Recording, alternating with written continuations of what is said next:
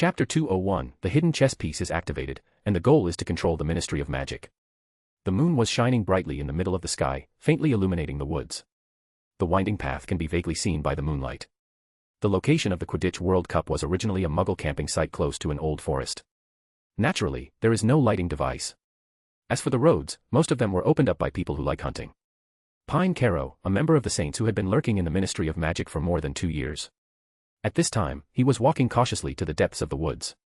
Pius followed far behind him. In addition to maintaining the disillusionment charm, he walked very lightly, making sure not to make much noise. But in this dark and silent forest, even a little sound can go a long way. Just at this time, a dark cloud floated in the sky. The moonlight was blocked by dark clouds, making the woods completely dark. Lumos. Payne held up his wand and moved on. And Pius behind him had to slow down, walking in pursuit of the bright light ahead. The two of them did not know how long they had been walking in the woods. Pius only remembers the moon being obscured by dark clouds twice in the sky. He also almost lost track of the figure in front of him twice. Finally, a forest cabin appeared in Pius' sight. The cabin was very dilapidated, it didn't even have a door and there were marks left by sharp claws everywhere on the wood. This is probably a place for hunters to take a short rest or avoid danger, but apparently it has been abandoned for a long time. Pius approached cautiously. The closer he got to the cabin, the more excited his expression became. Until he came to the door of the wooden house. Hearing Pine Caro's voice from inside, he carefully strolled in, just to be greeted by a black wand pointing right at his face. Watching the figure gradually appear in the air, Pine smiled softly. "You have been working hard following me all the way, Deputy Director Thickness." Pius shook his head, watching the figure in the room slowly walk over. "Your Excellency, please forgive me for my previous rude behavior." "What nonsense are you talking about, Pius? After what you've been through all these years." Lucas turned to look at him. Seeing Pius half kneeling in front of him, he frowned slightly. "Pius, didn't I say that you don't need to act like this?" "Forgive me, I'm just too excited." Seeing Pius' eyes showing such reverence for him, there was a hint of helplessness in Lucas' eyes. "Pius, you got your limbs broken and even suffered spinal injuries, and had to live in St. Mungo's for half a year, I remember these. Everything is for the greater good, as long as it can help the leader, I am even willing to die." "That's not okay, you are one of my most important partners." Lucas took the wooden box from Pine, opened it and placed it in front of Pius. "I broke your wand back then, and I asked someone to repair it, see if it works properly." Seeing the familiar wand again, Pius was very moved. He didn't expect Lucas to pay attention to such a small thing. "Boss, you saved my life back then, my life is yours since then, you don't have to do this for me." "You are still so stubborn, I was only 9 years old, I said I just met you by chance." After Lucas finished speaking, he helped Pius up and the two walked out of the cabin. Looking at the bright moonlight outside, Lucas said, "The Saints group can enter England so smoothly, it is inseparable from your arrangements over the years. Without you, I would have been blocked from England 3 years ago by orders from Germany and France." Pius stood behind him and said respectfully, "It's just some trivial things, I didn't expect the leader to remember them.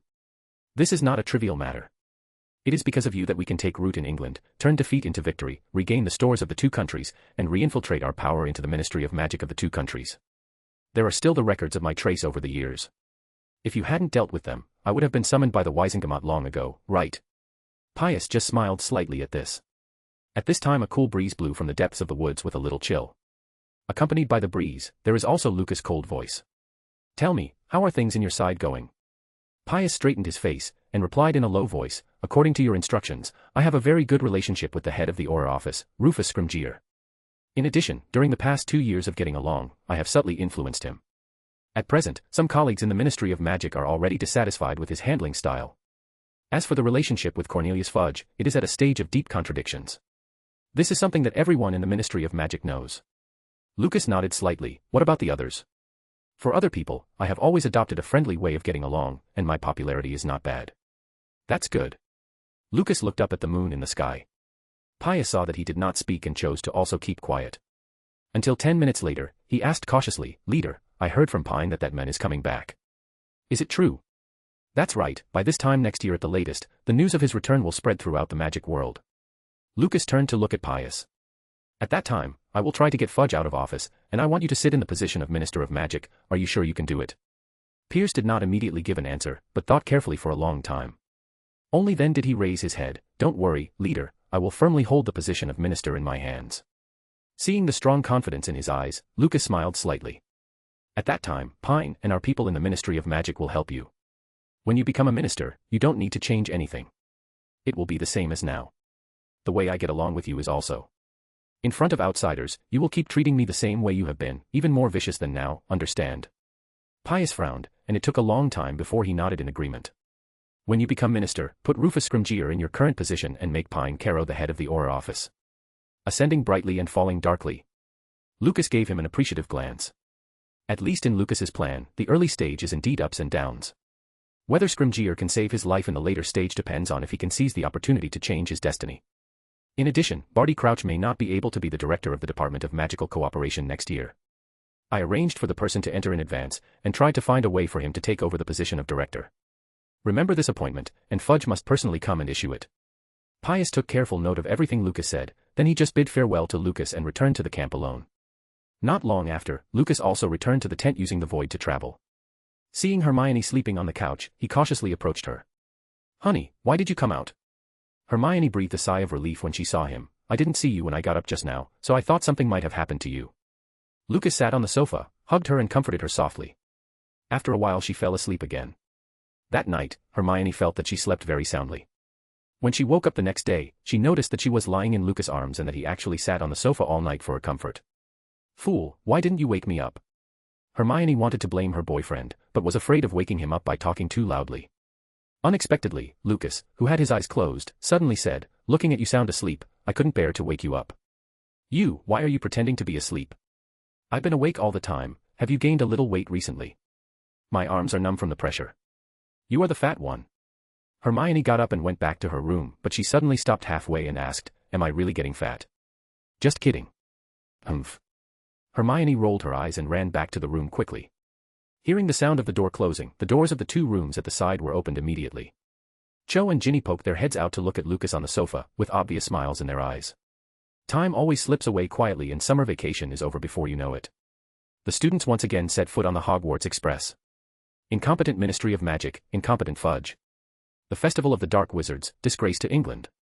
Saints Group, the best enterprise in the magic world. Lucas closed the newspaper in his hand. Rita Skeeter's pen was still so strong. He looked out the window with a smile. He was really looking forward to the upcoming school year.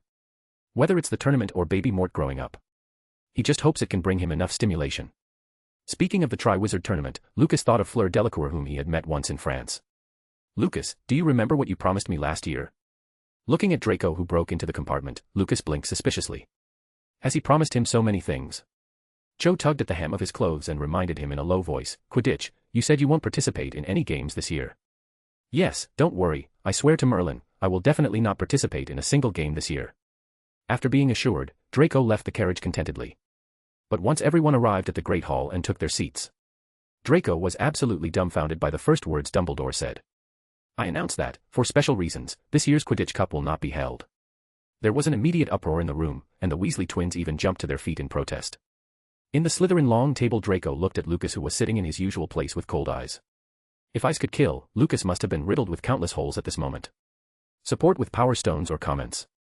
You can subscribe to my Patreon/Mysterian901 to read the complete fanfic. Chapter 202, The Triwizard Tournament and the Fake Mad Eye. Lucas chose to ignore Draco who kept trying to incinerate him with his gaze. He kept an elegant smile as he looked at the teacher's table and noticed that Dumbledore was wearing a glove on his right hand. He guessed that the old man probably wanted to deceive others, but as everyone knows, this is more likely to make people curious. "Lucas, did you already know?" Draco's voice came from beside him, but all he got in response was a puzzled look from Lucas. "Stop pretending, with your ability, you most probably already knew that there will be no Quidditch this year, right? Tell me, what is the reason?" Draco's words attracted curious eyes from other Slytherins. Lucas swept across the faces of Pansy, Blaze, and Theodore. "I think the headmaster will explain the reason right away, so please pay attention." The next moment, Dumbledore's voice came from the front. "Because we will usher in a very important event in October, and this event will last for the whole year. I can assure you that you will love this event very much. Now I announce that this year, Hogwarts will be the host of." Boom. The door of the Great Hall suddenly flew open. It looked as if someone had knocked open the door with a siege machine. At the same time, the magic on the ceiling of the Great Hall also reacted. The starry sky that was originally full of mysterious beauty suddenly turned into dark clouds, lightning and thunder included. With the gust of wind blowing in from outside the door, it made people feel a sense of oppression. A thunder rang, and a figure suddenly appeared at the door. The figure was wearing a traveling cloak, leaning on a cane, and walking with a rattling sound. Mad-Eye, Alastair Moody. Former Auror, early member of the Order of the Phoenix. This is a crazy old guy. His fake leg, the scars on his face and body are all evidence of fighting dark wizards. He is also a very stubborn old man. Certainly, all this refers to the real Alastor Moody, instead of the fake and shoddy product in front of them. Lucas slowly closed the Marauder's map in his hand with a satisfied look on his face as he looked at the fake Moody again. Albus. Alastor. The hands of the two old men were tightly held together. Dumbledore turned to look at the young wizards in the Great Hall. Let me introduce the defense against the Dark Arts professor for the new school year, Alastor Moody. There was not too much applause. Compared with the excited expressions at the Gryffindor table. The students at the Slytherin table showed a faint worry. Harry, who was clapping, turned to look at his friend next to him. Ron, what happened to the Slytherins? Ron glanced at the long Slytherin table, his expression becoming very smug. They must be afraid because Mad-Eye Moody caught a lot of dark wizards when he was an Auror. I've heard that half the cells in Azkaban are filled thanks to Moody, and I guess most of those dark wizards should be from Slytherin. Maybe some of these prisoners are relatives of those guys, that's why they're afraid of Professor Moody. Harry, that's great. Harry first took a surprised look at the unattractive, even ugly Mad-Eye. Then he looked at the Slytherin table again, and there was a hint of excitement in his eyes. He hopes that Mad-Eye can suppress the arrogance of the Slytherins. At the Slytherin long table, Pansy frowned and looked at the teacher's table displeased. I remember the papers saying that Mad-Eye's home had been invaded. How did he end up here? Pansy, that's Mad-Eye. Do you think ordinary people can handle him? Lucas didn't agree with Blaise Zabini's words. Didn't this Barty Jr. in front of them just break in and subdue the famous Mad-Eye? Lucas looked up at him and spotted the fake Moody staring in Slytherin's direction with that magic eye. To be precise, he was staring right at him. The two stared at each other for a few seconds and the ceiling showed lightning and thunder again. Just when some younger students started trembling with fear, the light of two spells hit the ceiling at the same time. Everyone looked at where the spells came from and discovered the new defense against the Dark Arts professor. Mad-Eye Moody released one. The other one came from the Slytherin table. To no surprise, it was Lucas Grindelwald again. The two fought against each other and refused to give in to the other, which made the magic on the ceiling even more confused. Until Dumbledore pulled out his Elder Wand to stop the two of them. Oh Lucas, although I know you are helping out of kindness, it will cause trouble for everyone. Alastor, you shouldn't fight with a child. Don't forget that you are not an Auror anymore, but a professor at Hogwarts. Dumbledore looked at Moody, and then glanced at Professor Snape. Mr. Grindelwald, as your head of house, I think you should reflect on yourself. After the feast is over, please come to my office for your punishment. Seeing that Lucas was punished on the first day of school, several cheers erupted from the Gryffindor table. Ron was even more excited and tugged on his friend's robe. Look, Moody is really the nemesis of dark wizards. He managed to get that guy Grindelwald in detention on the first day of school, and the evil Slytherins will probably suffer next. There was a hint of a smile on Harry's lips. Seeing Lucas's frown, he suddenly felt very comfortable. Hey Harry, your eyes are red, did you not sleep well last night? Really? Harry looked at his reflection in the dinner plate, but his eyes were not as Neville said. Clap. Dumbledore clapped his hands. After everyone quieted down, he continued, where was I? Oh, right, we will be hosting an exciting event that will start next month. It has not been held for over a century, and I am very happy to announce that the Triwizard Tournament will be held at Hogwarts this year. Are you kidding me? Fred yelled. Looking at his expression, it was clear how surprised he was. Even the Slytherin students' eyes widened at the moment. The Triwizard Tournament represents honor and glory. When it was still being held, if anyone could win the Triwizard Tournament, it might even land you a great job after graduation. Waiting until the room was quiet again, Dumbledore looked at Fred first and said, I'm not kidding. I believe some people don't know about the Triwizard Tournament, so please let me briefly introduce it first. The Triwizard Tournament was born 700 years ago. 3 European schools would take part in it, Hogwarts, Beauxbatons, and Durmstrang.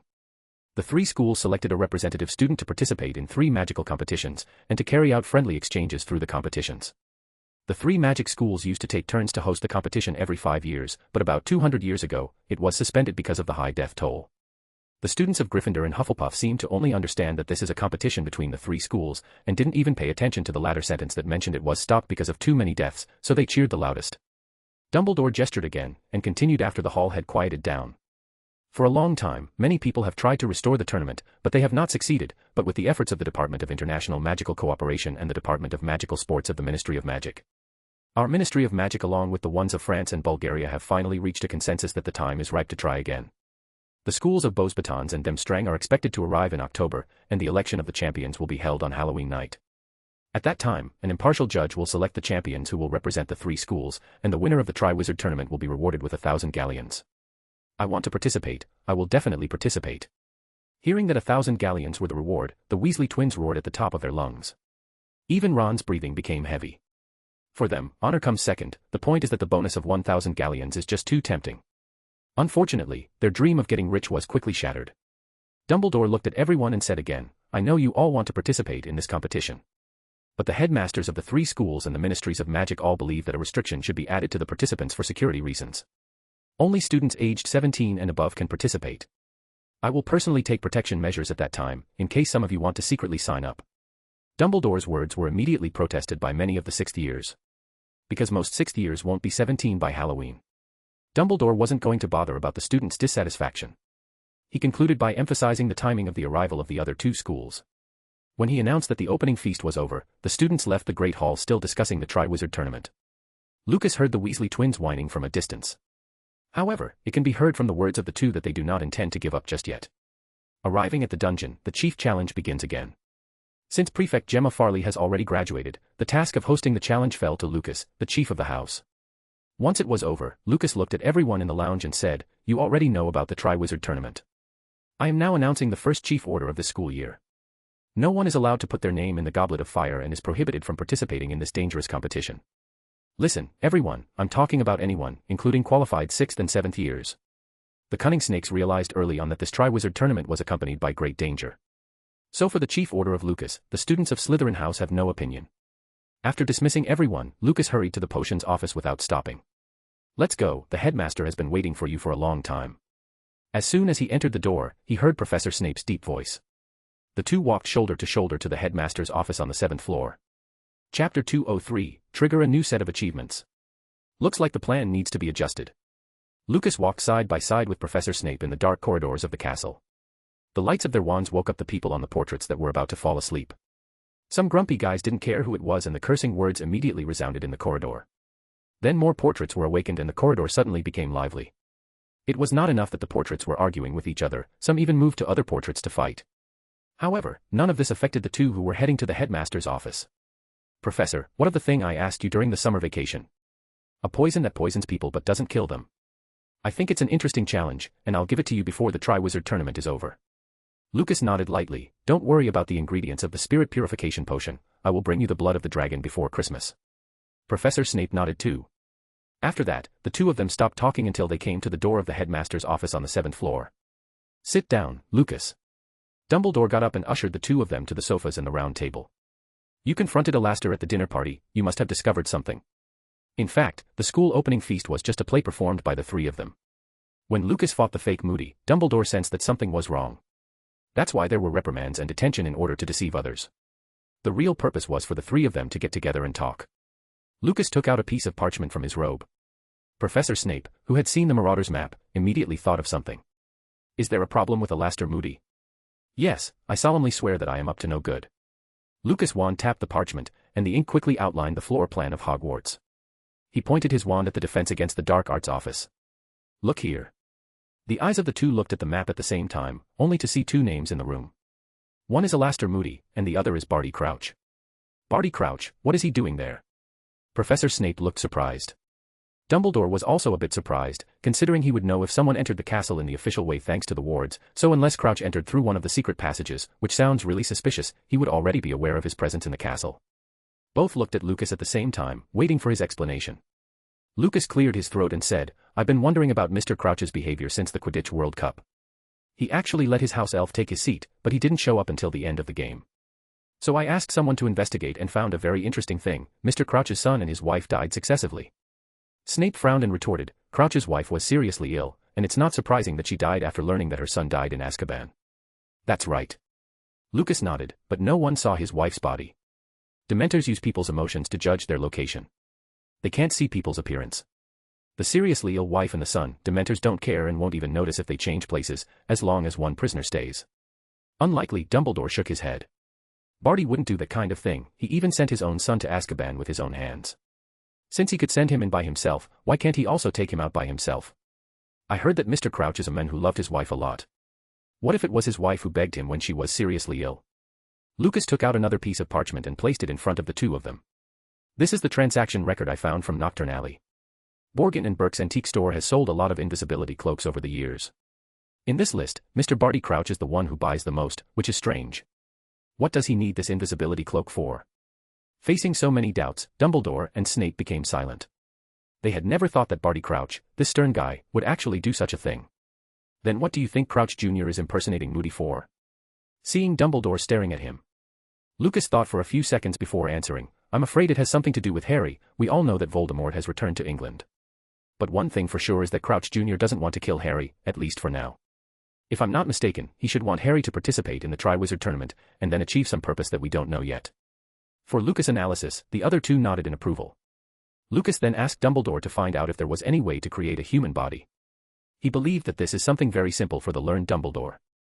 Although Lucas knew the process of Voldemort's resurrection, it's not easy to say everything. Knowing too much will make people suspicious. As for Professor Snape's mission, it's still researching poison. The two nodded to accept the task, and Dumbledore suddenly asked, then what should we do next? It can be seen from his eyes that the wise old man had plans. Lucas smiled and said 4 words, it's up to you. Seeing the smile in Dumbledore's eyes, he knew they were thinking the same thing. Originally, Crouch Jr. was in the dark, and we were in the light, but now he is in the light, and we are in the dark, and it is the best way to play tricks, as long as Harry is well protected. Lucas suddenly stopped mid-sentence.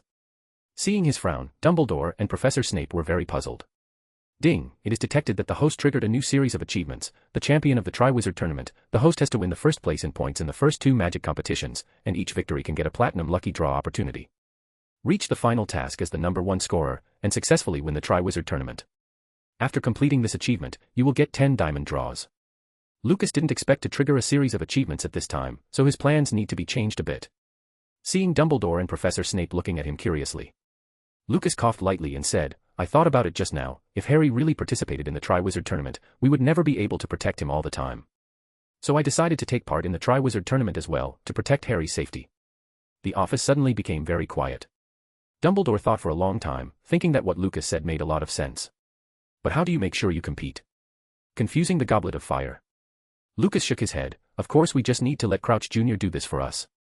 Through the big moves made by the Saints group after the Quidditch World Cup this time, it can be proved that I am a great threat to Voldemort. If I had a few encounters with Crouch Jr. before Halloween, with his character, he would definitely want to get rid of me. The Triwizard Tournament is a very good opportunity. After all, it is normal for the participants of the tournament to die. Crouch Jr. must be very happy to accomplish their goal against Harry and also take the opportunity to get rid of me, a formidable opponent. Of course, just to be on the safe side, I hope Professor Snape will keep an eye on him. If the plan doesn't work out, I'll just throw my name into the Goblet of Fire. Dumbledore heaved a sigh of relief after hearing this. Did you already plan it when you were in the Great Hall? Lucas nodded calmly. Of course he didn't plan it then. It can only be said that Dumbledore was thinking a little too much. But that didn't stop Lucas from acting like he had everything planned. Dumbledore's eyes turned serious. Lucas believed that his weight in the old man's heart was much heavier. Then the three made some plans for the Triwizard Tournament. At the same time Lucas also learned from Dumbledore that Harry has been seeing Voldemort in his sleep recently. And when he woke up, the scar on his forehead hurt like he was being burnt. Lucas knew that this meant that Harry had made a connection with Voldemort's soul now that he has his baby Mort body, allowing him to see something through Voldemort's soul fragment inside him. When asked where Dumbledore got the news from, he honestly revealed that Sirius provided it. That stupid dog had indeed been hidden by Dumbledore. With plans for the Triwizard Tournament finalized, the three of them ended this conversation and went to prepare their own tasks. The next day, the storm that lasted for 2 days finally calmed down. Lucas and his 3 girlfriends were sitting at the long Ravenclaw table having breakfast. Hermione looked at the class schedule for this school year seriously. Since withdrawing from several useless elective courses, she has plenty of free time for more important matters now. Oh, in addition to herbology in the morning, there is also defense against the dark arts. It's really rare to take defense against the dark arts on the first day of school. Thinking about the class on the unforgivable curses, Lucas frowned slightly. Just when he was about to say something, more than 100 owls flew into the Great Hall. Lucas had just opened today's Daily Prophet when he suddenly heard Draco's voice coming from behind mocking Weasley. Support with Power Stones or comments. You can subscribe to my Patreon/Mysterian901 to read the complete fanfic. Chapter 204, Luna and Herbology, Moody and the Unforgivable Curses. Weasley, come and see, your father is in the newspaper again. Draco waved the Daily Prophet in his hand and read to Ron. Albert Weasley, accused of owning a flying car 2 years ago, was involved in an altercation with a Muggle policeman yesterday. Draco's voice was so loud that the entire Great Hall could hear it. Finally, he also showed the newspaper to the crowd. The headline on the front page was a photo of Arthur Weasley with the Muggle police. Seeing Mr. Weasley's restrained and comical look in the photo, there were a few chuckles around. Ron flushed, and just as he was about to retort, he heard Draco's voice again. Seriously, the Daily Prophet reporter didn't even get his name right. Malfoy. Ron stood up angrily, apparently planning to do something. Seeing this, Harry hastily stopped him. Draco. Lucas' voice also came from the Ravenclaw long table. Draco glanced in his direction, restraining the mocking look on his face. Originally everything was over. Unfortunately, the scene just now was watched by the fake Moody. What I hate the most is when someone talks about someone else's parents, it's very rude. Fake Moody limped to Harry and Ron with his staff. The reason why he did it. Besides wanting to gain Harry's trust, he also wanted to teach Lucius Malfoy's son a lesson. In the eyes of this fanatic of Voldemort, Lucius Malfoy's behavior back then of renouncing his master and faking being under the Imperius curse was enough to be called betrayal. Facing Moody, there was a hint of horror in Draco's eyes. There are currently rumors about Mad-Eye Moody, who describe him as more terrifying than dark wizards. Barty, always the drama queen, imitated Moody's character perfectly. So he drew his wand and pointed it at the Draco, and everyone thought it made sense. Isn't it a little too much for a professor to point his wand at his students? A sudden voice interrupted the fake Moody. When he looked at the blonde boy walking towards him, his magic eye turned wildly. I know you, Lucas Grindelwald, your father is even worse than Malfoy's father. Are you really a professor? Lucas was not angry, but looked at the fake Moody on the opposite side with some doubts on his face. Now I doubt whether you have the ability to be a teacher of the Defense Against the Dark Arts course with such a violent personality. Humph, I'll let you see if I'm capable. Fake Moody swung his wand, and a red spell flew towards Lucas. Lucas greeted him with his wand and the two spells were entangled and emitted a blinding light. The two put on a wonderful lesson called Hogwarts welding techniques for the people in the Great Hall. Lucas and fake Moody were at odds with each other, constantly increasing the magic power. It wasn't until Dumbledore arrived after receiving the news that the two were finally separated. Alastair, casting spells on students is not allowed at Hogwarts, I hope you understand. Seeing Dumbledore's serious expression, Crouch Jr. nodded, imitating Moody's reactions perfectly. Mr. Grindelwald, I will have to deduct 10 points from Slytherin House for attacking a professor, and please go to Professor Snape's office for detention. Okay, Headmaster. Lucas glanced at fake Moody before leaving with his eyes full of contempt. The crowd also gradually dispersed, but their discussions about Lucas never stopped. Many people learned that Lucas actually has the strength to fight against Mad-Eye Moody. More than one person beat their chest or stomped their feet to express regret. Really, why did I finish my breakfast so quickly? I missed such a good show. This is the most commonly heard phrase in Hogwarts today. The Slytherins and his girlfriends were very worried about Lucas being punished. Especially as class time approached, but they still couldn't see Lucas. So much so that in herbology class, both Harry and Ron endured stares from the entire Slytherin fourth year. But the two didn't care about it, they even felt a little proud. Ron, especially, kept whispering that Lucas had finally met his nemesis. In his and Harry's opinion, Mad-Eye Moody is indeed Lucas' nemesis.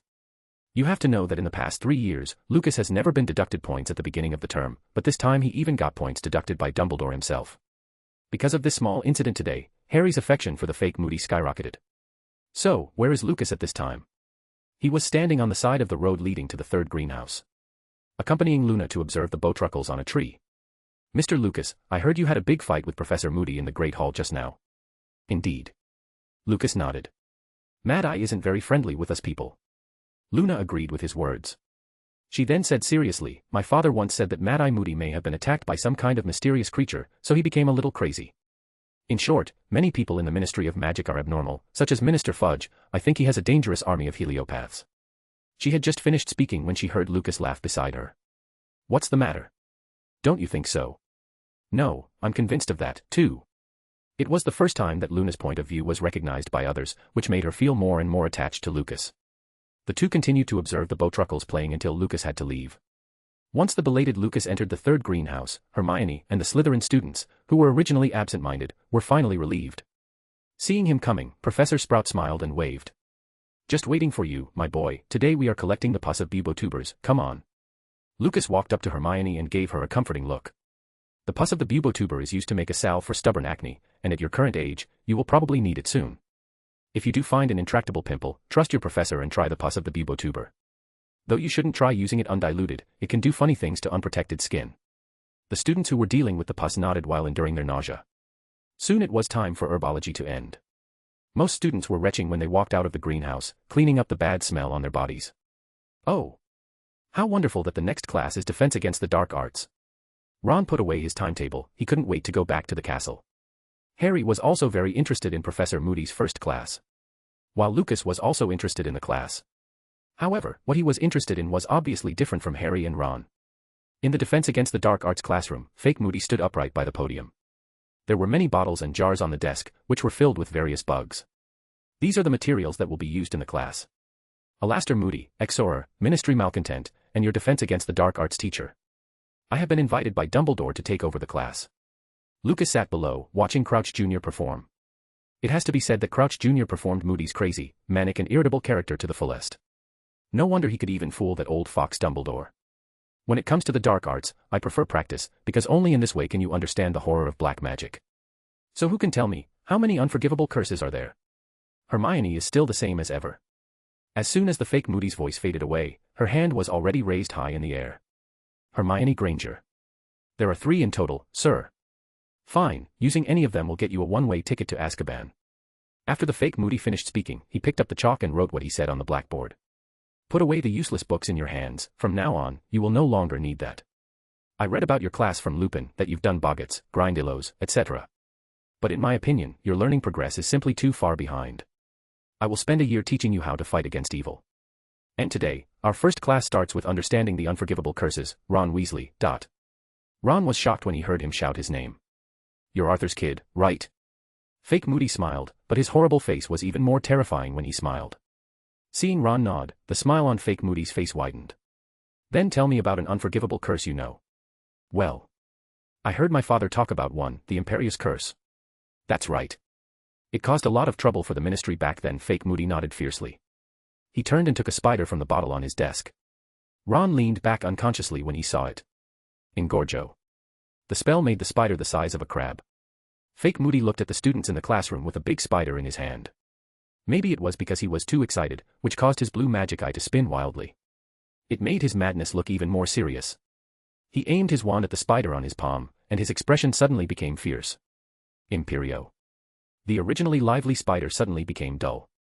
The fake Moody turned around slowly, and his blue magical eye locked on Lucas Grindelwald not far away in an instant. He held up his palm, as if he was demonstrating to the other party. Support with Power Stones or comments. You can subscribe to my Patreon/Mysterian901 to read the complete story. Chapter 205, Congratulations to Professor Moody for getting 3 one-way tickets to Azkaban. The students probably didn't expect Professor Moody to actually use the unforgivable curse. So after he cast the Imperious Curse, the classroom became extremely quiet. The incantation of the Imperious Curse is, Imperio. Many years ago, many people claimed that they were controlled by the Imperious Curse and were forced to obey he who must not be named.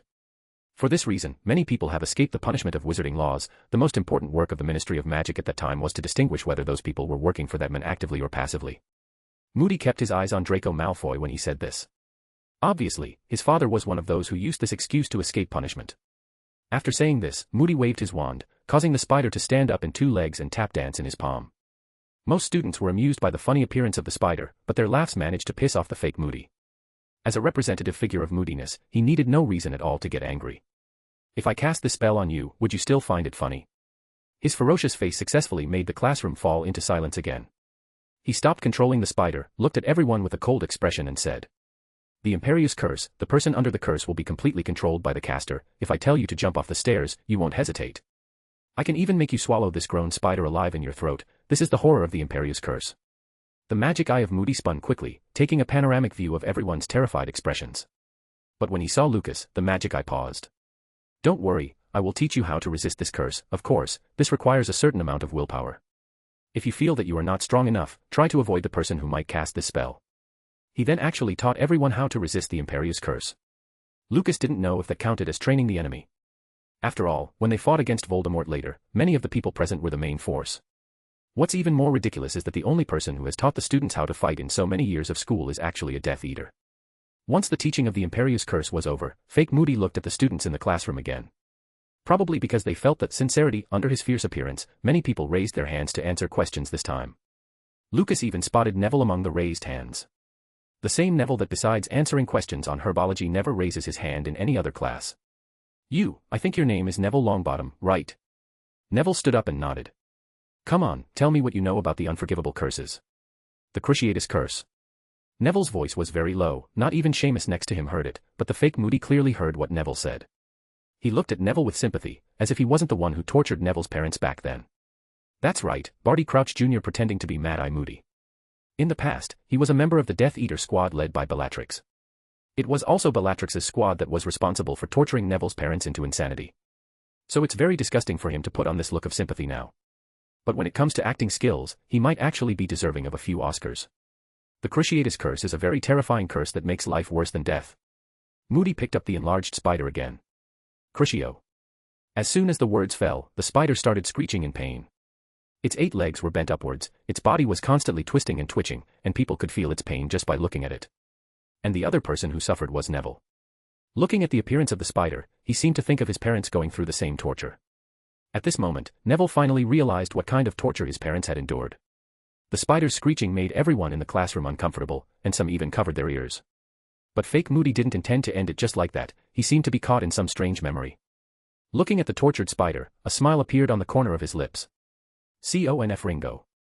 A spell hit the spider in Moody's palm with precision, making it explode, and the viscous liquid stained Moody's jacket, which was quite disgusting to watch. Who? Fake Moody was furious when someone interrupted his enjoyment. Seeing Lucas slowly retracting his wand, a malevolent gleam flashed in his good remaining eye. Lucas Grindelwald, tell me about the next unforgivable curse. The killing curse, also known as the Avada Kedavra curse or the death curse, is a powerful curse that can kill you instantly. Fake Moody actually praised him after hearing this. Very good.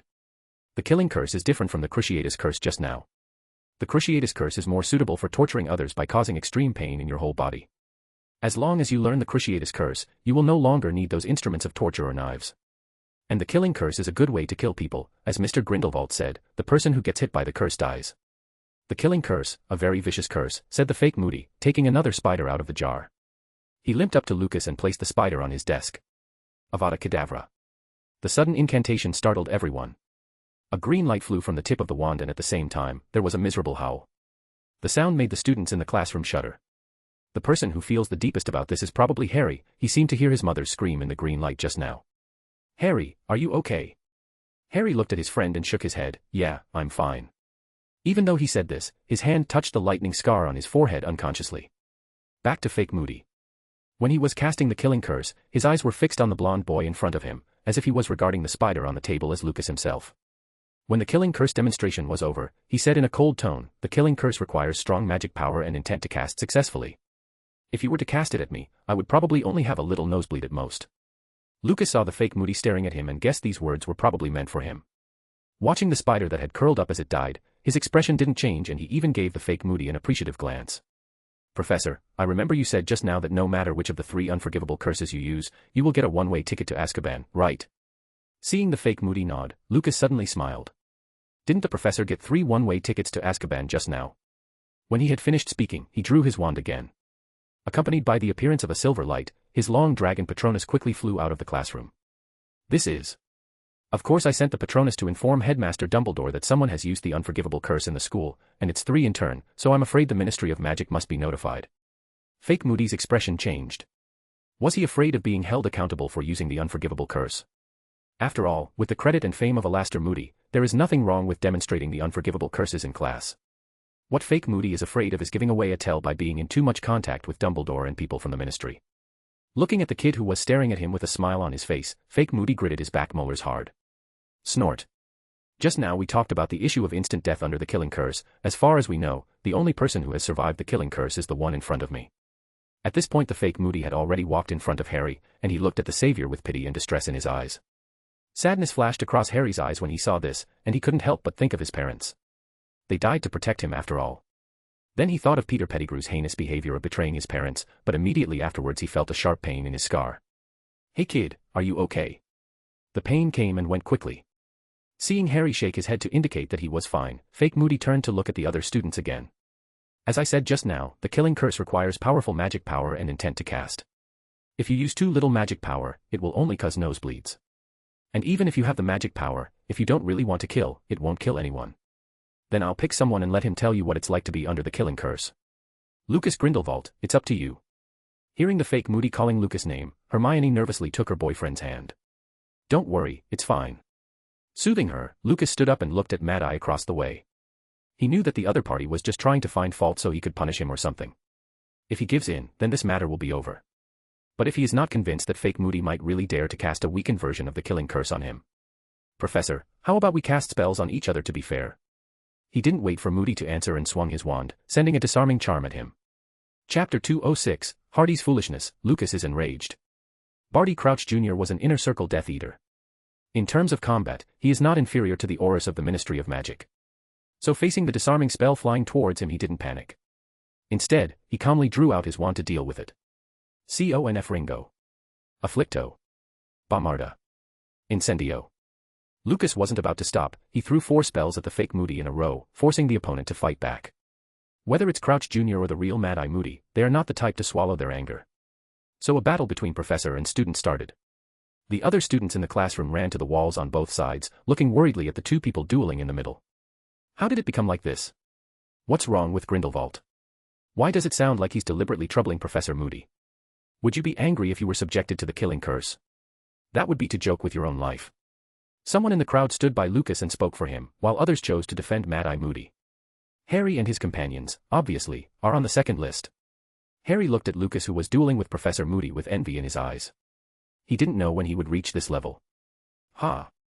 Just watch, Professor Moody will definitely teach that arrogant Grindelwald a lesson.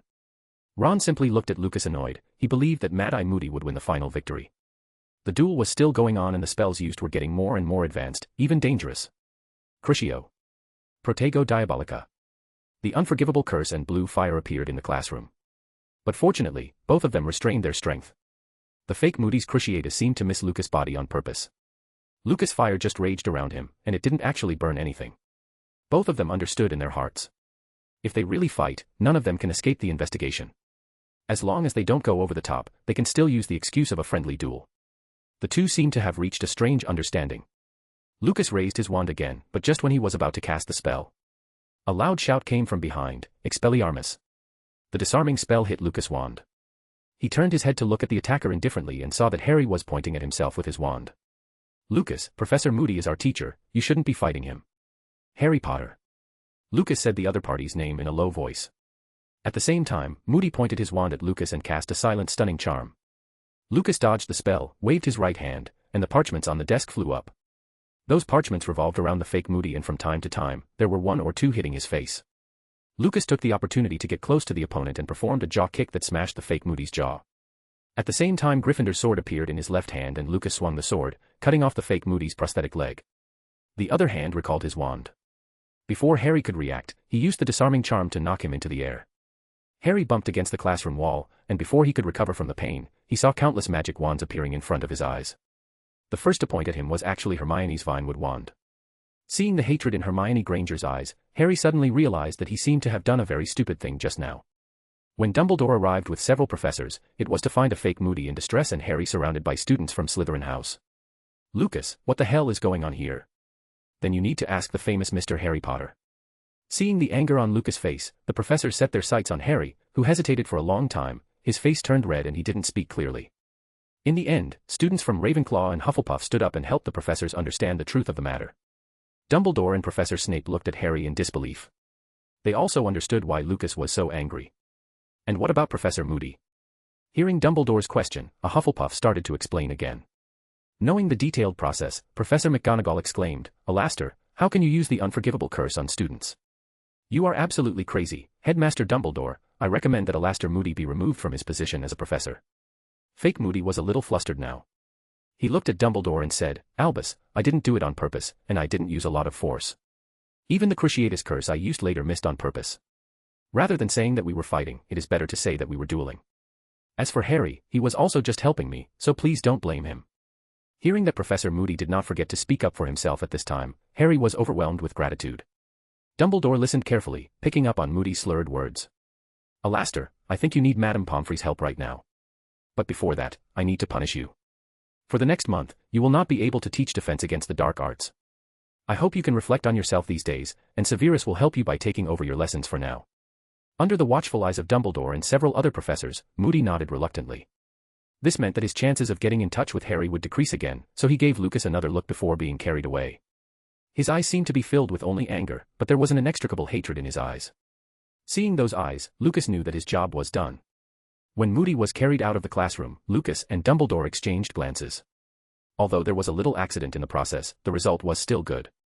Before Lucas led the people from his house to leave the classroom, he took a cold look at Harry, who was sitting on the ground.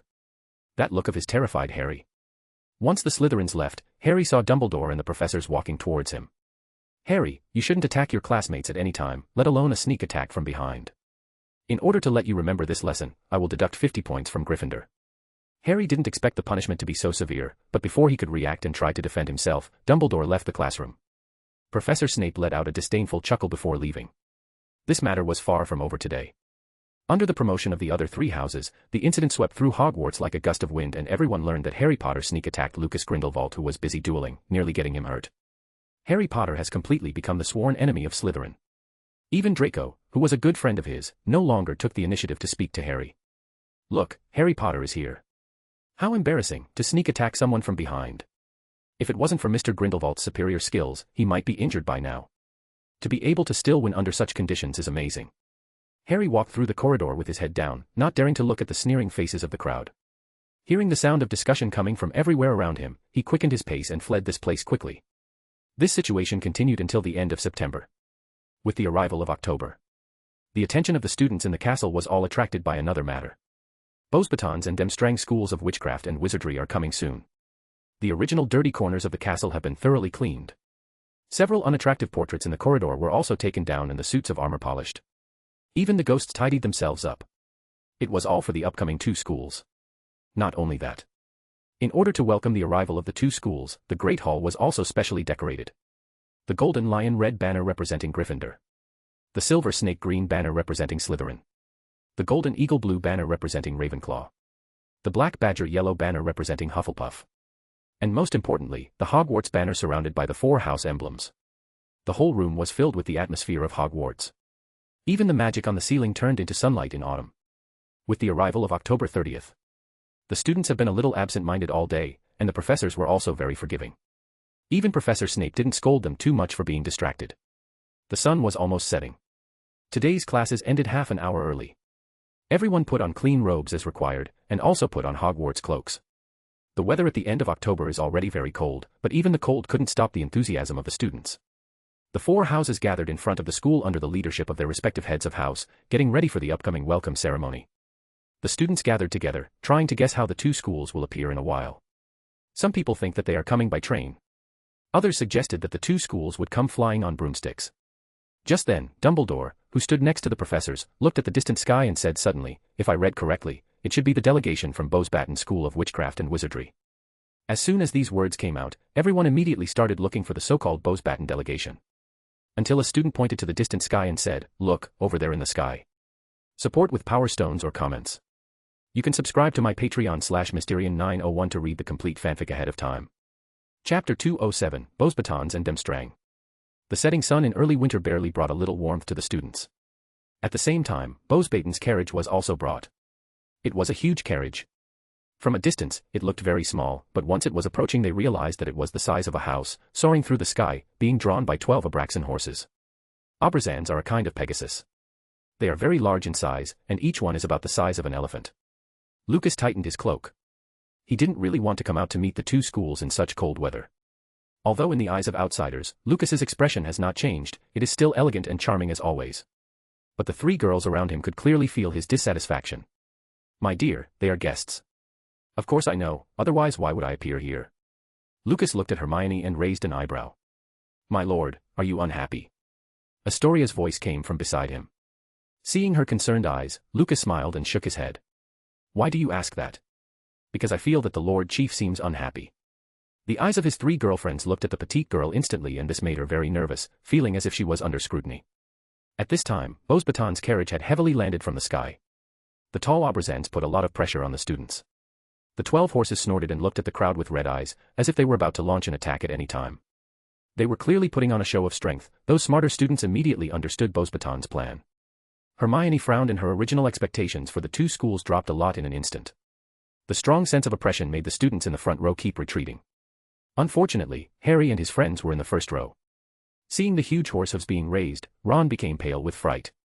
Although Harry is better than his friends in the courage department, it is also limited. If it weren't for the people behind he might be sitting on the ground with his buttocks. Snort. A heavy cold snort attracted the attention of the Abrazans. Lucas' elf aura made them restless, they kept trampling the ground with their horseshoes. This made Madame Maxime, who was ready to get off the carriage, almost fall down. Waiting until the horses regained their composure, the headmistress of Beauxbatons didn't bother to put on airs anymore. She quickly let the boy next to her open the carriage door and lower the stairs. Fleur Delacour stood behind her headmistress with a very nervous expression. She was too familiar with that aura that was released just now. It was the boy she met once in France, the person she couldn't forget even after 2 years. Does he remember me? She was feeling a little apprehensive. When she came back to her senses, she found that Madame Maxime had already walked ahead. She didn't have time to think so much, and hurriedly followed the giant woman's footsteps. All the students of Hogwarts gathered outside the carriage, but Fleur still found Lucas in the crowd with a single glance. Seeing the beautiful girls around him, not only was Fleur not angry, but she also felt it was just right. If there is no one pursuing such an outstanding boy like Lucas, that can only mean that the eyes of those women are blind. When he noticed someone staring at him, Lucas followed the feeling and found that the one staring at him was Fleur Delacour, that beautiful Vila. He smiled slightly and nodded at her, and Fleur lowered her head when she saw it, but she was very excited inside her mind. He remembers me. Fleur, it's a bit cold outside, let's go into the castle first. Hearing Madame Maxime's words from ahead, she hurriedly followed her into the school. The sun had now set almost completely and there was only a ray of afterglow coming from behind the mountain. With the sun gone, the only thing they could feel was the bitter cold wind. Lucas beckoned his girlfriends to approach him, and a small ball of fire appeared in the palm of his hand looking like a miniature sun. Let's get a bit of warmth. He could have used warming charms, but somehow, doing this just felt better. His eyes looked towards the black lake and his expression turned a bit annoyed. Igor Karkaroff. He repeated the name in his mind. He'd better show up soon in his stupid ship, because if he makes them wait any longer, he can't guarantee that he will not throw the fiend fire in his hand at the ship's mast. Look at the lake, there's something there. The student that shouted should have really good eyesight, otherwise the only explanation is that he must be following a script, because Lucas couldn't see anything in this darkness. Lucas complained in his heart, and looked at the three-masted sailboat that had surfaced. Heavy, neat steps, wearing tightly padded coats. The Durmstrang's students came off the boat looking like bears. Leading the charge was none other than Durmstrang's headmaster, Igor Karkaroff, and beside him was his favorite student, Victor Krum, the Bulgarian seeker. Oh Albus, my old friend. Karkaroff hugged Dumbledore warmly. As a Death Eater, not only did he get along with the old bee in such a friendly way. After leaving Azkaban, he actually became the headmaster of Durmstrang. It has to be said that Karkaroff is indeed quite capable, it's just a pity that he is too timid. Harry, look, it's Krum, and he's actually here. Ron Weasley's excited voice was heard from the side, sounding almost like a fangirl. Lucas sneered and walked towards the Great Hall with his girlfriends. Now that the other two schools have been welcomed. Naturally, he didn't want to stay outside for one more second. When they entered the Great Hall, the Beauxbatons students were already seated at the Ravenclaw long table. Dumbledore, who came later, arranged Durmstrang's students to sit at the Slytherin long table. Not only people from two schools came here today, Barty Crouch and Ludo Bagman also took their seats on the teacher's table early. Lucas sat at his usual place at the Slytherin table, took out his wand and tapped it on the table. Then a cup of steaming black tea appeared in front of him. This made those Durmstrang students very curious. Especially Krum, who was feeling cold. He also wanted a cup to warm himself up, so he knocked on the table like Lucas did. But all he got was the good-natured laughter of the Slytherins around. Mr. Krum, at Hogwarts, apart from the professors, only our chief has such special treatment. Draco, as an avid Quidditch fan, did his part and explained for Krum. In fact, he didn't understand why Lucas can get such treatment either. He thought it might be Dumbledore who gave him this privilege. He probably would have never imagined that Lucas inherited Helga Hufflepuff's secret garden and also got her cup. Hence the command of the House Elves. After all, the first House Elves at Hogwarts were all brought in by Helga. Ladies and gentlemen, guests and ghosts, welcome to Hogwarts, and now please enjoy a sumptuous dinner. Dumbledore's words came from the teacher's table. At the same time, various dishes appeared on the long tables, but this time it also included a lot of French, German, Bulgarian, Swedish and even Russian food, since Durmstrang takes students from various countries. This made the guests from afar very satisfied. In the Ravenclaw long table. While eating the food in front of her, Hermione stared at the silver-haired girl not far away. Mione, what are you looking at? Cho looked in the direction Hermione was looking at, and suddenly her eyes lit up. What a beautiful girl. Humph, I'm afraid it's not as simple as being beautiful. That beautiful girl has stared at Lucas 41 times since we entered the Great Hall. Huh. Cho looked at Hermione in surprise. Her surprise was actually aimed at the good sister beside her. Just how bored was she to be counting how many times someone glances at their boyfriend? Looks like someone was feeling threatened. Humph. It seems that Lucas has something to hide from us. He seemed to have a beautiful encounter during his time in France. She guessed immediately that they might have met before. After Hermione finished speaking, the fork in her hand stabbed hard into a piece of chicken. Soon, everyone wiped out the food in front of them. When the last person puts down the food in their hands, the leftovers on the table immediately disappear without a trace. Even the dinner plates were clean and tidy again. Dumbledore strolled up to the podium in front. First of all, allow me to introduce two guests to everyone. The first is Mr. Barty Crouch, the director of the Department of International Magical Cooperation. Crouch still looked serious as always. After standing up and waving his hand slightly to everyone, he sat back in his seat. Next is Mr. Ludo Bagman, head of the Department of Magical Games and Sports. Bagman's popularity among students was pretty high. After all, he used to be a famous Quidditch player before. With the efforts of the two directors, we can gather here today, so the two directors will form a judging team along with the headmasters of the three schools. We will score the performance of the three champions in the tasks. Now let us bring the impartial judge that's going to be selecting each school champion, the Goblet of Fire. Filch walked towards the front with a large wooden box in his hands. There was also a little white cat by his side. It is said that it was given to him by Hagrid to replace the dead Mrs. Norris.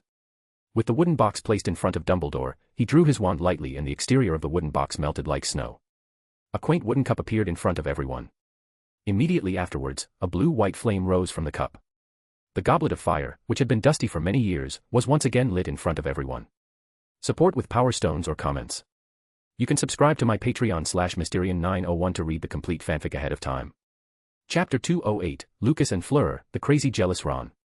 Once the Goblet of Fire appeared, it seemed to overwhelm other light sources in the Great Hall. The whole room lights were gradually turned by the goblet's flames into a faint blue color. Dumbledore stood by the Goblet of Fire and made the introduction.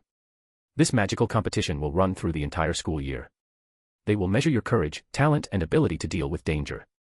As I said before, there will be a total of 3 champions participating in the competition, and we will score according to their performance in each task, and the person with the highest score in the first 2 tasks will get an advantage in the final task.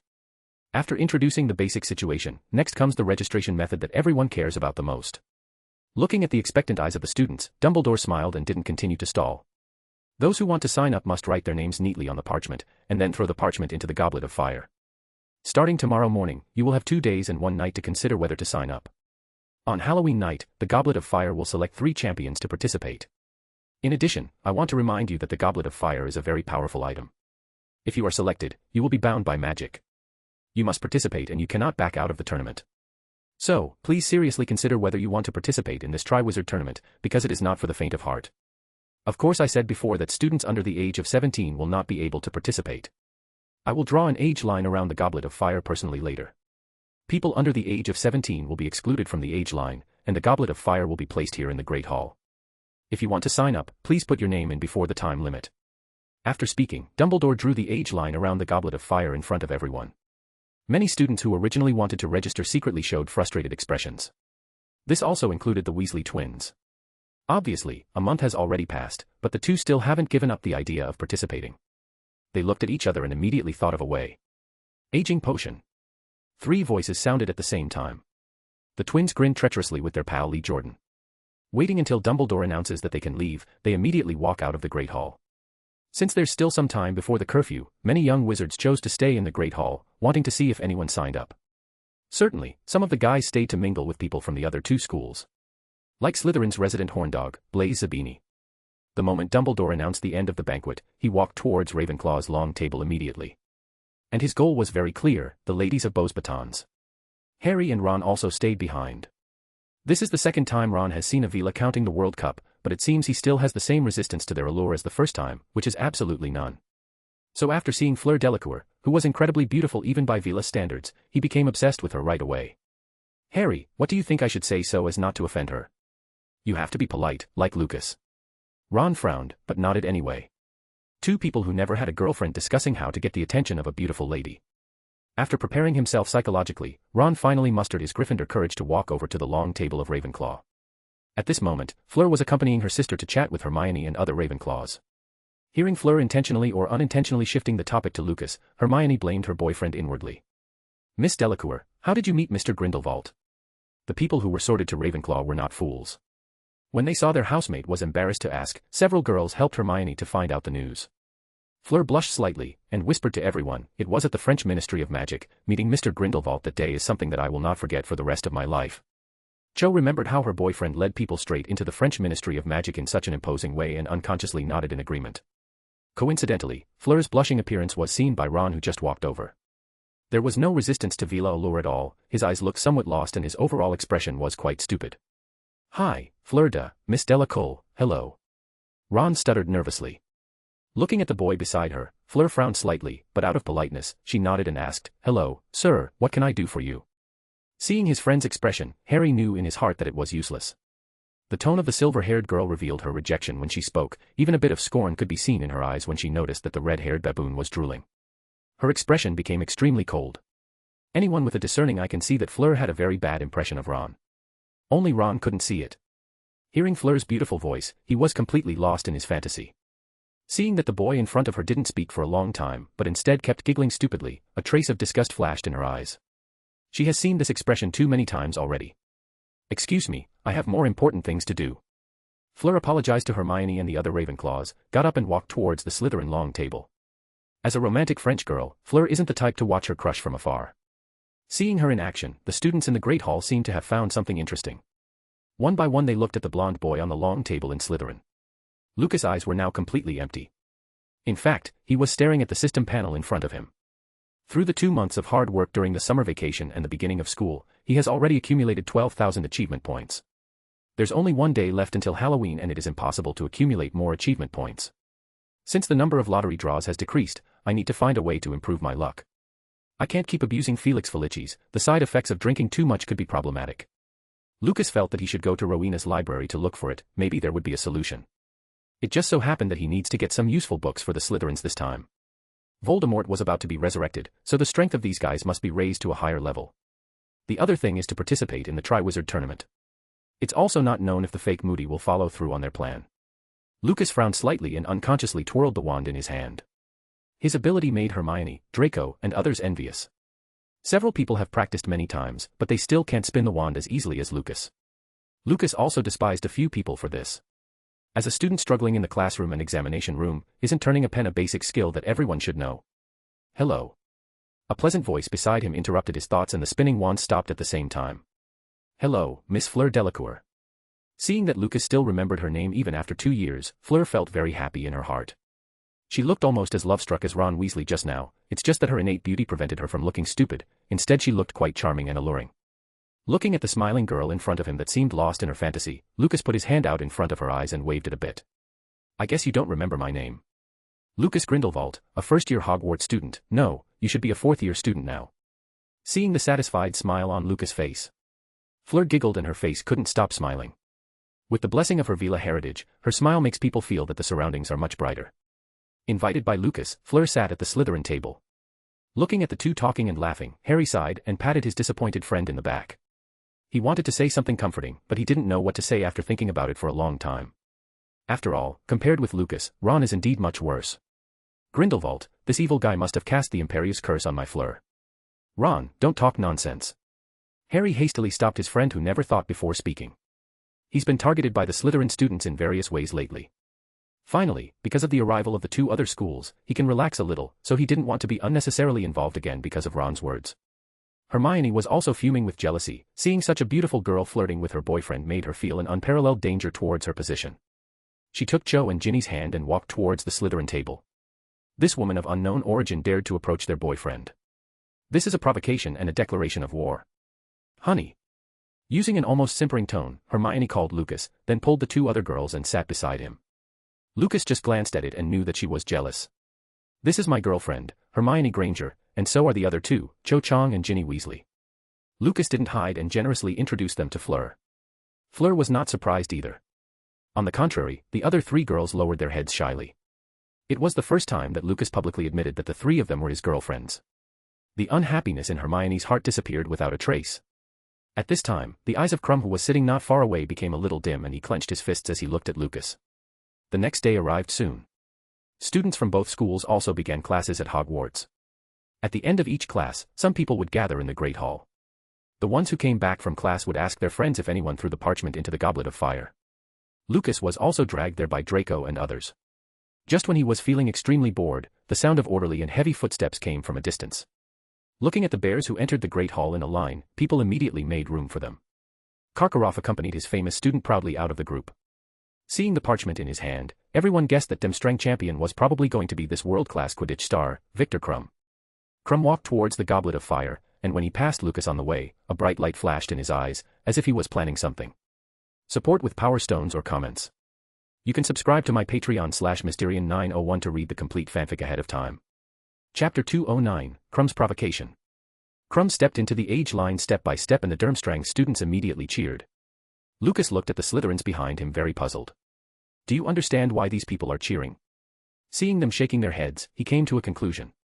That is, Durmstrang's students seemed to be out of their minds. Sure enough, the next scene confirmed his conjecture. When Crumb threw the parchment with his name on it into the goblet of fire, the Durmstrang students burst into thunderous applause. Lucas really couldn't figure out what there was to cheer about in a boring competition. Just when he finished watching the excitement and was about to go back to his common room to read a book. Suddenly, he found Crumb walking towards him. Lucas Grindelwald, I heard that you are also an excellent seeker, but unfortunately I can't compete with you. It's a pity that you can't participate in the Triwizard Tournament, otherwise I will let you taste my power. Boom. The Great Hall seemed to explode. When the students heard Crumb's words, they all showed curious and eager expressions, as if they were waiting for the show that was coming. They turned their eyes to Lucas, wanting to hear his response. Certainly, as students of Hogwarts, of course everyone hoped that Lucas would hit back at that arrogant guy. While the Slytherins, seeing that their chief was being provoked, slowly approached from all around. And the wands of many were already in their hands. They were preparing to bring down Durmstrang's students as soon as Lucas gave the command. The atmosphere in the Great Hall became extremely dignified. Everyone looked at Lucas Grindelwald sitting at the long table. Snap. Lucas closed the book in his hand. Only then did people discover that the title of the book he was reading was The Theory and Practical Application of the Three Unforgivable Curses. Crumb swallowed. Even in Durmstrang, where they actually teach the dark arts, they are still absolutely prohibited from learning the three unforgivable curses. He didn't expect the blonde boy in front of him who was even younger than him would dare to read such a dangerous book in public. Lucas glanced at the brute in front of him, then his eyes turned to Karkaroff. Igor Karkaroff, is this the kind of student you teach? Lucas' attitude was very obvious for everyone to see. He didn't care about Crumb and actually treated him like he was not even qualified to speak to him. Crumb, come back. Crumb glanced at Lucas unwillingly, but finally, he obeyed his headmaster's words and returned to the Durmstrang group. People around had imagined many outcomes. Some thought Lucas would step up to the challenge. Maybe even choose Quidditch, or maybe a duel. Others thought that Lucas would use the Slytherins' numerical advantage to suppress Crumb. But no one expected it to turn out this way. Lucas didn't even look at Crumb, but talked directly to Durmstrang's headmaster. And judging from the tone, Lucas obviously put himself on the same level as Headmaster Karkaroff. What was even more unexpected was that Karkaroff endured it and called back his favorite student. This was really eye-popping. If Lucas knew what the students were thinking at the moment, he would have laughed out loud. On the same level as Karkaroff. Is that trash-worthy? The tense atmosphere in the Great Hall dissipated silently. Karkaroff took his students and prepared to leave, but after taking 2 steps, he suddenly looked at a place and stopped. The Durmstrang students looked curiously and soon some people also showed surprised expressions. Is it him? That's right, that's Harry Potter. Harry probably didn't expect to be so famous abroad. Igor Karkaroff, the former Death Eater, came up to Harry. Looking at the scar on Harry's forehead, he greeted him in a low voice, Harry Potter, hello.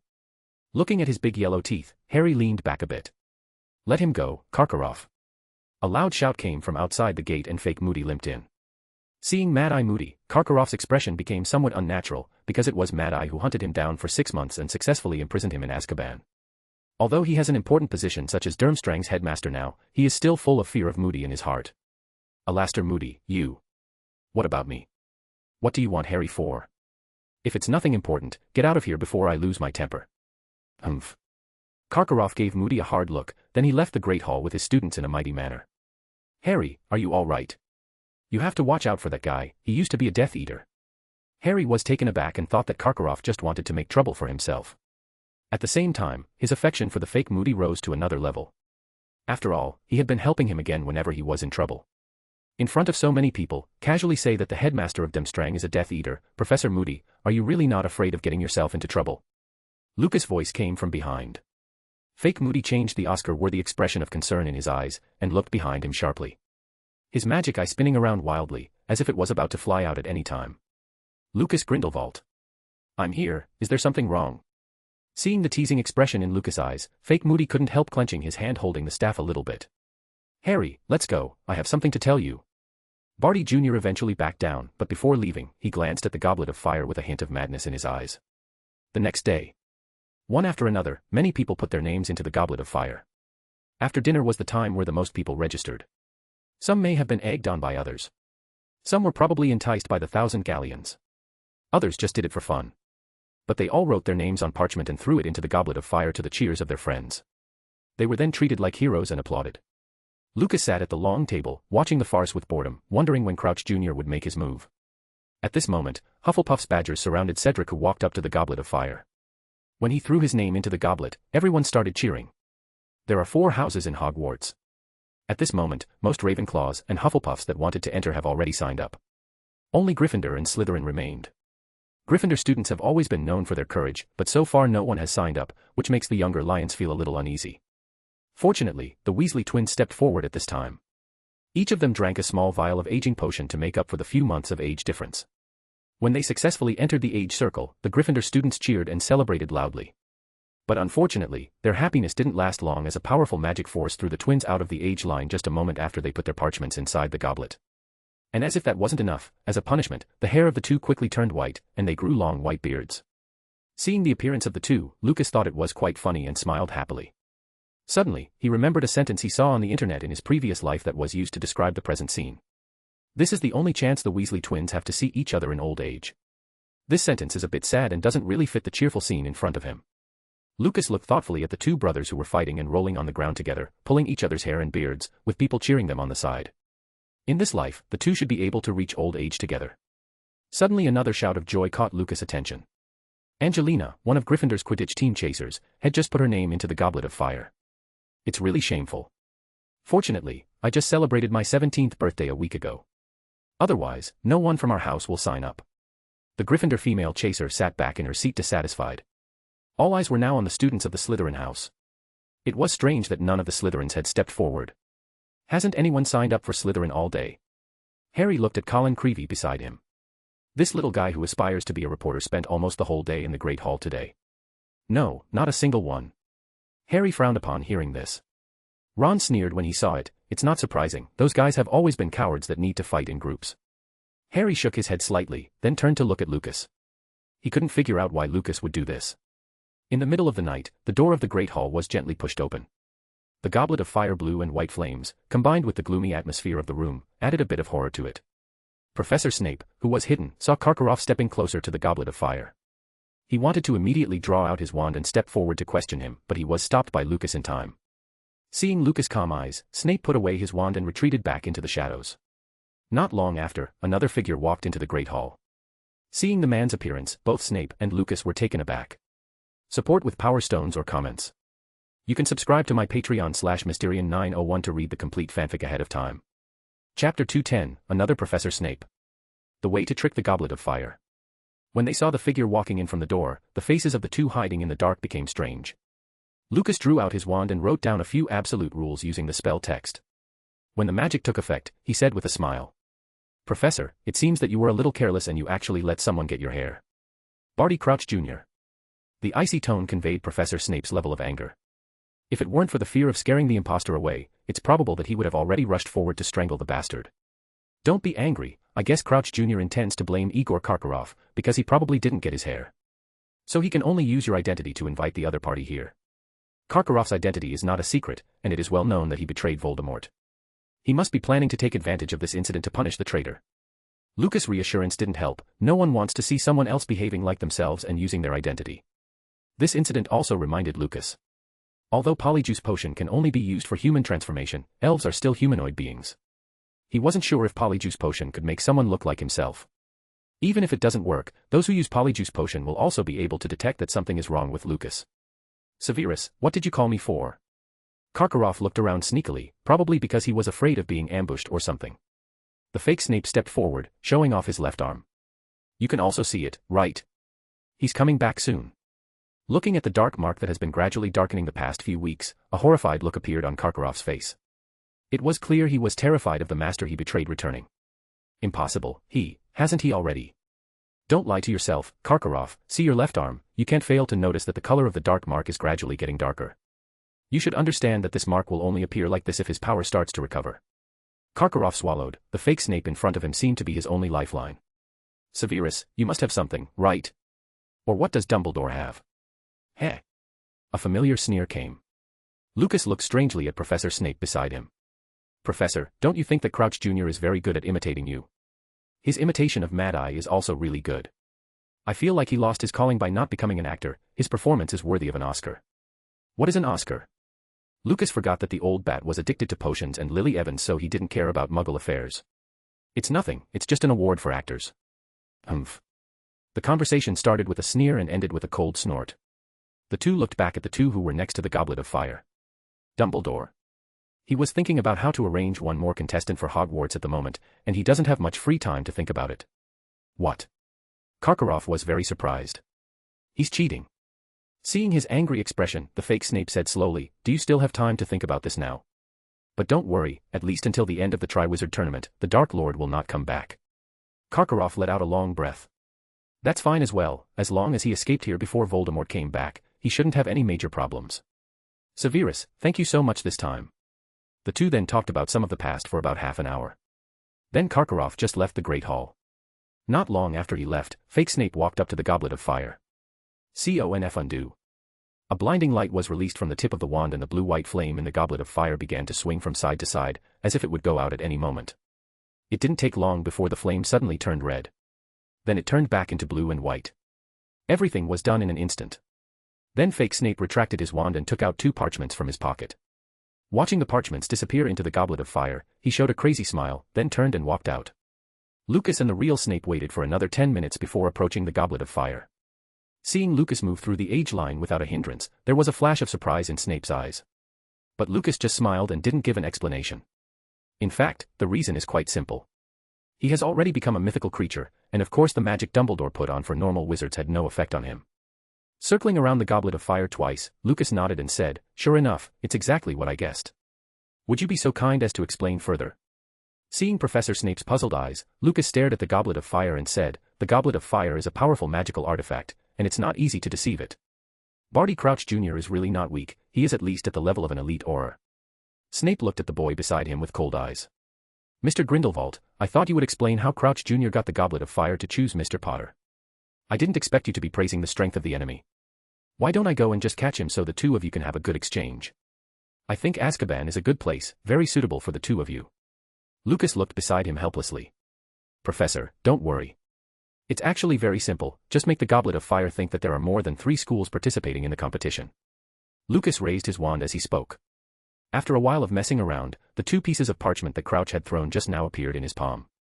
Look at the handwriting, he must have taken them from some assignment so they would have our magical signature. He just had to make the goblet believe that we belong to the extra 2 schools, and as the only names of each extra school we will definitely be selected to participate. Snape took the 2 parchments and sure enough, just as Lucas said, it was indeed Lucas and Harry's handwriting. However, his magic power is still a little weaker. I'm afraid that his confusion spell won't last until tomorrow night. With that said, Lucas took out his wand and his powerful magic was instantly released. Conf undo. His powerful spell suppressed the flames in the cup. The originally turbulent flame finally became the size of a candle, hiding in the depths of the goblet and shaking slightly. Professor Snape looked at the boy beside him in surprise. Quasi-legendary. He didn't expect his student to grow to such an extent this fast. He, as the professor, was already left far behind. Mr. Grindelwald really hides himself deeply. I wasn't hiding it, it was just a fluke that my magic increased a lot during the summer vacation. Lucas withdrew his wand, and the blue and white flames were revived, re-emerging from the depth of the cup. That's no problem, whether it's Harry or me, we will definitely be selected. Hearing Lucas mention Harry Potter, Snape sneered and turned around to leave. By the time Lucas returned to the Slytherin common room, it was not far from midnight. After taking a shower, he was about to go to bed when the system beeped in his ears. Ding, the holiday special platinum prize pool is open for a limited time, and the opening time will last until 12 o'clock at noon, please spend your points to your heart's content. Lucas sat up in bed with a jerk. The system actually opened the special prize pool for Halloween in advance. System, turn all my achievement points into draws. Ding, the host has a total of 12,151 achievement points. The platinum prize pool requires 200 achievement points for each draw. The host can draw a total of 60 times. Would you like to start? Yes. His voice just fell and a dazzling light appeared in front of his eyes. Lucas closed his eyes slightly, listening to the pleasant sound of receiving prizes coming from his ears. Ding, this lottery draw is over, and a total of 31 bronze rewards, 19 silver rewards, 8 gold rewards, and 2 platinum rewards have been obtained. 2 platinum rewards. Am I so lucky? Or does Rowena's lucky charm really work? Lucas had been to Rowena's library before and he really managed to find an ancient spell, the lucky charm. It is said to bring good luck and has been long lost to history. Lucas didn't dare to use it on himself, but seeing that it could be applied to items, he used it on Slytherin's locket. Taking out the locket to see that the radiance on it is still the same as before. It doesn't matter what the reason is, let's see what the reward is first. Ding, this lottery draw is over, and the 31 bronze rewards are as follows: Gold Galleon *11, total 1321, Halloween Limited Wizard Hat *3, Halloween Limited Costume *2, Horror Jack-O-Lantern *5, Grindelwald Halloween Autographed Photo *2, Dukeby Halloween Limited Candy *8. Seeing the bronze rewards, Lucas nodded in satisfaction. Very good, it is very stable, and the rewards are still useless. Degree. His gaze then turned to the remaining rewards. Hopefully they can bring him some surprises. Support with Power Stones or comments. You can subscribe to my Patreon /Mysterian901 to read the complete fanfic ahead of time. Chapter 211, A Dull Lottery Draw. Halloween, the upcoming list of champions. This lottery draw is over. Congratulations to the host for winning 19 silver rewards. The details are as follows: Transfiguration Spell, Level 8, *1, Wine Charm, Level 2, *3, Arresto Momentum, Level 2, *3, Exploding Curse, Level 2, *3, Fireball, Level 5, *1, Bombarda Maxima, Level 3, *4, Shield Charm, Level 2, *3, Eye Disease Curse, Level 2, *1. This lottery draw is over. Congratulations to the host for getting 8 gold rewards. The details are as follows: Talent Points 2x2, Finite, Level 3, *3, Patronus Charm, Level 5, *3. This lottery draw is over. Congratulations to the host for getting 2 platinum rewards. The details are as follows: Soul Candy *1, Talent Breakthrough Scroll *1. Lucas watched the lottery draw in silence for a long time. If you say you are unlucky, but you get 2 platinum rewards out of 60 lottery draws, your luck is pretty good. But looking at the rewards drawn this time, Lucas didn't know what to say, especially the platinum rewards. Soul Candy. He remembered that it seemed to be something from a popular anime in his previous life. It can forcibly expel the soul from the body and leave behind an artificial soul to take care of the body temporarily. But the problem is that Lucas is not a Shinigami. His soul is quite fragile and he doesn't have the means to preserve a soul, but he does have the means to devour souls. He couldn't think of any use for this thing for now, so he decided to save it first. System, synthesize and learn all the spells, in addition use 2 talent points in charms and 2 in dark arts. Finally use the talent breakthrough scroll on potions. Immediately, a system prompt came from Lucas' ear. Then, the character attributes automatically appeared in front of him. Name, Lucas Grindelwald. Age, 14 years old. Status, Hogwarts 4th year student. Bloodline, Void Elf, Awakened. Talents, Void Fisher, Void Aura, Void Enhancement, Eye of Foresight, Eye of Medusa, Weakened Version, Combination Skills, Obscurus, Controllable. Mana Strength, 72, Quasi-Legendary. Charms, 11, Awakened. Transfiguration, 10, Awakened. Black Magic, 12, Awakened. Alchemy, 5. Ancient Runes, 5. Divination, 10, Awakened. Potions, 10, Awakened. Elven Magic, Soul Devouring, Level 1, Looting, Level 1, Life Steal, Level 1, Void Escape, Level 1, Void Corrosion, Level 1. Elf Combat Skills, Ancient Elf Combat Skills, Full Set. Super Magic, Anti-Magic, Spell Text. Forbidden Magic, Seraph's Elegy. Animagus, Black Panther. Battle Pet, Star Dragon, Infant. Personal Space, Hufflepuff's Secret Garden, Recognized Owner.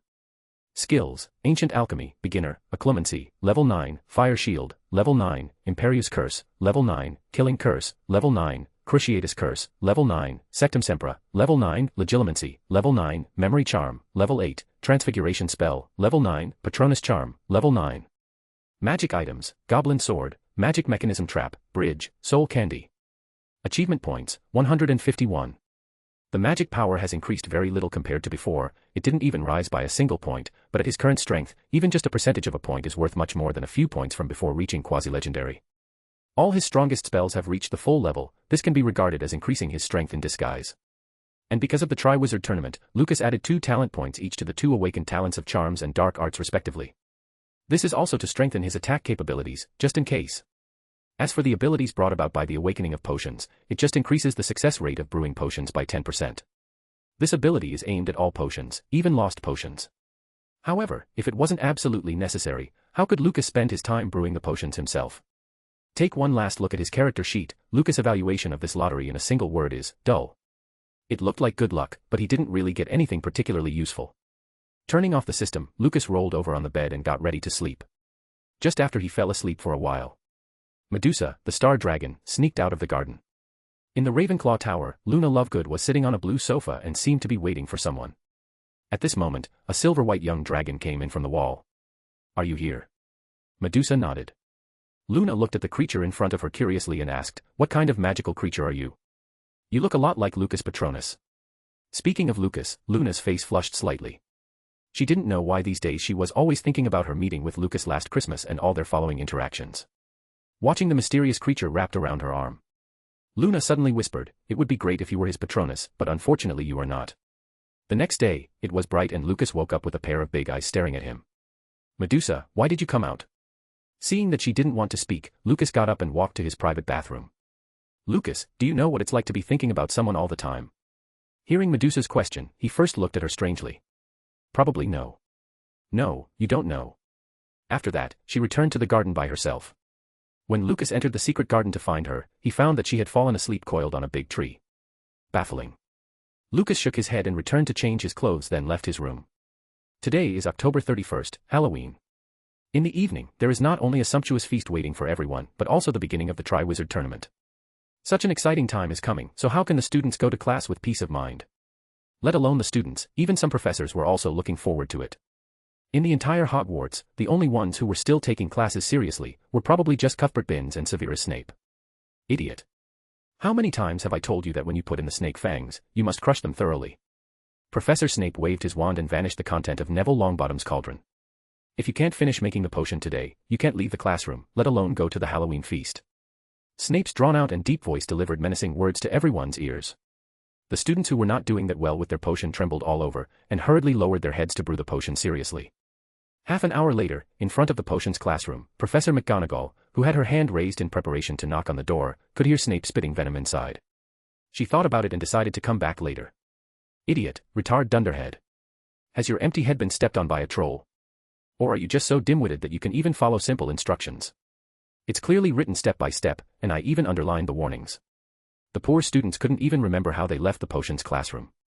Professor Snape was scarier than ever on this day, and his venom even sprayed the Slytherins. As for Harry Potter, he became the focus of his meticulous care. So much so that his mind was still blank, and he hasn't recovered for a long time. Lucas glanced at Harry and sighed silently in his heart, probably only he could understand why Professor Snape became like this today. Because tonight it's not only Lily's death anniversary, but her son that he swore to protect will also be forced to participate in an extremely dangerous game. There were times when Lucas really envied Harry. He doesn't even know anything, but he is being protected by everyone around him. The feast arrived as scheduled. Since the other two schools came to Hogwarts, now there are many types of food on the long tables. It's just that most students are not very interested in food today. From the way they looked at the goblet of fire while eating, it's easy to guess what they are waiting for. It was really hard to wait until the feast was finally over. All eyes from the three schools were on Dumbledore now that the feast was over.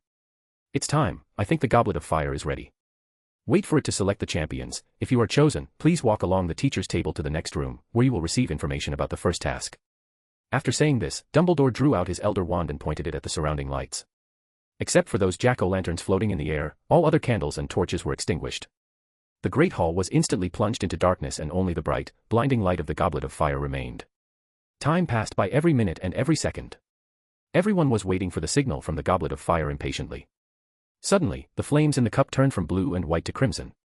This means that the goblet of fire is about to make a choice.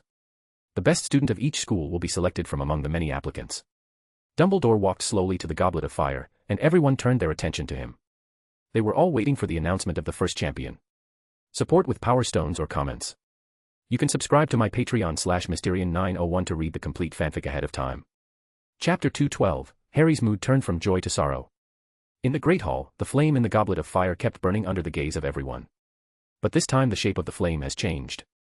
It looked like it was breathing, constantly expanding and contracting. It seemed to be about to spit out something. Everyone stared at the goblet of fire intently, including the professors on the teacher's table. Lucas, who do you think will be selected from the three schools? Victor Crumb, Fleur Delacour, and Cedric Diggory.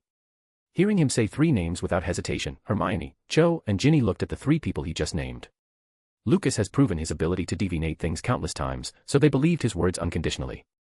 As for the Slytherins, they didn't understand why he was so sure about it. Why? Draco asked. Of course it's because I've read the Harry Potter books. Lucas thought in his heart, and then pretended to analyze it. What do you guys know about the Goblet of Fire? Although it looks like a simple wooden cup with some enchanted fire, it's actually a powerful ancient artifact. Although it can't speak like the Sorting Hat, it can analyze the character, ability, etc. of the applicants through magic. Otherwise, why do you have to write your name personally when you sign up? It's because your writing shows a lot about a person, not to mention the slight magical signature it's left behind in the parchment. The goblet uses all those things to choose the best. It can tell everyone that the selected champions are those with the most outstanding talents in courage, knowledge, and adaptability among the 3 schools. If they believe it or not, he didn't care. Anyway, Lucas believed his own nonsense. Because he didn't deliberately lower his voice when he spoke, the young wizards around suddenly showed enlightened expressions. Those who originally signed up just to join in the fun. At this moment, they suddenly had a strong interest in the Triwizard Tournament. The most outstanding person in their respective schools, who wouldn't want to get such an honor? Those who did not sign up or who were not old enough stamped their feet and beat their chests in regret. By word of mouth, everything that Lucas said just now reached the ears of the 3 parties involved. Cedric smiled faintly, already looking humble. But if you observe carefully, you can see the flash of pride in the eyes of the sparkling Hufflepuff. Lucas' influence is obvious to all. Those who can be recognized and praised by him are indeed worthy of being prideful. As for Crumb, who was sitting in the corner, his eyes were full of disdain. He doesn't need someone younger than himself to judge his worthiness. As for Fleur, she also had a look of pride, only her pride was different from Cedric's. She is just happy about being praised by the person she likes. Back to Lucas. After he finished speaking, he looked at the Goblet of Fire quietly. It's not his turn to play yet. The protagonists in the first half are the 3 older champions. If he talks too much, it's not good to steal the limelight. A pity that some people won't let him stay idle. Lucas, look at me. Lucas looked back over his shoulder and a pair of empty eyes appeared in front of him. You. Looking at the surprise in Lucas' eyes, the corners of Draco's lips curled up triumphantly. I said that it would only take me 1 summer vacation to learn occlumency, so can you tell me now? Lucas nodded. He really didn't expect him to learn occlumency in such a short period of time. It's inconvenient now. Talk to me in my room after the show is over. Draco nodded and turned to look at the Goblet of Fire again. Lucas frowned slightly, and as soon as he turned back, he saw the girls staring at him. Don't look at me like that. If you can learn occlumency, I will tell you the same. The 3 looked at each other, and their eyes suddenly became firm. It seemed they were also interested in Lucas' secrets. Look, the Goblet of Fire has reacted. There was a sudden exclamation in the room and those who were chatting shut their mouths immediately. Everyone watched the ever-expanding blue and white flame seriously. Suddenly, the flames turned red and the violent flames spewed high into the sky, almost igniting the ceiling. Accompanied by splashing sparks, a charred parchment was released into the air. The eyes of everyone followed it slowly, until an old hand grasped it. Dumbledore approached the Goblet of Fire and read the name on it by the light of the fire. The champion of Demstrang is Victor Crumb. There was thunderous applause. Although some Demstrang students still felt it was a regret they weren't chosen, this does not prevent them from sending blessings to Crumb. Crumb grinned and got up from his seat, then he gave Lucas a smug look as he passed by. This made the Slytherins around him very upset, and even Lucas' eyes became a lot colder. The first provocation can still be easily ignored, but Lucas couldn't ignore the repeated provocations. It appears the Quidditch star needs to be taught a lesson of a lifetime. He just doesn't know what his expression will be when he sees that Lucas has also become a champion. Crumb took the parchment from Dumbledore and walked along the teacher's table to the next room. Karkaroff stood up and shouted when his star student was about to cross the door. Crumb, I knew you could do it, you're the best. His voice was very loud and even overshadowed the applause in the Great Hall. At this time the Goblet of Fire began to expand for the second time and everyone hurriedly looked over, waiting for the birth of the second champion. In the Gryffindor long table, Angelina looked nervously at the Goblet of Fire. She was starting to regret throwing her name in now. What if I'm chosen?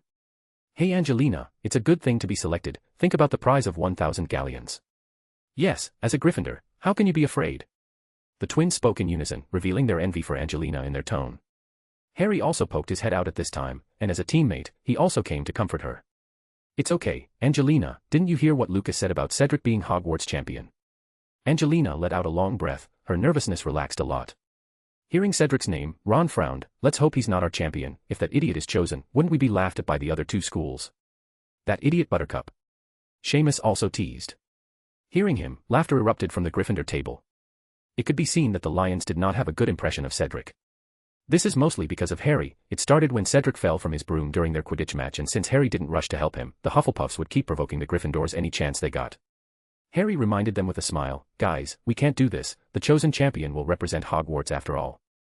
Oh, I'm just worried about him. Dumbledore said that people could die at any time in the Triwizard Tournament. I'm worried that the idiot won't win the honor, but lose his life instead. Ron showed deep worry, but a happy smile appeared on the corner of his mouth and his words were obviously still teasing Cedric. Everyone laughed again after hearing it, even Harry, who although tried not to show it much, still felt a lot of resentment towards Cedric. Angelina gradually relaxed amidst everyone's jokes. At this moment, the Goblet of Fire sent out another name again. Looking at the flower-shaped parchment, most people immediately looked at Beau's Batons. The champion of Beau's Batons is Fleur Delacour. When her name was announced, it wasn't Beau's Batons students who were the most excited. On the contrary, it was Ron, who was out of reach. Harry, it's her, she's really the best. There was warm applause for Fleur, but a lot of girls in Beau's Batons were crying about not being chosen instead of supporting her. Fleur took the parchment from Dumbledore and glanced back at the Slytherin table. Fleur, go in quickly. Hearing Madame Maxime urging her, Fleur bit her lower lip lightly and walked towards the next room. It wasn't until her figure disappeared through the door that someone in the Great Hall realized, that's right, Lucas Grindelwald was right about two of the champions, then our Hogwarts champion is. All the eyes turned to Hufflepuff. Cedric suddenly felt a little nervous, but when he heard laughter coming from the Gryffindor table again. Even Cedric, who is usually really patient and gentle, was a little annoyed. The Goblet of Fire spewed a parchment for the third time and Dumbledore caught it lightly with his hand. After seeing the name in it, he actually glanced at Lucas first. The champion of Hogwarts is Cedric Diggory. There was applause like a landslide and a tsunami, the cheers almost lifted the ceiling. Cedric walked towards Dumbledore surrounded by the crowd and was congratulated by others wherever he passed. During this period, Harry and his companions were booing loudly instead of cheering. Lucas smiled coldly when he saw it. The naive Harry probably doesn't know what extreme joy usually begets sorrow. Dumbledore waved at the crowd for silence. Now that the champions of the three schools have been selected, for those who were not selected, don't be discouraged. I hope that you will help and support your champions wholeheartedly and with all your heart. Dumbledore stopped mid-sentence, making everyone follow his gaze and look at the Goblet of Fire. They all noticed that the flame in the cup was expanding again. This shocked everyone, and even the people in the teacher's seat stood up. Boom. Flames spewed out even stronger than before, and another piece of parchment appeared in midair. Albus Dumbledore caught the note with a puzzled expression on his face, but when he read the name inside the parchment, his eyes suddenly widened. Quite the wonderful performance by the headmaster of Hogwarts. Harry Potter. Harry Potter, come out. Look at Harry again. At this moment, his face was pale, and he looked around blankly, still not processing what just happened. Me. But I didn't put my name in. He still wanted to defend himself, but the people around him obviously didn't want to believe what he said. Support with Power Stones or comments. You can subscribe to my Patreon /Mysterian901 to read the complete fanfic. Chapter 213, Harry is disliked by everyone, again, a large-scale double-standard scene. Harry looked around blankly, but all he saw were lots of scrutinizing eyes. I really didn't put my name in the goblet. At this moment, his face was so pale and his defense was lackluster, but he only hoped that his friends believed in him. But when he looked at Ron, Seamus and others, he found that they were looking at him with the same eyes as the rest. There was even anger in Ron's eyes. Lucas. Draco's voice came from behind.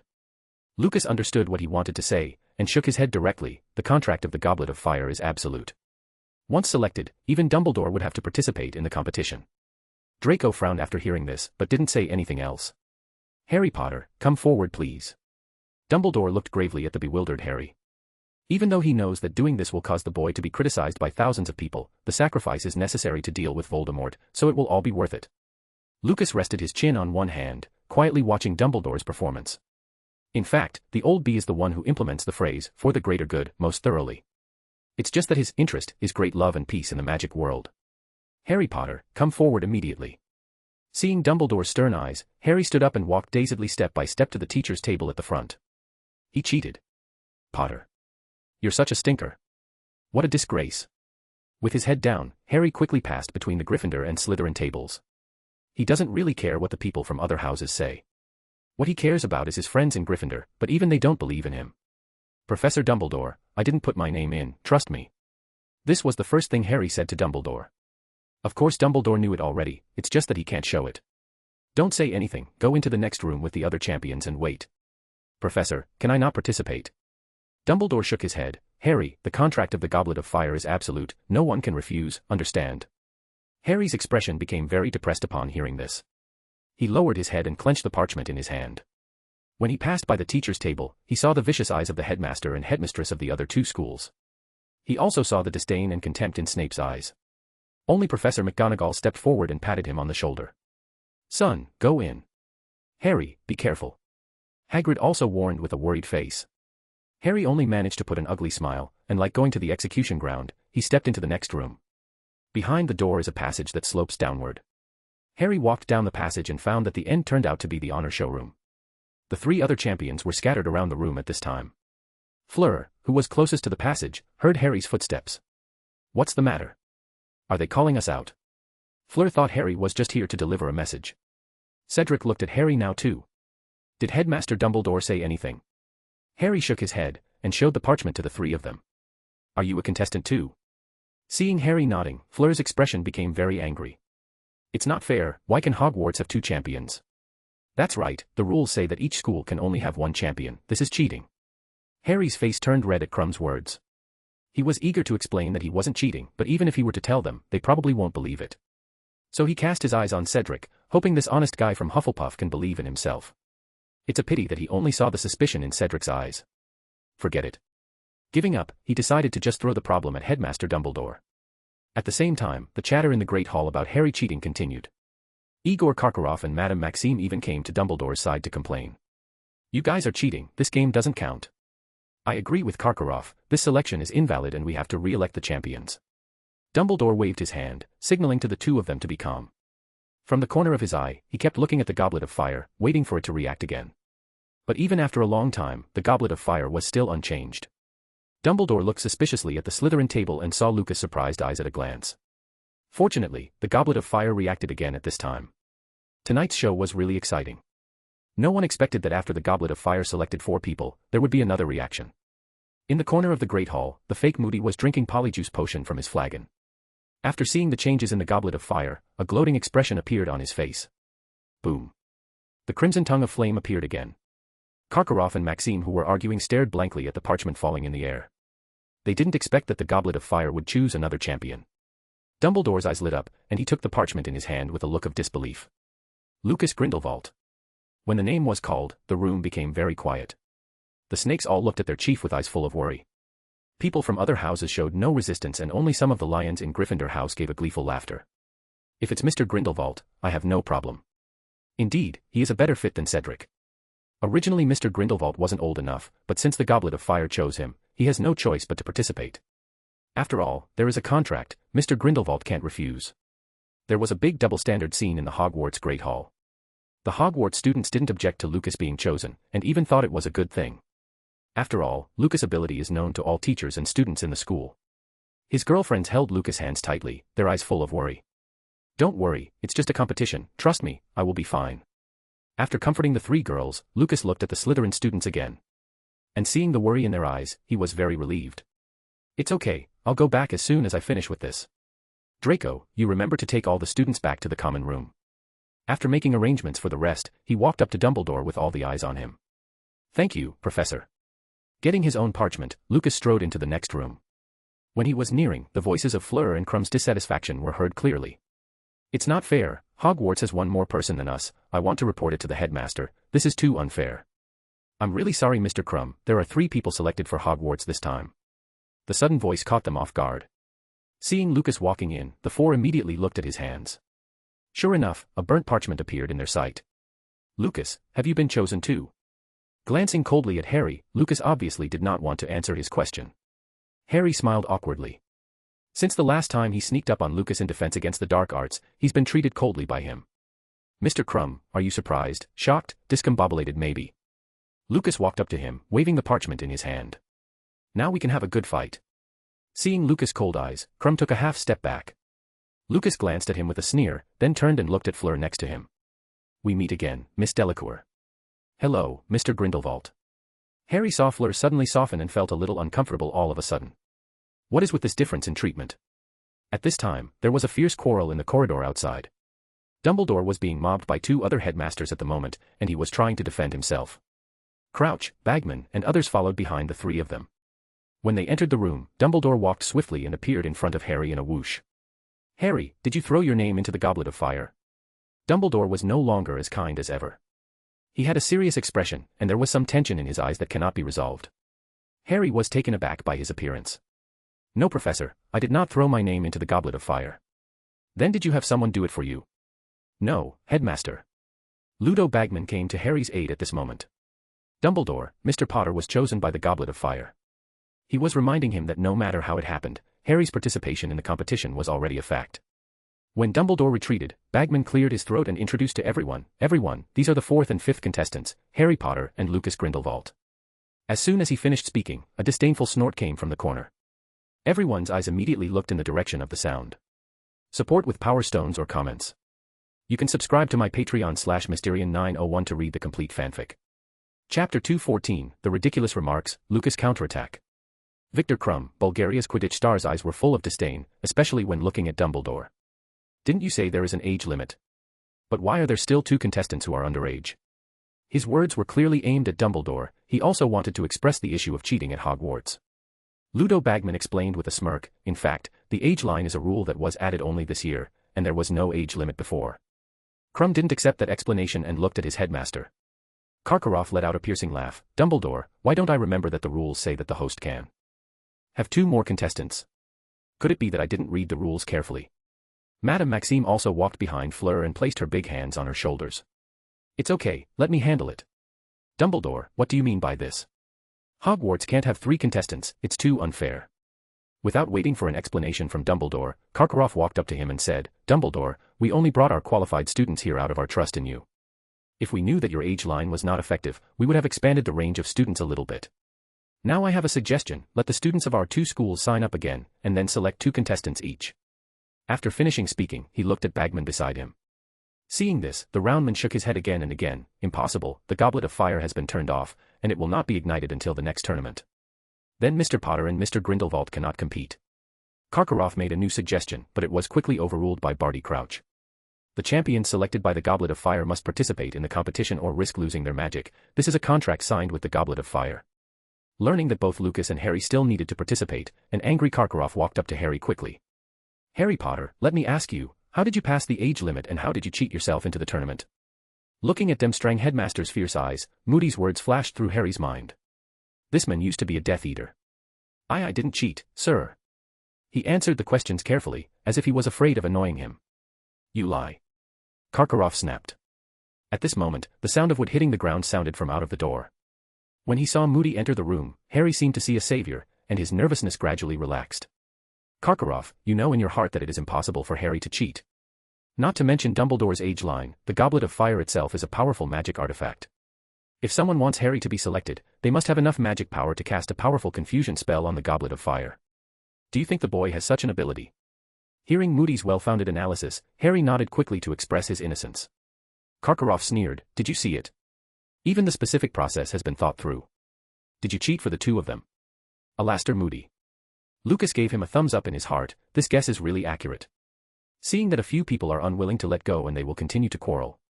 He clapped his hands, drawing everyone's attention to himself.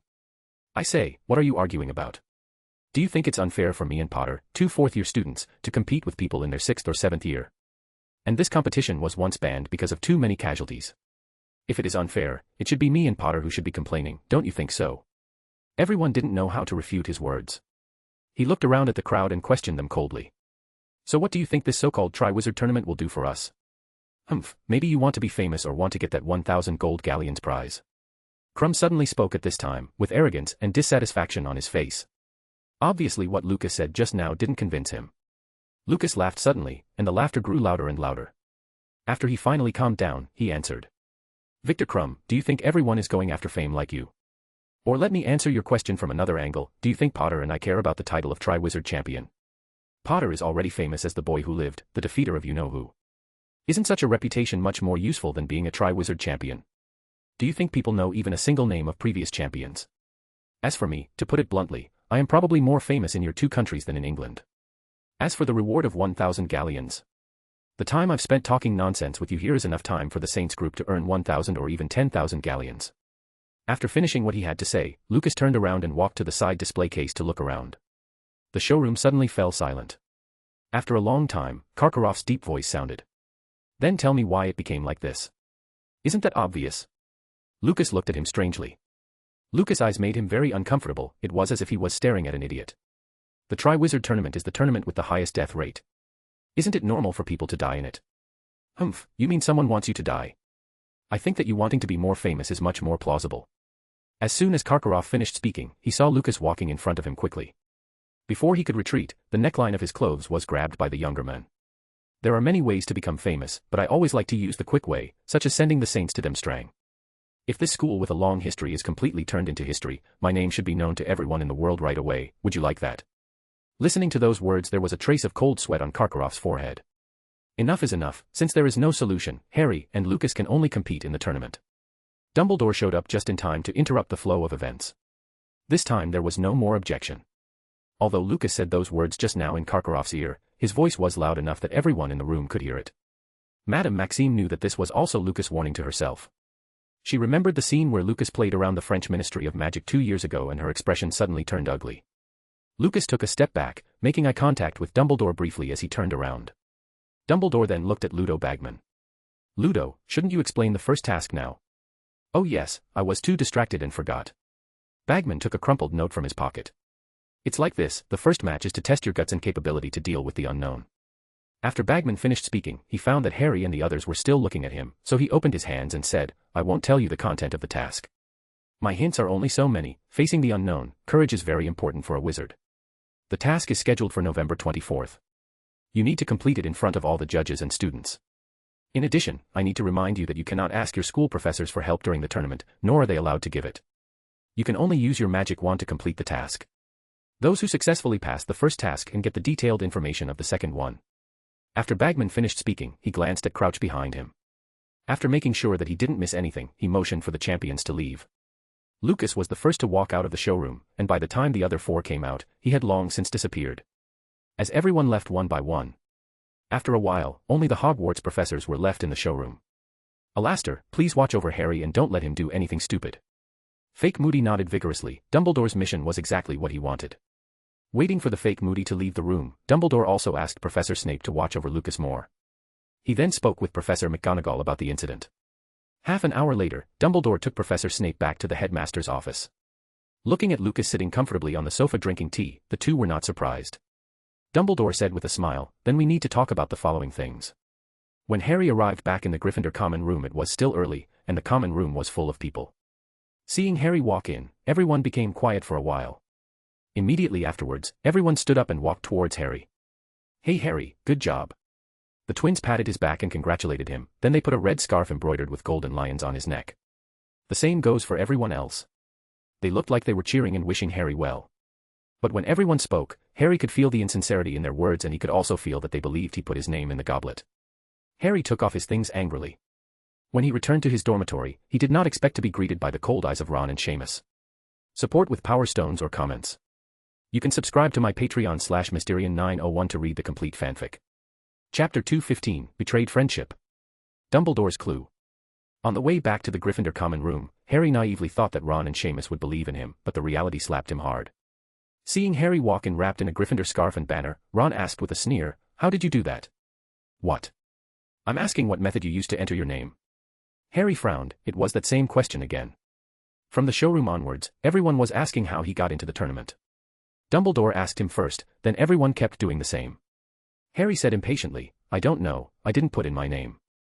Although he tried his best to show his sincerity in hopes that his friends can believe in him. It's too bad that he overestimated Ron, who was a very jealous guy. Come on, it's fine if you don't want to say it, that's fine, you just happen to be able to take revenge for the Quidditch match from last year. I'm talking about the one we played against Hufflepuff, the one where you got attacked by Dementors and Cedric won the game. Ron's words completely pissed Harry off. The two have been friends for a long time, so Harry figured Ron should know he didn't want to bring up the Dementors. Let me say this for the last time, I didn't sign up, I didn't even want to participate, someone is trying to frame me. Several people in the dormitory looked at each other and Ron asked cautiously, framed you? Why would they do that? I don't know. Harry shook his head, before adding, probably trying to kill me again. Ruthless laughter sounded in the dormitory. Ron even lay on the bed and kept patting his pillow. Harry, do you want to say that the person who wants to kill you is you-know-who? Just as Harry was about to nod, he saw the sneer in the eyes of several people. What I say is true, if you don't believe it, forget it. After he finished speaking, he lay down on his bed. Sirius, why haven't you written back to me, what should I do now? Harry looked out the window at the dark night sky. In his mind, he thought of his dogfather who had gone somewhere. Harry, did you use the invisibility cloak? That's why the age line couldn't detect you. I already told you, I never wanted to sign up. Harry roared and put the quilt over his head, refusing to answer any more questions from his roommates. Seeing what he looks like, Ron and the others looked at each other and smiled. There was also a hint of contempt in their eyes. In the headmaster's office on the 7th floor, Dumbledore took out an ancient book from the shelf. Last time you asked me to investigate how to make a human body, I probably already have the answer, he said as he revealed a book titled Secrets of the Darkest Arts. Seeing the books the old man put on the round table, Lucas looked surprised. He had thought that Dumbledore would hide the book forever. This book records a lot of ancient black magic, including the method of making Horcruxes. It used to be placed in the restricted section of the library, and when I found out that Tom made the Horcrux through it, I took it to my office for preservation. Dumbledore briefly explained the origin of the book to the two, and then turned the book to one of the pages. Another ancient ritual, it can bring the lost body back to life. Neither of them spoke, but looked at the content in the book seriously. Just by scanning it, Lucas knew that it was the spell that Voldemort used when he was resurrected. Bone of the Father, unknowingly given, you will renew your son. Flesh of the servant, willingly given, you will revive your master. Blood of the enemy, forcibly taken, you will resurrect your foe. Professor Snape whispered the incantation. These 3 sentences are both the incantation and the material needed for the ritual. Lucas looked up at the old bee who was happily eating sweets.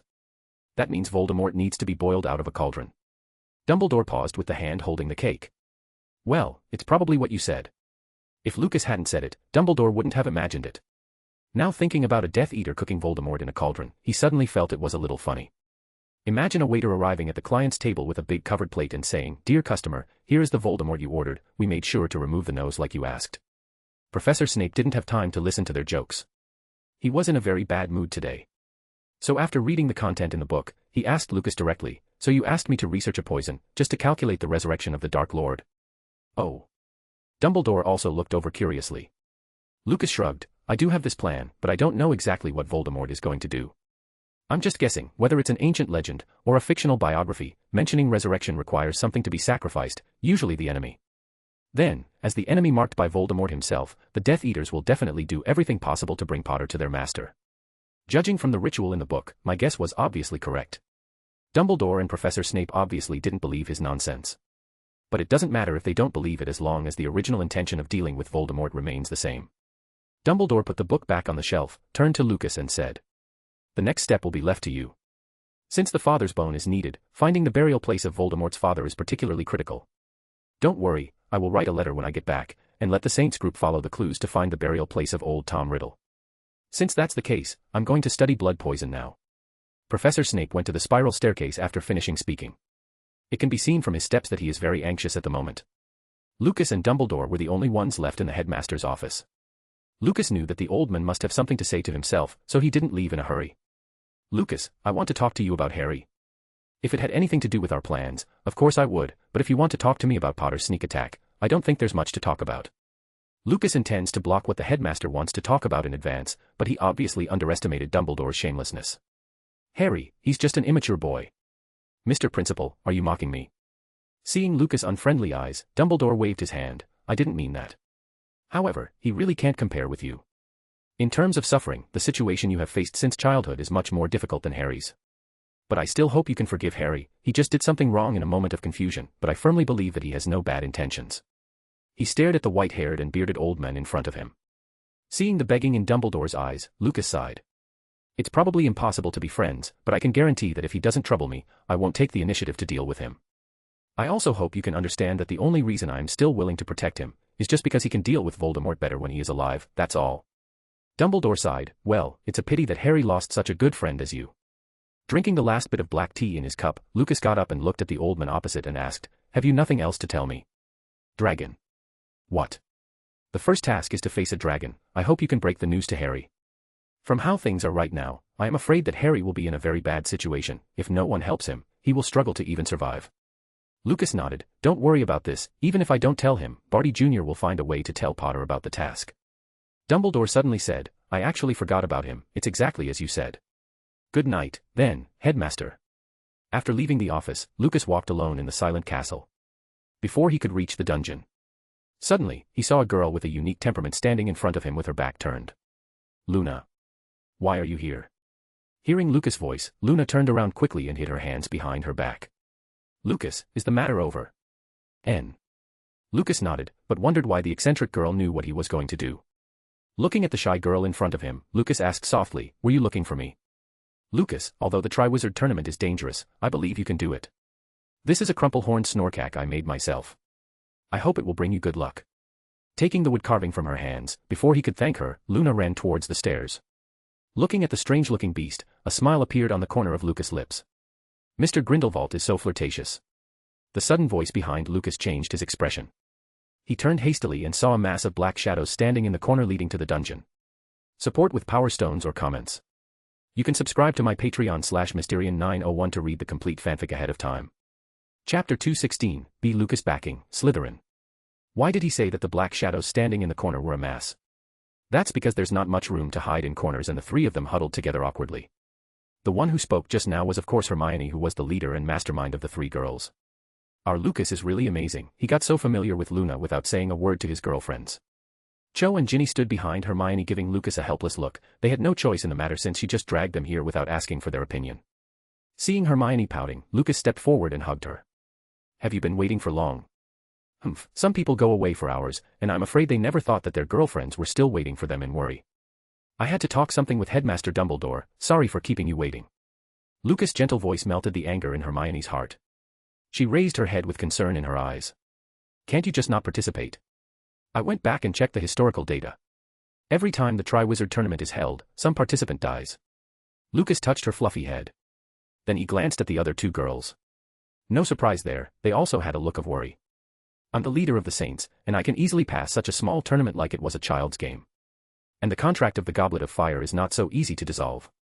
From ancient times to the present, it has never been heard that someone was selected by the Goblet of Fire and did not participate in the tournament. No one even bothered to try, because the risk of losing your magic is just too great. Lucas looked very relaxed when he said this. He just didn't want the three girls to worry about him. Hermione sighed and took a few steps back, out of Lucas' arms. The three moved in unison and took off the necklace around their necks. Guardian Heart. The Banshee's Tears. Dream Crystal. Hermione placed the three necklaces in Lucas' palm. You once said that these necklaces will keep us safe, and if you want us to feel at ease, carry them all with you. Seeing the serious expressions of the three of them, Lucas did not try to refuse. Okay, thank you three ladies for the good luck. I will take your necklaces and bring back the Triwizard Cup. After handing the necklaces to Lucas, each gave him a good-night kiss before leaving. Carefully putting away the three necklaces, Lucas turned and walked down to the dungeon. Speaking of which, he gave Ginny the Dream Crystal not long ago. It was the first magic item created by Lucas with alchemy and he was very satisfied with the protection ability. Going back to the entrance of the Slytherin common room, he suddenly recalled something that he had neglected. How did Luna know which path he would take? At the same time in the Ravenclaw common room, Luna nervously looked at the magical creature in front of her. Have you given it to him? Give it up. Medusa, how did you know that he would pass by that corridor? Didn't you say you didn't know him? Don't worry about those small problems, let's discuss the future plan, how to make it so Lucas Grindelwald will never forget you. He didn't want to understand what was going on, he prefers to just attribute it to Luna doing Luna things, so Lucas simply opened the door of the common room and prepared to go back to rest. When he passed the door, he suddenly found that the common room was full of people. Seeing that everyone was not chatting and they just sat there quietly, Lucas said to them with a smile, "You guys stayed up so late, are you just trying to scare me?" "Chief." With a clatter, the snakes all stood up. Sixth Year Chief, Marcy Flint, said, "You misunderstood, we were discussing some issues, people were just thinking." "What are you discussing? Let me listen to it." He sat on the sofa surrounded by everyone and several Year Chiefs stood in front of him. Marcy replied, "Since you were chosen by the Goblet of Fire, we have considered all possibilities. We first ruled out the possibility that someone from our house framed you, and we ruled out the possibility of you signing up yourself. After all, in your capacity, participating in the Triwizard Tournament will not benefit you. Then we considered other houses, and finally found that it is impossible for students to make the Goblet of Fire select 3 Hogwarts champions at the same time." Lucas looked at the few people in front of him with interest. "So what was the answer you finally arrived at?" Several people looked at each other, and finally Cecil Fawley, the 7th Year Chief, answered. "Someone wants to harm you, even wants your life." As soon as these words came out, the atmosphere in the common room immediately changed. The snakes were full of anger. Of course, everyone couldn't accept that their chief was being plotted against by others. Clap clap clap. Lucas smiled and applauded them. "Not bad, the analysis is perfect." Seeing that he was not nervous at all, they were very anxious. Lucas waved his hand and said, "I know you are worried about me, but you also have to believe in my strength, it's just a Triwizard Tournament, so it won't be difficult for me." "Master Lord Chief, you can't be so careless." Astoria suddenly ran up to Lucas, raised her head and reminded him loudly. Seeing the worry in the little girl's eyes, Lucas raised his hand to mess her hair. "Of course I won't be careless, don't worry about it." Astoria's cheeks flushed suddenly, she turned around and ran back to the group without saying a word. Marcy said at this time, Astoria is right, you really can't be careless, the Tri-Wizard tournament is called the most dangerous game, it's not for nothing. She looked at the chiefs from first to third year. We had a discussion just now, the first to third years will consult all the books related to the Tri-Wizard tournament starting from tomorrow. Summarize the most likely content of the tasks and give it to you. Before she could finish speaking, Lucas stopped her, wait a minute, the first competition is related to courage. Understood. Marcy nodded, looking at Astoria along with the first and third year chiefs. Then from tomorrow onwards, you have to find out all the task content related to courage. The three chiefs nodded with serious expressions. Marcy went on to say, students in years 4 to 7 will use various methods to find the fastest and most convenient way to pass the tasks, including spells, props, and related countermeasures. From this moment on, the entire Slytherin house will be your helpers. As soon as she finished speaking, she saw Lucas shaking his head gently. Under everyone's puzzled eyes, Lucas looked at everyone and said, please be my backing, Slytherins. Just one sentence, but it made the little snakes feel different. They are not just helpers or people serving their chief. All of them are behind Lucas Grindelwald. Yes, chief. It wasn't just the students who answered. The portraits in the common room, the Bloody Baron and other resident ghosts. At this moment, they all bowed down to Lucas together. Chief. Cecil Fawley said suddenly, before you came back, Professor Snape asked me to convey that if you need potions, you can go to his private collection room to find them. Thank you, not only to Professor Snape, but also to all of you. I will trouble everyone in the following months. When Lucas said these words, there was a smile on everyone's face. Sometimes as a leader, it doesn't matter if you can do everything well by yourself. You also need to give your people some sense of participation, this is conducive to unity. At the same time, it is also conducive to the exchange of feelings. Waiting until everyone disbanded, Lucas also returned to his room. As soon as he opened the door, he saw Medusa sneaking out of the void. Where did you go to play again? Ah.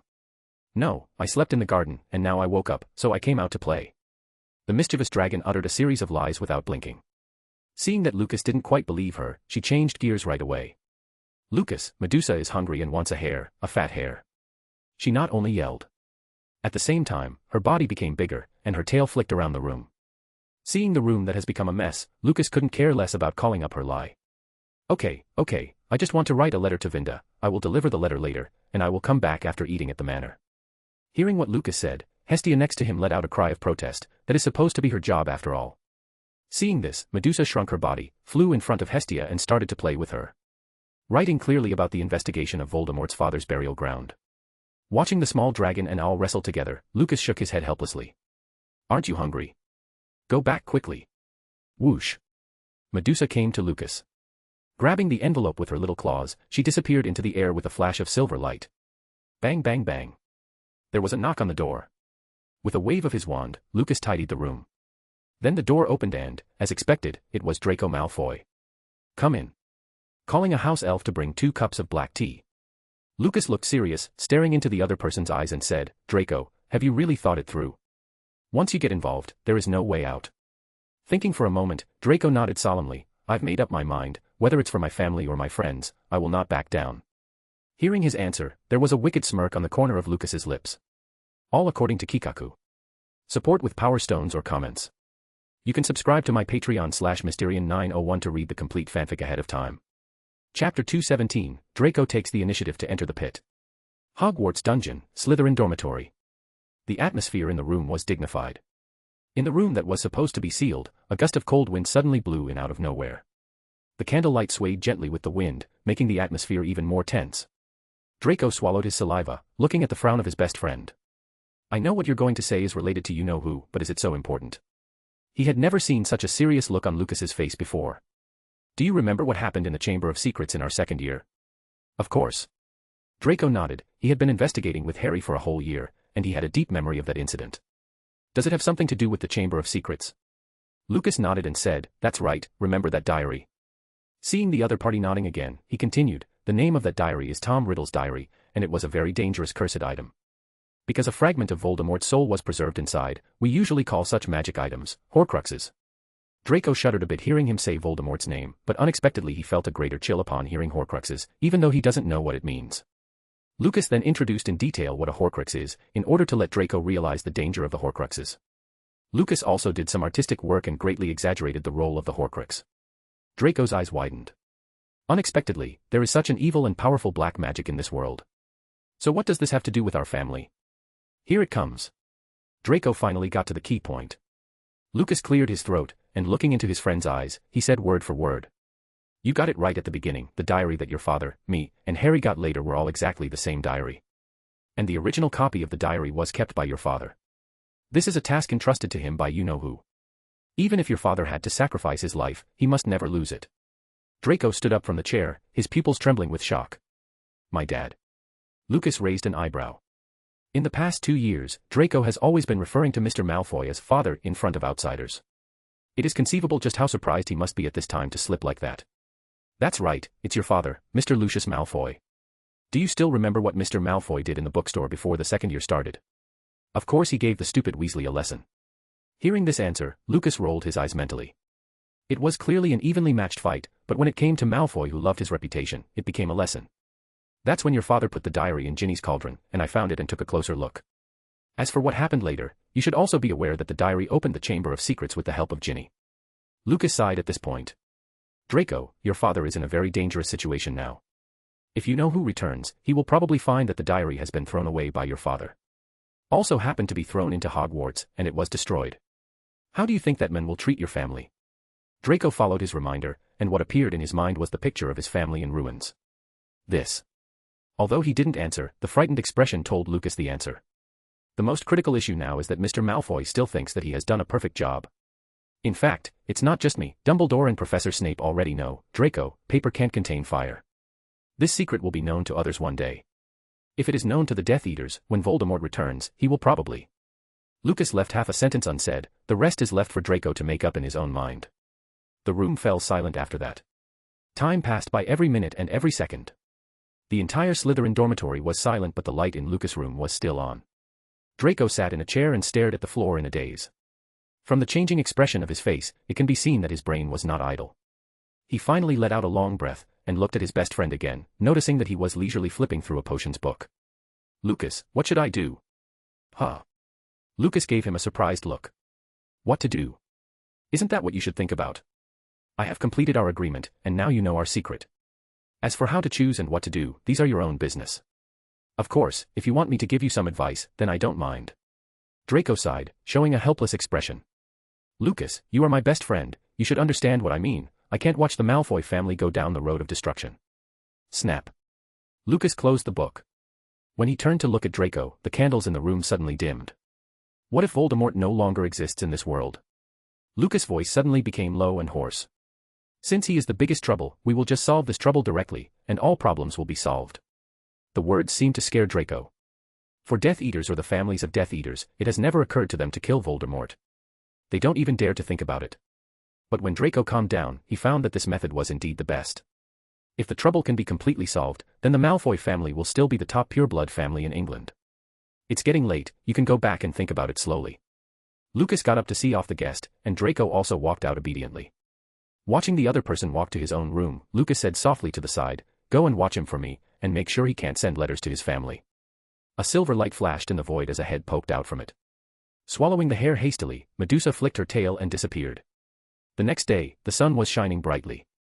Through a whole night of thinking, Harry felt that he needed to have a good talk with Ron. Even if he needs to use a tough attitude, his friend must understand that he did not put his name into the goblet of fire. But when Harry looked at the bed next to him, it turned out that Ron had already left. This is not like him at all.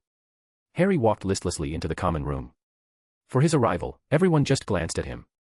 Certainly, some people say a word or two of jealousy now and then, but there were also people who were genuinely happy for Harry. For example, Colin Creevey, his biggest fanboy.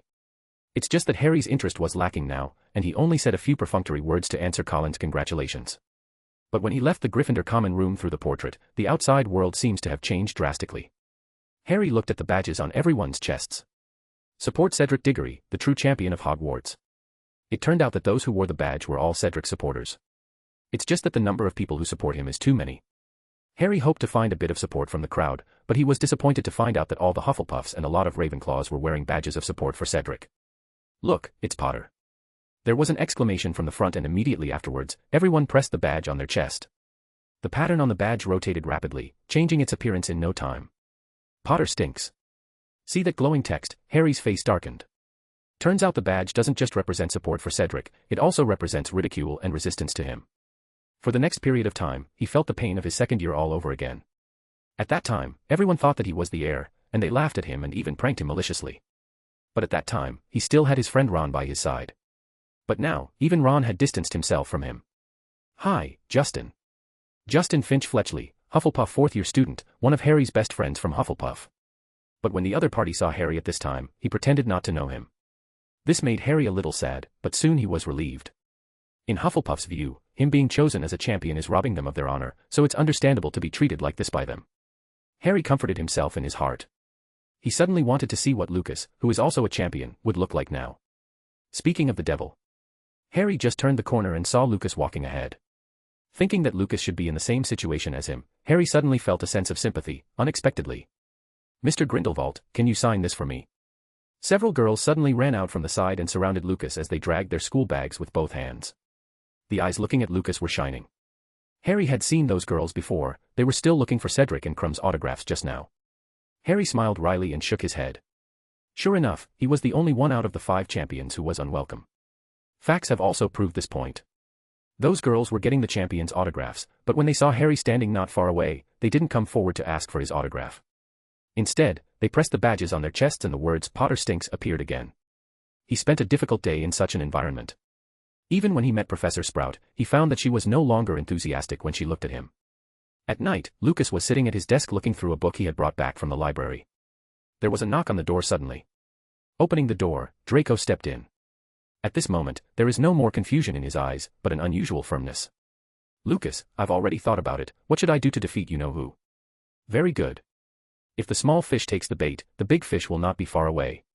Chapter 218, Wand Weighing Ceremony. Half an hour had passed since Draco entered the room. But Lucas still didn't answer his question but kept testing him to see if he was ready. After confirming that he was fully prepared, Lucas spoke. Draco, I'm afraid you're going to suffer a lot starting from the next school year. What? Go and become a Death Eater next school year.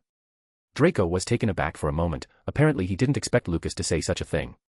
But it only took a few seconds for him to react. Isn't it preordained to become a Death Eater in my capacity? You mean to make me your second? Yes and no. Lucas nodded and shook his head.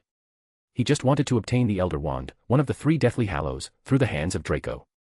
Lucas has not forgotten that there is also a series of tasks to collect the Deathly Hallows. Actually in his plan, it doesn't matter if Draco participates or not. But if he is willing to participate, it will undoubtedly be easier to instigate Lucius Malfoy. And looking at the direction of the plot. With Draco's participation, it will be much easier for Lucas to get the Elder Wand to recognize him as the Master. But it's still too early to tell. Draco really needs more experience, but that's for the next school year as well. But he's not completely useless. Draco, I need to speak to your father during the Christmas break, and you will be there as well.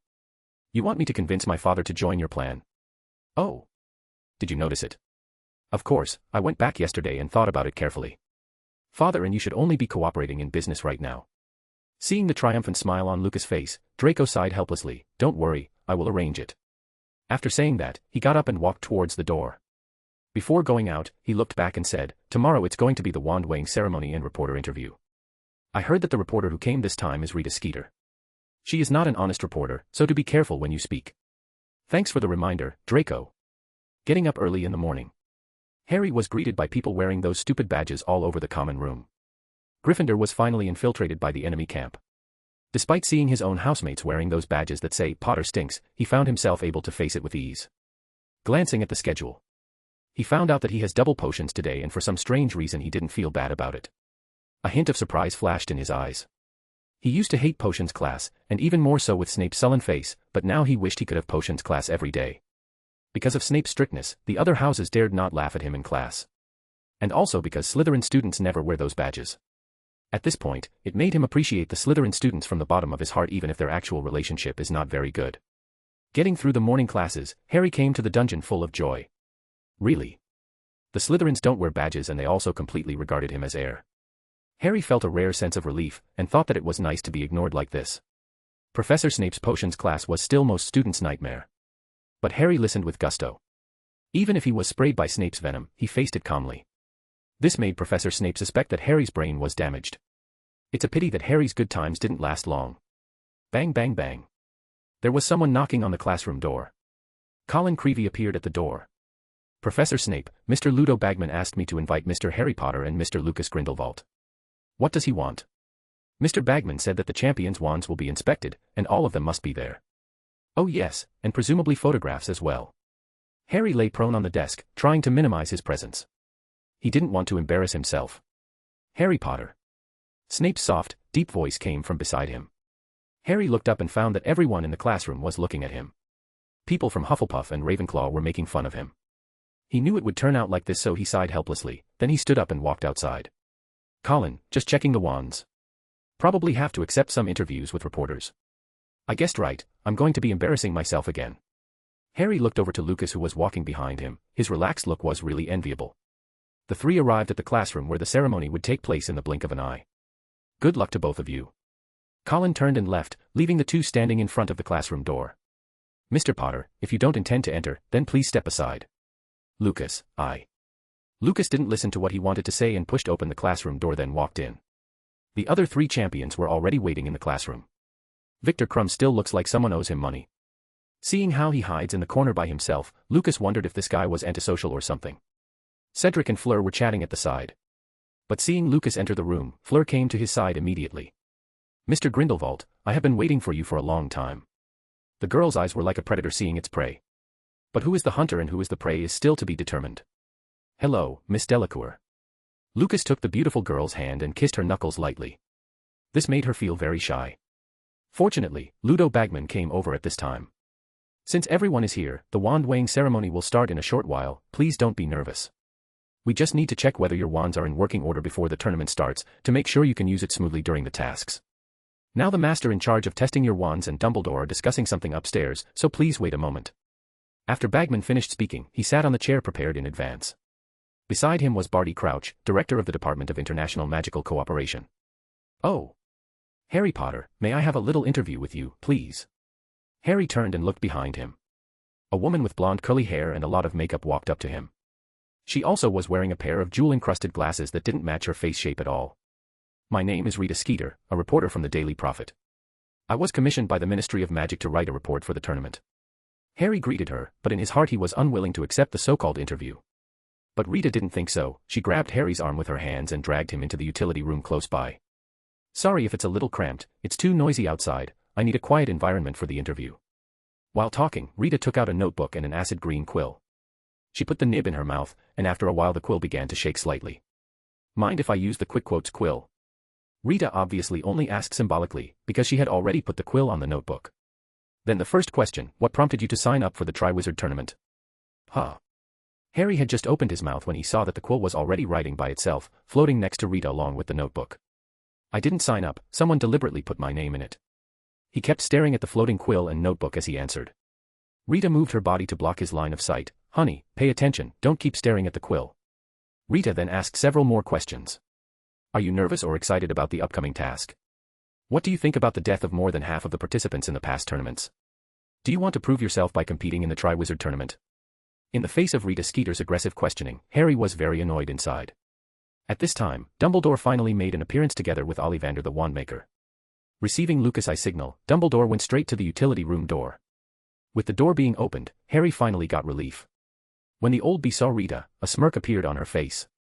Oh Dumbledore, did you read the report I published over the summer? Of course, I really liked the part where you described me as a dorky lunatic. Then Dumbledore led Harry to the reserved seats. At this time, all 5 judges had arrived. Under their supervision, Master Ollivander will test each of the champions' wands. Ollivander was still the same. Staring with his pair of big light-colored eyes, he asked. Miss Delacour, ladies first. Fleur took out her wand without hesitation. Ollivander first felt the length, and then observed it closely. 9 1/2 inches, very springy, rosewood, with a core of. It's Vila hair, my grandmother's. Fleur generously spoke out about the core of her wand. This attracted some people's attention, such as Harry and Cedric. They probably thought again, no wonder this girl is so attractive, it turns out she has Vila blood. I don't really use them in my wands, I find they make them too temperamental, but to each their own, the wand chooses the wizard or witch after all. Orchideus. Ollivander casted a spell with Fleur's wand. Looking at the flowers on the tip of the wand, he smiled with satisfaction. Very good, there is no problem with the wand. Fleur was followed by Cedric's wand being tested. One of mine, you have been taking good care of it, I can see. I polished it last night, Cedric answered, and Lucas had to use a clemency not to laugh or make a joke about it. Then Ollivander used it to blast a stream of silvery sparks to prove that there is nothing wrong with the wand. As the wands of several people were tested one after another, it was Lucas' turn soon. Everyone present looked at him. The wands of the first 4 had their own unique characteristics. For example, Crumb's was made by another master wand maker, Mikey Gregorovich. Not to mention Harry's wand that has a phoenix feather, which makes it quite rare. "Oh, Mr. Grindelwald, I am very impressed with your wand, and I still remember the excitement of making it." Master Ollivander's words aroused everyone's curiosity. Looking at the wand that Lucas offered, he took it carefully. "You have maintained it very well. This is the most powerful wand I have made, bar none. The body is made of elderberry wood, 13.5 inches long, and the most important thing is its core, elf hair, which makes it probably the only wand in existence with such a core." "Elf hair!" Bagman exclaimed. Others were equally surprised. Whether it is elderberry or elf, it represents unparalleled power. Before everyone finished discussing, Ollivander waved the wand. Aguamenti. Looking at the water flying out like a waterfall, Ollivander quickly stopped the spell. "Oh, that's too bad, this wand only obeys its master's orders. Mr. Grindelwald, please test me." Lucas took back his wand and pointed it at the open space. Aguamenti. A small stream of water trickled out, and the elder wand became docile again. Ollivander nodded with a smile. "Very well, there is no problem." As soon as he finished speaking, Dumbledore stood up. "Thank you for your hard work, everyone can go back now." "Wait. There's still a photo shoot, Dumbledore," Bagman said, stopping everyone. Because of Madame Maxime's height, it took a long time for everyone to successfully complete the group photo. Not long after, the Daily Prophet published today's event. Student Harry Potter became the focus again. Not only the front page, but even the second, third, and even sixth pages have content related to him. Inside the Great Hall, most Hufflepuff students were holding newspapers. Seeing Harry walking in, they read out loud the articles on it. The people around roared with laughter, mocking the famous boy who lived unscrupulously. Chapter 219, The Surprise Prepared by the Snakes for Lucas. "I admit that my parents have given me strength. I think if they could see me now, they would be proud of me. Yes, I sometimes think of them in the middle of the night and cry for them secretly.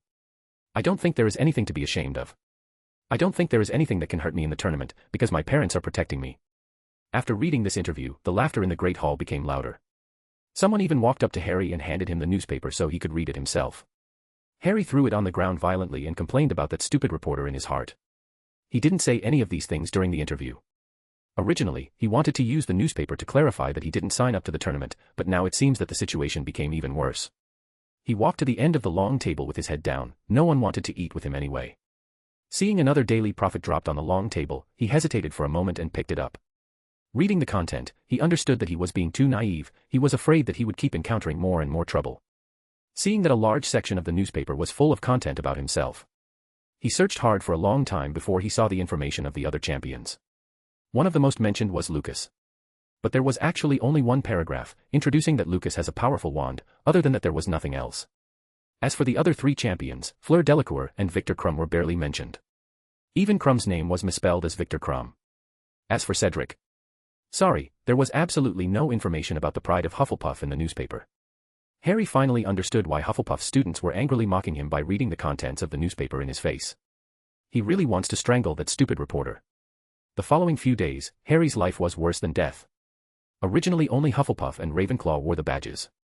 But since that newspaper article, even Gryffindor has been wearing them. Some Gryffindors think that Harry is lying again. He obviously became a champion and he kept saying that he didn't sign up, that he didn't want to participate in the competition. But on the other hand, he said those ostentatious words in the interview. This made them very uncomfortable. As for the students of the other 2 schools, they did not wear the badges, probably out of courtesy. But the way they looked at Harry, it was as if they were seeing trash. But it's okay, the attitude of the Slytherins towards him hadn't changed, which made Harry feel better. As the day of the first task kept getting closer and closer, Harry felt increasingly anxious, so he went to Hagrid. Although the gentle giant believed that he did not put his name into the Goblet of Fire, he was clearly not the type to give good advice. Fortunately, Sirius' reply letter arrived at this time. Lucas looked puzzled at the few people in front of him. "You called me here, what's the matter?" Blaise Zabini said mysteriously, "Everyone in the house has prepared a surprise for you, and entrusted us to give it to you." Pansy Parkinson nodded, with her face looking quite proud. Astoria smiled and Daphne slightly raised the corner of her lips in an attempt to smile. Obviously, the 2 also knew what the so-called surprise is. "Okay, let's go while there is no class now." Draco waved his hand. "Follow me." Several people walked out of the castle and walked towards the Forbidden Forest along the path. Lucas probably guessed what they were preparing for him, but still pretended not to know. They sneakily avoided Hagrid's sight and entered the outskirts of the Forbidden Forest smoothly. Chief, this surprise is due to Pansy's great contribution. She communicated with her family and found some news. The students of the house relied on this bit of news to insinuate to their respective families. In the end, some people got useful information from the Department of International Magical Cooperation, the Department of Transport, and the Department of Regulation and Control of Magical Creatures. The crowd led Lucas to a dense vegetation in the middle of the forest. The noise from behind the vegetation was already clearly audible. Draco finally concluded, "We have repeatedly confirmed the reliability and time of the news, and we decided to take you to visit as soon as these big guys arrived." Several people forcefully separated the vegetation and revealed 5 dragons that looked like hills appearing in the open space in the distance. Fire Dragon, the thing you need to face in the first task. Students in years 4 to 7 are already researching spells that are effective on fire dragons, and I believe there will be results in a short time. Lord Chief, do you want to have a closer look at the dragons? When Astoria asked this, all eyes turned to Lucas. Thank you. Although he already knew the content of the task, they have worked so hard to investigate and study. Even at the expense of looking for clues through family relationships. This moved Lucas very much. Can we really see them up close? Astoria patted her non-existent chest lightly, and said proudly, "Of course it's no problem." Daphne invited Lucas to visit the paddock. Miss Greengrass. Daphne and Astoria just showed up and those dragon trainers immediately went up to say hello to the two of them. Seeing Lucas' eyes full of doubts, Draco approached him and whispered, "I heard that Astoria wrote to their family and begged for a long time. Finally Mr. Greengrass agreed to invest in a dragon farm in Romania. Your charm is really extraordinary." Lucas looked at Astoria in front of the group in surprise. At this moment, that petite figure is trying to maintain the majesty of the young lady of a pure-blood family. "My lord, come quickly, I will let you explain the habits of these dragons, so that you will be more confident in dealing with them." At this time, the 5 dragons have been transferred to the paddock made of thick wood. There were 7 or 8 wizards standing guard with wands around each paddock. These huge guys have equally bad tempers. From time to time, their flame breath will rush into the sky. This is the Swedish short snout. The dragon trainer led the crowd to a silver-blue dragon with horns on its head. The personality of the Swedish short snout dragon is relatively docile among dragons, of course it is only relatively speaking. After introducing the Swedish short snout, the dragon trainer took everyone to visit the Hungarian horntail, Chinese fireball, common Welsh green and Ukrainian ironbelly in turn. Judging from the introduction of the dragon trainer, the Hungarian horntail and Ukrainian ironbelly were the dragons with the most violent temper, the most aggressive and the most destructive power. Several boys looked at the dragons with very excited expressions. Especially the dragon fanatic Draco. He had to stop for a long time when he saw every dragon and no amount of force could take him away from the side of the paddock. After visiting the dragons, the crowd began to return to the castle. Leaving the paddock, Draco was finally back to normal. "I just asked, if you want to subdue the dragon, you need at least 20 competent wizards to cast spells together." The others frowned. They knew that dragons were dangerous before, but never saw it with their own eyes. Facing those dragons head-on today, the huge size caused a visual impact to several people. There was also a heavy sense of oppression. "Lord Chief." Seeing the concern in Astoria's eyes, Lucas looked at the others again. It turns out that everyone looked concerned about him. "If I can't even subdue a simple dragon, how can I be your chief?" "Don't worry, just watch my performance when the time comes. By the way, Draco, you can tell Potter about the dragon later." "Harry." Draco's expression became a little hesitant. "Yes, he should be really helpless at this time, as a good friend, shouldn't you help him?" "But you." "Draco, don't alienate your friends because of me, my problem with Potter is limited to the 2 of us. You are my friend, and he is also your friend, understand? Go, and help him." Draco nodded heavily, and immediately turned and walked towards Gryffindor Tower. Lucas looked back at the others and said, "The words just now are also for you." "Understood, Chief." Harry was walking in the corridor alone. The people around that saw him were either avoiding him, or mocking him with the badge on their chest. He seems to have gotten used to it after so many days. He no longer insisted on explaining to others that he did not register. But this did not make him relax, instead an inexplicable anxiety lingered in his heart. Suddenly he felt someone patting his shoulder. Harry thought it was those annoying people again, so he turned around and roared. "Can't you just leave me alone?" Support with Power Stones or comments. You can subscribe to my Patreon/Mysterian901 to read the complete fanfic. Chapter 220, Harry's Misunderstanding, Fake Moody's Attack on Draco. Harry had already accepted being a Hogwarts champion, not like he had any choice in the matter. But another thing made him very anxious. What exactly is the first task? Harry has been thinking about this question these past few days. In the past, Ron and others helped to provide some references and ideas. But this time he probably can only rely on his own strength. It's not fair, why can't I accept help from professors? Such thoughts appeared in his mind more than once, but it always ended in a sigh. In many cases, the more you think about something, the more afraid you become of facing it, especially if you don't know what you're truly facing. For example, if you are not good at singing or dancing, you are asked to perform in front of everyone a month later by your teacher or colleagues. For doing something you are not good at, you will be apprehensive, anxious, and even afraid. When you regain your senses, you will find that tomorrow morning is the day to perform and the month seems to have gone by in the blink of an eye. This is how he feels at the moment. His situation was even more serious, because he didn't know what he was going to face. As Ludo Bagman said, the unknown is the most frightening thing. The purpose of the first task is to test the courage of the champions. In fact, after Bagman announced the content of the first task, the task had already begun. People who can't bear the pressure will naturally choose to quit before the task starts. It is precisely because of such anxiety lingering in his heart that Harry's temper only became more and more irritable. Draco's hand was raised in the air, with a mischievous smile on his face. He didn't know how to act at this moment. Should he apologize? Or comfort him first? Before he could figure it out, Harry spoke first and said, "Are you also here to laugh at me?" "It must be. Are you happy to see me like this? If you want to laugh at me, you should at least wear a badge first." Harry didn't know what was wrong with him either. Seeing Draco, especially seeing the smile on his face, he couldn't help but saying this.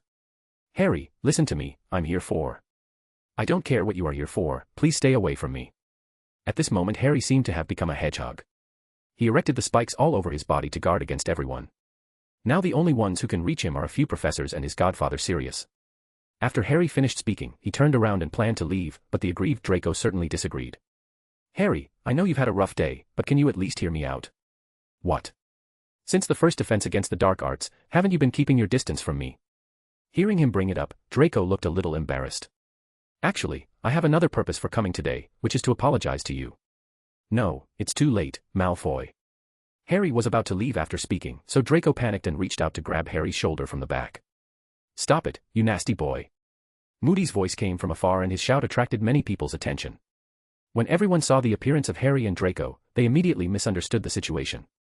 But everyone did not sympathize with Harry. Seeing Professor Moody limping through the corridor, the people around immediately followed and prepared to watch the excitement. "Boy, I warned you last time, why didn't you listen?" "It's not that, Draco didn't even have time to explain when he saw the professor draw his wand. Harry also came to his senses at this moment. Seeing that Professor Moody was going to teach Draco a lesson, he opened his mouth to explain. But before he could make a sound, he heard a bang from beside him. There were several screams from the watching crowd, but there were also cheers. Seeing that something was wrong, a Slytherin student turned around and ran towards the dungeon. Harry froze for a few seconds, and then realized that Draco was no longer beside him. In his place now there was a snow-white ferret. Looking at the ferret lying on the ground trembling, it was only then that Harry realized that the ferret was Draco. "Are you all right, kid?" Seeing Professor Moody's concerned eyes, Harry shook his head first. He was about to explain that it was all a misunderstanding. Only to find that Professor Moody's expression suddenly became fierce. At this moment, his magic eye was looking at him in reverse and Harry knew he must be watching what was going on behind him through the magic eye. "Don't move." Moody roared again. Only then did everyone discover that Draco, who had turned into a ferret, was planning to escape. Moody raised his wand again and the ferret floated uncontrollably. What I hate the most is people who attack from behind. This kind of behavior is the most despicable. With that, he swung his wand down hard, causing the ferret to fall to the ground with a snap. Before the ferret Malfoy recovered from the hit, Moody once again controlled him to float in midair with a spell.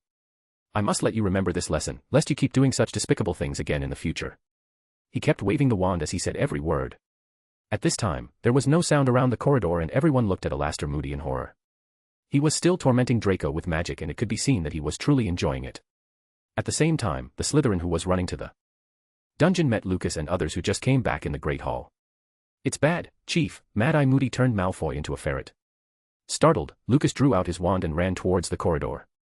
When he arrived, he saw the fake Moody making a ferret fly around with his wand gleefully. Crucio. As Moody was hit by the spell, he fell down on the ground in the corridor with his body twitching all over. An inhuman howling also resounded through the corridor. The crowd quickly spotted the gloomy Lucas approaching and everyone silently moved out of the way. Lucas looked at his friend lying on the ground shaking. A wave of his wand dispelled his transfiguration. Even after transforming back, Draco was still shaking. That platinum hair that is always meticulously combed in his daily life was all messy this time. "Draco, are you all right?" Pansy and others supported Draco to the side. Seeing them coming, Draco felt much better, at least not trembling anymore. Then he turned to look at Moody, who was lying on the ground. His eyes were full of humiliation and hatred. At this time, the effect of the Cruciatus curse gradually faded and the fake Moody gripped his wand tightly. It seems that he intends to fight back immediately after the Cruciatus curse is over. Crucio. Another Cruciatus curse hit his body, making him again feel pain like cramping and burning needles being inserted through all of his body. His skin lost its color at a speed visible to the naked eye while the students around looked at the blonde boy in horror, watching him use the unforgivable curse expressionlessly. Enough, it's all a misunderstanding. Seeing Harry standing in front of him, Lucas sneered, misunderstanding. Why didn't you explain it to him just now? What about you? Are you happy watching your friend being played with, tortured and humiliated like that? I don't. I really feel you are unworthy of Draco's friendship. He learned something about the first task and wanted to tell you right away. He just didn't expect to be treated like this. What? Harry was startled upon hearing that. You said Draco came to tell me the clues of the first task. Lucas didn't answer this question, but just glanced at him contemptuously. Harry thought back to what had just happened. Draco seemed to say that he had something to talk with him.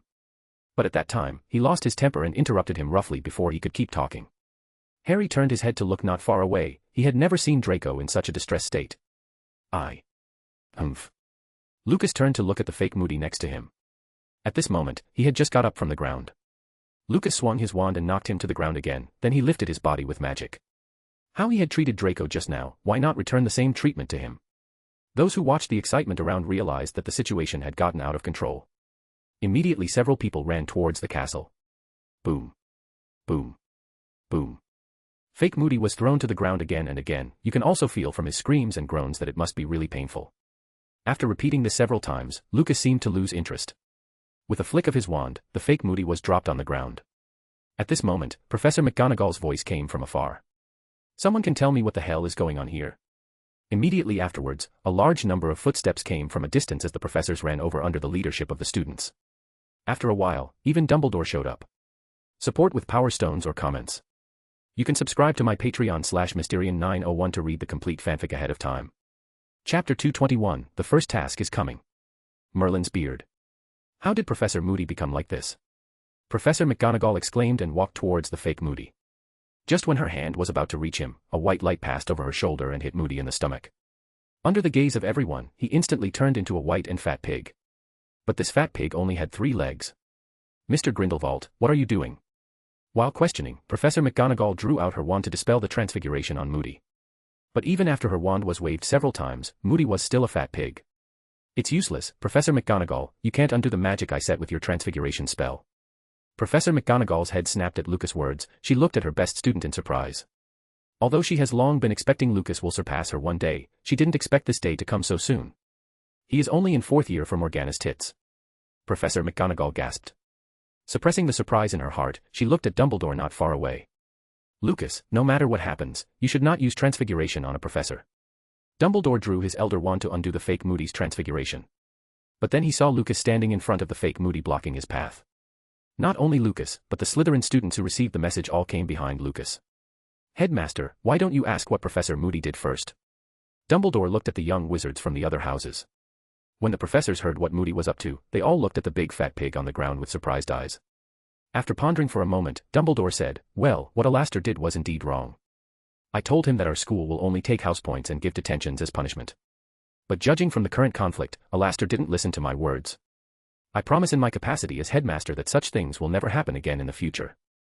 Mr. Draco Malfoy, I will ask Alastor to apologize to you, please forgive his recklessness. At this time, Draco's mood has already improved a lot. He glanced at Lucas, then nodded in agreement with Dumbledore's suggestion. Seeing this, Lucas led his people back to the side. For Dumbledore managing to break his transfiguration spell, he wasn't too surprised. The quasi-legendary pinnacle plus the Elder Wand, if that doesn't break his transfiguration it would be weird. What's more, Dumbledore was a professor of transfiguration before becoming the headmaster. After Moody recovered, he looked at Lucas with fear. But still, his hatred was much bigger than his fear. Alastor, apologized to Mr. Malfoy. For his master's plan, Crouch Jr. limped forward and apologized. Seeing the fierce appearance of the professor, although Draco accepted the apology, the hatred in his eyes did not dissipate. Okay, everyone, go back, dinner will start soon, and today our house elves have prepared some very nice dishes. Dumbledore clapped his hands and dispersed the young wizards surrounding him. As for Lucas using the unforgivable curse just now, Dumbledore was silent. Before you know it, the time has come to November 22nd. There are still 2 days until the first task. Harry finally figured out what the first task was about from Hagrid. Even though he behaves differently from the original Harry, his core personality keeps being the same, someone who is kind and likes to help others. On the same day, he told Cedric the content of the task. So far, all 5 participating champions have learned the content of the competition in advance. In fact, cheating is also a tradition in the process of the Triwizard Tournament. As long as cheating is not detected, even if the judges know this well, they will not stop it. During this time, Lucas received advice from the Slytherins every day. They have found more than a dozen kinds of spells to deal with the dragons. Look at the methods that everyone has worked so hard to sort out. Lucas felt the need to test them during the task. Otherwise, wouldn't he feel sorry for everyone's hard work this month? Of course, Lucas is not alone in his happiness troubles. Fleur, Crumb and Cedric were all receiving help from their companions. Only Harry. He looked at the empty bed beside him, and turned his head aside angrily. If it wasn't for Neville telling him why Ron was angry the other day, Harry would still think that he didn't believe him. Envy. That guy Ron actually chose to betray their friendship at such an important time just because of jealousy. He didn't understand this behavior at all. In addition, Neville is not very good at talking, which makes the relationship between the 2 best friends who should have reconciled long ago become worse and worse. Finally, November 24th arrived. The students have been very excited since the early morning because the first task of the Triwizard Tournament will be held today. Everyone put on thick cloaks and warm scarves and walked towards the Forbidden Forest in groups. The venue for the competition is the paddock where the fire dragons were imprisoned in the Forbidden Forest. It's just that after a month of construction, the relatively small paddock has turned into a huge arena. In Lucas' eyes, this is no different from those medieval arenas for watching blood sports. The surrounding stands were filled with spectators. And those of them who were chosen are to fight a dragon. Thinking about it so carefully, Lucas lost interest in the task. At this time, the 5 champions were waiting for the task to start in a tent. Crumb's face became even more gloomy than before as he sat alone in a chair without saying a word. It's hard to figure out what he's thinking. His Royal Highness the Sparkling Prince of Hufflepuff kept walking up and down the tent. Looking at the sweat on his forehead and his tightly clasped hands, you can immediately tell just how nervous he is at the moment. Lucas looked at Harry then. He was just slightly better than Cedric. Maybe it's because of the way to deal with dragons that he got from the fake Moody. Finally, the beautiful Miss Fleur Delacour. She sat quietly on the chair, her eyebrows tightly wrinkled together. Nervous. Hearing Lucas' voice, Fleur nodded subconsciously. What about you? Are you nervous? After Fleur asked, she looked at Lucas who was sitting beside her. Seeing his relaxed face, she laughed at herself. Yeah, with your strength, how can you worry about a simple dragon? Don't be afraid, I will watch at the exit when you come on stage. If you are in any danger, I will protect you. Really? Lucas looked into her eyes and nodded seriously. With his reassurance, Fleur's body relaxed, and her face, which was pale because of fear, became much more rosy. At this time Ludo Bagman was walking around the stands. As the commentator and also a judge of the tournament. He didn't stay where he was supposed to be, and there was only one reason. Gambling. The Triwizard Tournament is a grand event where not only students from the 3 schools came to watch, but also many adult wizards. Especially some wealthy wizarding families, a lot of them like to bet on such exciting games. Hurry up, the competition is about to start, and I have to draw lots for the contestants. Bagman shook his pocket impatiently and there was a clunking sound coming from the pocket.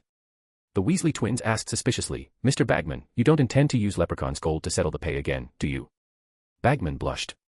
How is it possible? Didn't I give you galleons during the World Cup? That's because we discovered the Leprechaun's gold first. Can't you just put your bets? If you don't want to, I'll just leave. Annoyed, Bagman turned around and planned to leave, but Fred quickly stopped him. Of course, we bet 124 galleons on Lucas Grindelwald to finish the task the fastest and get the highest score. Collecting 124 galleons, Bagman's smile widened. Very well, let us wait and see. He himself bet on Harry Potter to win. Because in everyone's eyes, he has the smallest chance of winning, so the odds are also the largest. Bagman has already thought about it. As long as Harry Potter can pass, he will give full marks. As for the others, he had no choice but to apologize to the others in his heart. Although there are a total of 5 judges scoring, as long as the calculation is good, it is not impossible for Harry Potter to win. Ludo Bagman gave a smirk, and carrying a purple dragon leather bag in his hand, he walked into the tent. Hello, champion, it's your turn to draw the guys you will have to deal with in the order of appearance. Bagman's loud voice attracted the attention of the 5 people in the tent. Seeing the dragon skin bag in his hand, everyone got up and surrounded him. Chapter 222, Dragon Quest. The first champion is here. Disorderly footsteps passed by the tent. The sounds of playfulness and urging reached the ears of the 5 champions. They noticed that while everyone was looking forward to today's show, no one seemed to think about their safety. Dragons, enormous fire-breathing beasts with a danger level of 5x, it is absolutely impossible for a single person to fight against them. The cheers and chatter outside just kept adding to the endless pressure. 5 champions, let's draw lots now. In this dragon leather bag, there are models of the guys you are going to deal with later, and your order of appearance is also on it. Ludo Bagman thought for a while and added, and your mission is to bring back the golden egg safely. I almost forgot such an important thing. He shook the dragon leather bag, and came to Fleur Delacour first. How about ladies first? Fleur became pale again. She put her hand into the bag, and quickly withdrew it as soon as she touched the contents inside. Don't worry, it's just a model and won't bite. Bagman comforted softly. Fleur let out a sigh of relief, reached into the bag again, and then took out a common Welsh green dragon. The green dragon is the smallest among several fire dragons and has a more docile personality. But even so, Fleur's complexion became very nervous. Oh, Miss Delacour is number 2, so she is the second to compete. Everyone carefully looked for it on the green dragon model and soon they found the number 2 plate hanging around its neck. Holding the green dragon model in hand, Fleur returned to the chair and sat down. For other people's draws, she doesn't really care. The same goes for everyone else, they only care about which dragon they need to fight. Except, of course, Lucas. It is still very simple to deal with a dragon with his strength. Soon Crumb and Cedric also completed their draws. The two drew the Chinese fireball and the Swedish short snout respectively. The order of appearance is number 3 and number 1 respectively. Knowing that he was going to be the first to compete, the sweat on Cedric's forehead dripped down his temples. Even at an average temperature of 2 degrees Celsius, he was still sweating profusely. One can imagine just how nervous Cedric was at the moment. Gentlemen, it's your turn. Seeing Bagman handing the dragon leather bag to himself, Lucas signaled for Harry to choose first. Anyway, only the Hungarian Horntail and Ukrainian Iron Belly were left inside. In the Ministry of Magic danger scale for dragons, these 2 dragons occupy the top 2 spots since the Hebridean Black went extinct. Compared with other fire dragons that have a length of 6 or 7 meters. The average length of the Hungarian Horntail is about 15 meters and the Ukrainian Iron Belly about 20 meters. They can be described as real behemoths. When Harry stretched out his hand, he kept muttering Ukrainian Iron Belly in a low voice. Compared to the Hungarian Horntail. Although the Iron Belly is larger in size, its shortcomings are also very obvious. That is the flight speed, it is actually the slowest of all dragons because of its weight. So while it could easily defeat a Horntail in a fight, they don't really need to fight them in this task, and it's way easier getting past the slower dragon. Maybe Merlin really heard his prayers, because when he took his hand out of the dragon leather bag, a little dragon with bright gray scales appeared in his palm. It was the Ukrainian Iron Belly. Lucas glanced at Harry beside him somewhat surprised. Unexpectedly, the plot actually changed.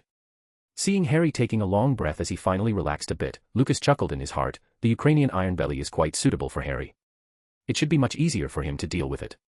Mr. Potter's order of appearance is number 4, so Mr. Grindelwald, only the Hungarian Horntail is left, and you are the last one to appear. The other 4 looked up at the blonde boy holding the model. The Hungarian Horntail, the most vicious dragon in the world. Their territorial awareness is extremely strong, and they react with extreme violence when someone invades their territory. It is huge in size and their fire breath has a reach that is double in comparison with the other dragons. Their eyesight is excellent, and they can see ants from hundreds of meters away clearly. Their tail is covered with bronze-colored spikes, and its melee combat ability is also good. All of the above are used to describe the Hungarian Horntail. When they saw Lucas teasing the model in his hand without changing his face, Fleur, Cedric, and Harry were all a little envious. While Crumb thinks that Lucas is just putting on a show. Clap. Bagman clapped his hands and said, "Champions, the game is about to start, wait for a while and when you hear the signal, you can go directly to the playing field from the exit." His gaze swept across several people, and what he saw were expressions full of tension. If this goes on, these champions might be too cautious, which isn't good for the spectacle. So he added, "We have arranged a large number of dragon tamers around the arena. If you encounter danger, they will take action to save you in time." After Bagman finished speaking, he probably felt that something was wrong, and added again. "But they'll only do it when you're in a life-threatening situation or if you decide to give up ahead of time.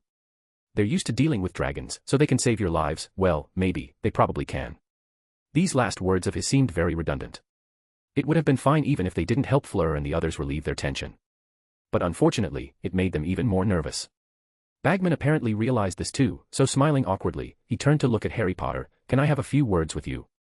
Harry nodded, and the two left the tent and walked towards the woods not far away. Lucas knew that Bagman was planning to help Harry. He remembered that Bagman seemed to have placed a bet on Harry to win in the gamble he set up. It's kind of ridiculous. Out of the 5 judges in the Triwizard Tournament, 4 of them have selfish motives. And the most obvious ones are Bagman, the gambler, and Karkaroff. Just at this time, a loud cannon sound interrupted his thoughts. Cedric, who was pacing nervously, suddenly stopped. Seeing his stiff body, Lucas sighed and walked towards his side. "Cedric, it's your turn." "Lucas." Cedric wanted to say something, but he couldn't talk properly. It was as if there was something stuck in his throat. His lips were white and cracked, and he looked at the teenager beside him flusteredly. It's okay, believe in yourself, and remember to hide from the flames of the dragon. Lucas gave him a push, helping Cedric to the passage. Bagman also ran over in a panic from the door at this time. After a while, they heard his voice coming from outside. Very good, the first task of the Triwizard Tournament has officially started, let us invite the first champion to come on stage. Enthusiastic cheers sounded all around. The voices cheering for Cedric could be clearly heard even in the tent. But soon there were exclamations and gasps from the audience.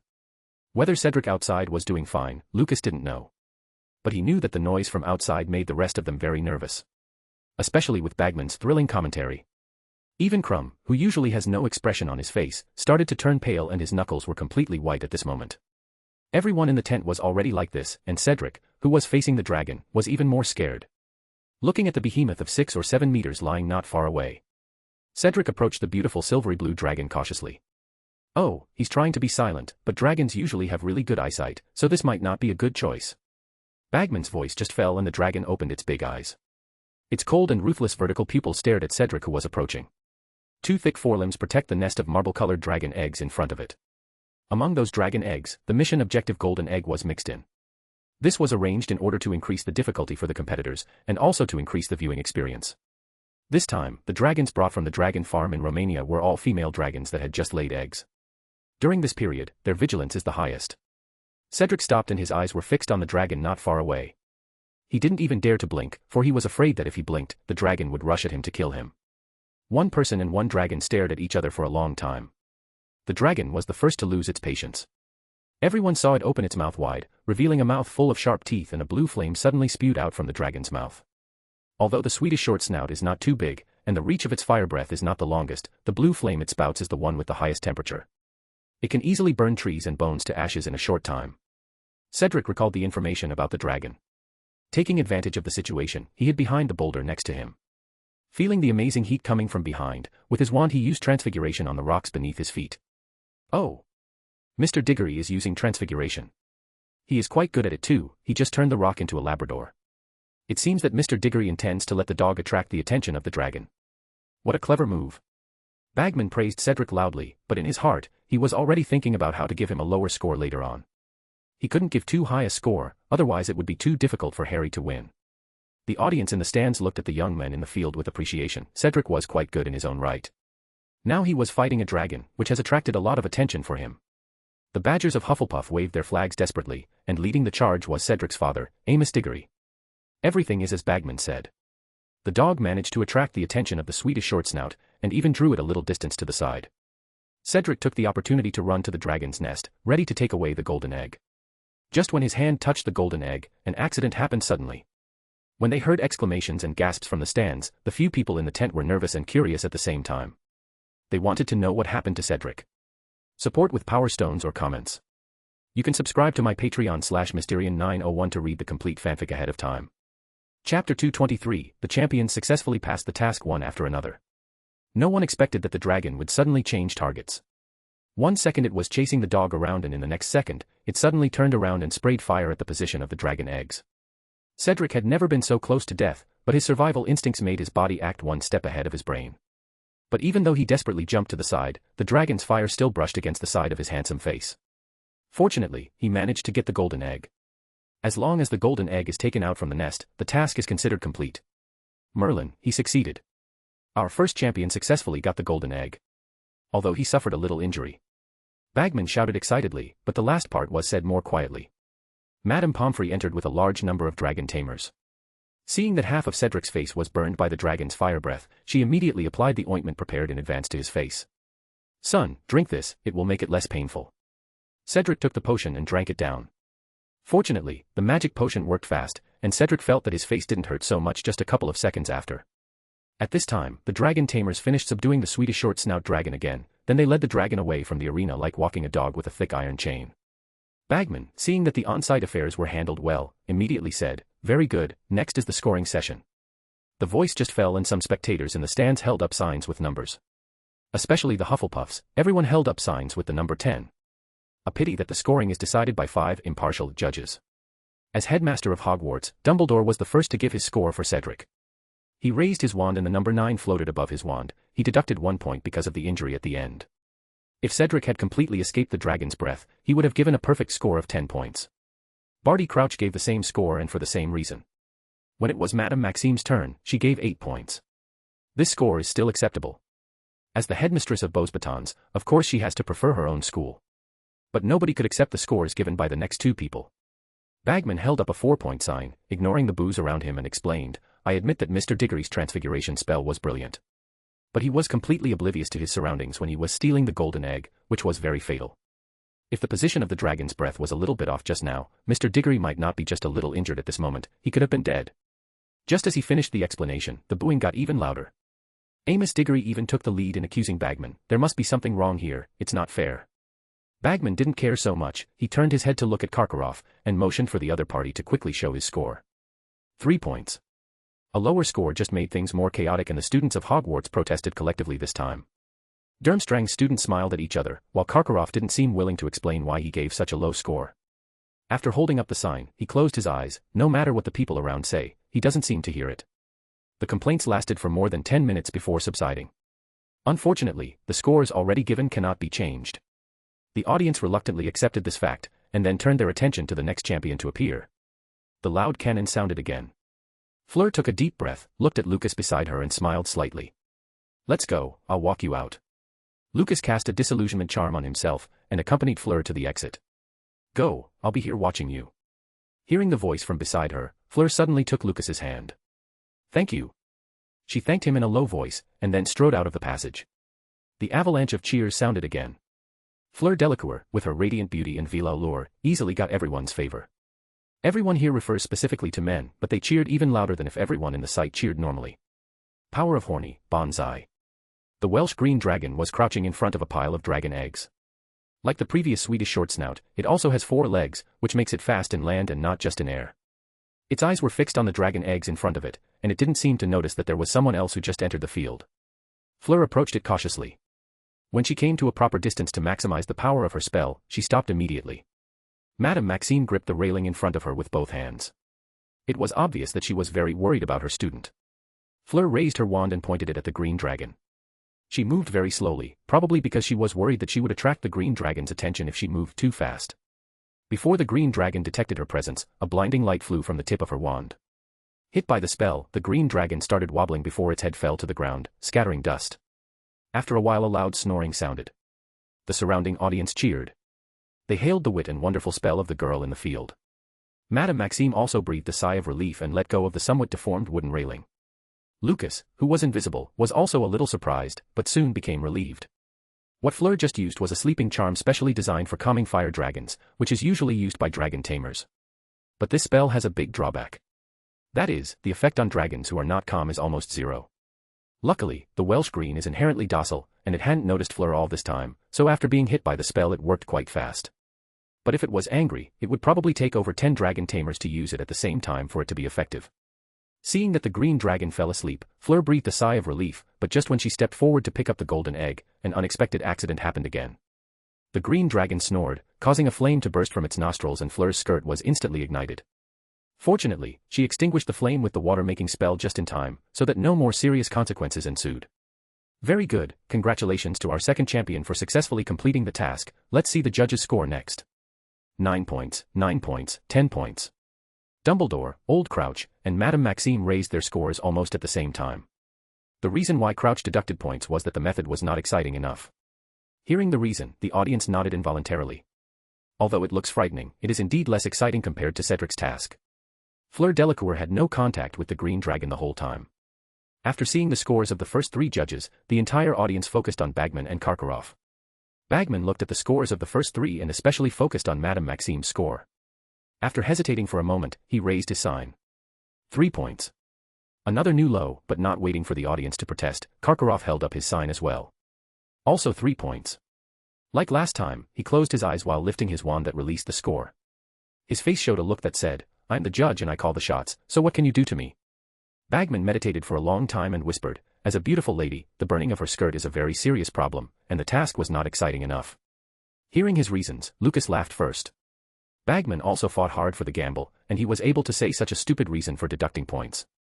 Fleur didn't mind her own score. She was already thankful that she could successfully pass the first task against something as dangerous as a dragon. Waiting until Fleur walked into the tent on the other side to rest, Lucas also returned to the tent. Crumb and Harry were both sitting in chairs with their heads bowed at the moment. Having time to think, Harry's face looked even paler than before. He was obviously very nervous. As for Crumb, he still looked gloomy. His face just looked a little gloomier than before. The cannon sound came from outside again and Crumb stood up abruptly from his chair. Under the gaze of Lucas and Harry, he frowned, clenched his wand and walked towards the passage leading to the arena. Bagman glanced at the roster and his eyes lit up when he saw the name on it. Next up is the famous Bulgarian Quidditch player, Viktor Krum. When he pronounced Crumb's name, the audience erupted in cheers far higher than before. There are very few people in the wizarding world who don't follow Quidditch matches. Viktor Krum is equivalent to the top sports star, with countless fans. Accompanied by the cheers, Krum walked out of the passage step by step. As a star, he subconsciously raised his hands to show himself to the audience around him, and this made the people in the stands even more crazy. At the same time, Bagman, who was the commentator, was feeling very satisfied. There is a player who can cooperate with himself and create topics. It will be very easy for him to make comments. It seems that Viktor Krum is very confident. He is saying hello to everyone. Let us respond to him with a warm applause. The crowd applauded after hearing Bagman's voice. The atmosphere was mobilized instantly. In the corner of the stands, the three girlfriends of Lucas were sitting there. Since this morning, their brows have not relaxed at all. How could it be this gorilla? When will Lucas show up? Hearing Hermione whine, Cho patted the back of her hand as a sign to be calm. Actually, this is also good, at least it will give Lucas more time to prepare. Ginny nodded in agreement. The three women were huddling together, and the topic never left Lucas. They didn't even bother to pay too much attention to the previous champions. Because all of their thoughts and worries were focused on their boyfriend at the moment. At this time, Krum was ready. Looking at the menacing Chinese fireball dragon, this is a bipedal dragon with scarlet red scales and its head is surrounded by golden spikes that look almost like a mane. Krum moved his hands and feet twice and did a simple warm-up. Then under the gaze of everyone, he raised his wand and walked towards the dragon. Chapter 224, Despicable Deal, Harry Potter's Turn. The cheers from the crowd in the stands seemed to give Krum courage. His firmer eyes as he advanced step by step can confirm this. It seems that the famous star is still a reckless person. No wonder he insisted on catching the snitch to close out the World Cup final regardless of the score. In order to prevent everyone's cheers from disturbing the dragon, the arena and the stands are separated by magic. In fact, Krum could not actually hear the cheers of the crowd. He could only see the people around him constantly waving their arms and opening their mouths to say something to him. Krum stopped less than 10 meters away from the Chinese fireball. This type of dragon is extremely intelligent and has amazing agility. But the main point is it gets easily irritated. Anyone who is familiar with dragons knows it. While the red dragon in front of Krum is not very big, it is actually not so easy to deal with, because it's way more aggressive than the two previous dragons. Barty Crouch took out a silk handkerchief and wiped the sweat from his forehead. 3 shows in a row let him, the judge, feast his eyes. Nervous and exciting emotions kept hitting him. At this time, the fireball had already discovered that Krum was standing not far away. There was no warning at all as it immediately sprayed a scorching fireball towards Krum's position. Aqua Eructo. Krum's wand sent a potent burst of water to counter the fire, which seemed to be hindered just a bit. Although it did not manage to stop the flames, the steam released gave him enough cover to run around and hide behind the dragon. The dragon that lost its target was very irritable and looked around for the little ant from just now. But Krum kept hiding behind it. Looking at the dragon in front of him, he seemed to have made up his mind about something. He actually didn't want to hurt the dragon in front of him, but he had to win first place in the task. Not just for honor, but also because he wants to prove that he is better than Lucas Grindelwald. In fact, his repeated provocations to Lucas were not just because the girl he found attractive threw herself into Lucas's arms. Few people know that Krum's grandfather died to Grindelwald's subordinates. So he and Lucas are natural enemies. Roar. The Chinese fireball roared to the sky, then turned to look behind it. Conjunctivitis. He managed to perfectly hit the dragon's eyes with the spell. Miserable roars spread to every corner of the arena, even Lucas and Harry who were waiting in the tent waiting for their turn could hear it clearly. The conjunctivitis curse is one of the most effective known spells against dragons. Dragons were not as rare hundreds of years ago as they are now. They often appeared in groups to destroy wizard settlements, so wizards have thought of many ways to fight them. Dragons have thick scales, powerful fangs and claws, and their physiques are extremely powerful. So close-up capture is obviously impractical. However, using magic spells to attack, the effect is almost negligible because of their hide's magic resistance. Luckily it was soon discovered that the dragon's eyes are very fragile. The sharp pain in both eyes sent the Chinese fireball into a frenzy. It opened its mouth wide, spewing raging flames into the sky and surroundings. The dragon tamers on the sidelines cast a flame-extinguishing spell to resist the flames, lest the audience in the stand suffer. Crumb took the opportunity to run to the feet of the fire dragon and took the golden egg needed for the task from a pile of dragon eggs. Just as he took the golden egg away, the fireball's big feet stepped on its dragon eggs. Seeing those newly laid dragon eggs being crushed, the dragon tamers were very distressed. Even if it is artificially bred, the chance of a dragon laying dragon eggs is still very small. Crumb probably never would have guessed that because of his actions, he just lost dozens of fans. Of course, he may not really care about these. Very good. Very effective method. Crumb showed extraordinary courage. This is really a thrilling show. Crumb raised the golden egg in his hand, showing it to the surrounding audience. The brave man challenging the dragon will always be among people's favorite dramas. At this moment, the people in the audience raised their hands and cheered loudly.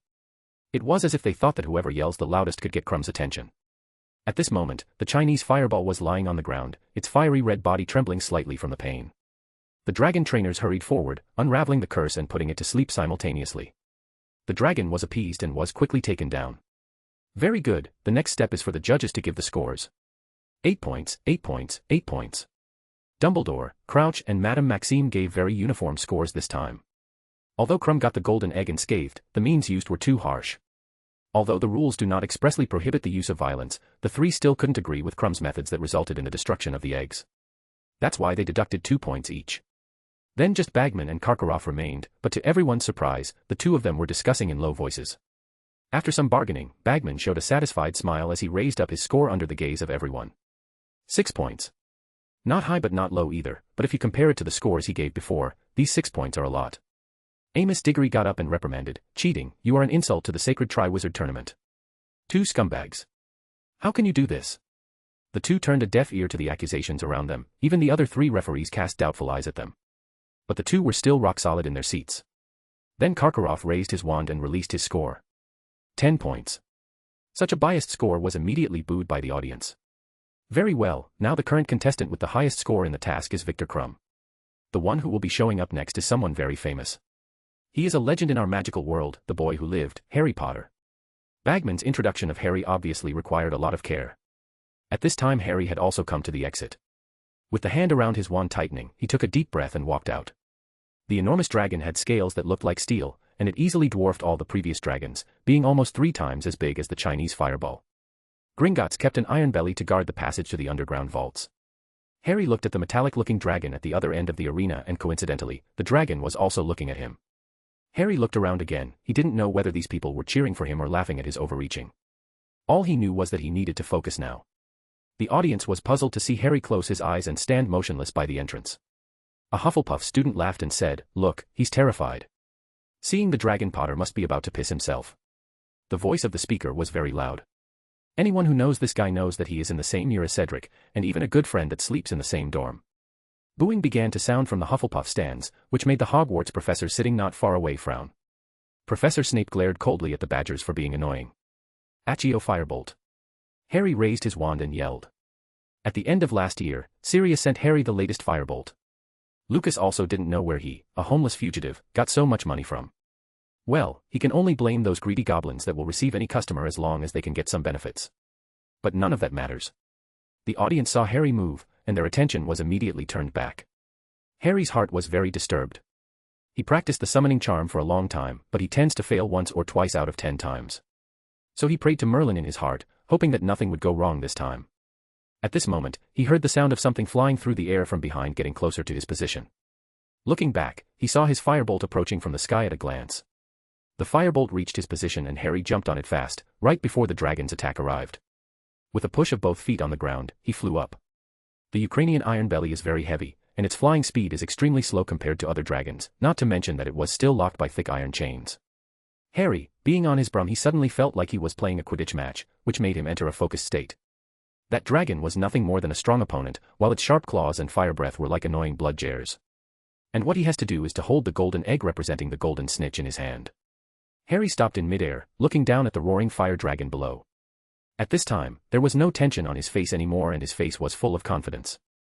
Upon seeing this, Bagman quickly said, "Oh, he can fly really well, Mr. Potter is a very good seeker. See Mr. Crumb. This is the way a Quidditch player should choose." He had just finished speaking when Harry swooped down on the broom. He kept turning around the iron belly. Soon, the dragon's sight could not keep up with his flying speed and seemed very angry. It hit the gravel on the ground with its tail, and fortunately, or unfortunately for Harry, one of them flew towards him. He narrowly dodged the gravel, but his arm was still scratched. But right at this time, an excellent opportunity appeared in front of him, so he forgot about the pain. He controlled the broom and flew towards the dragon at high speed.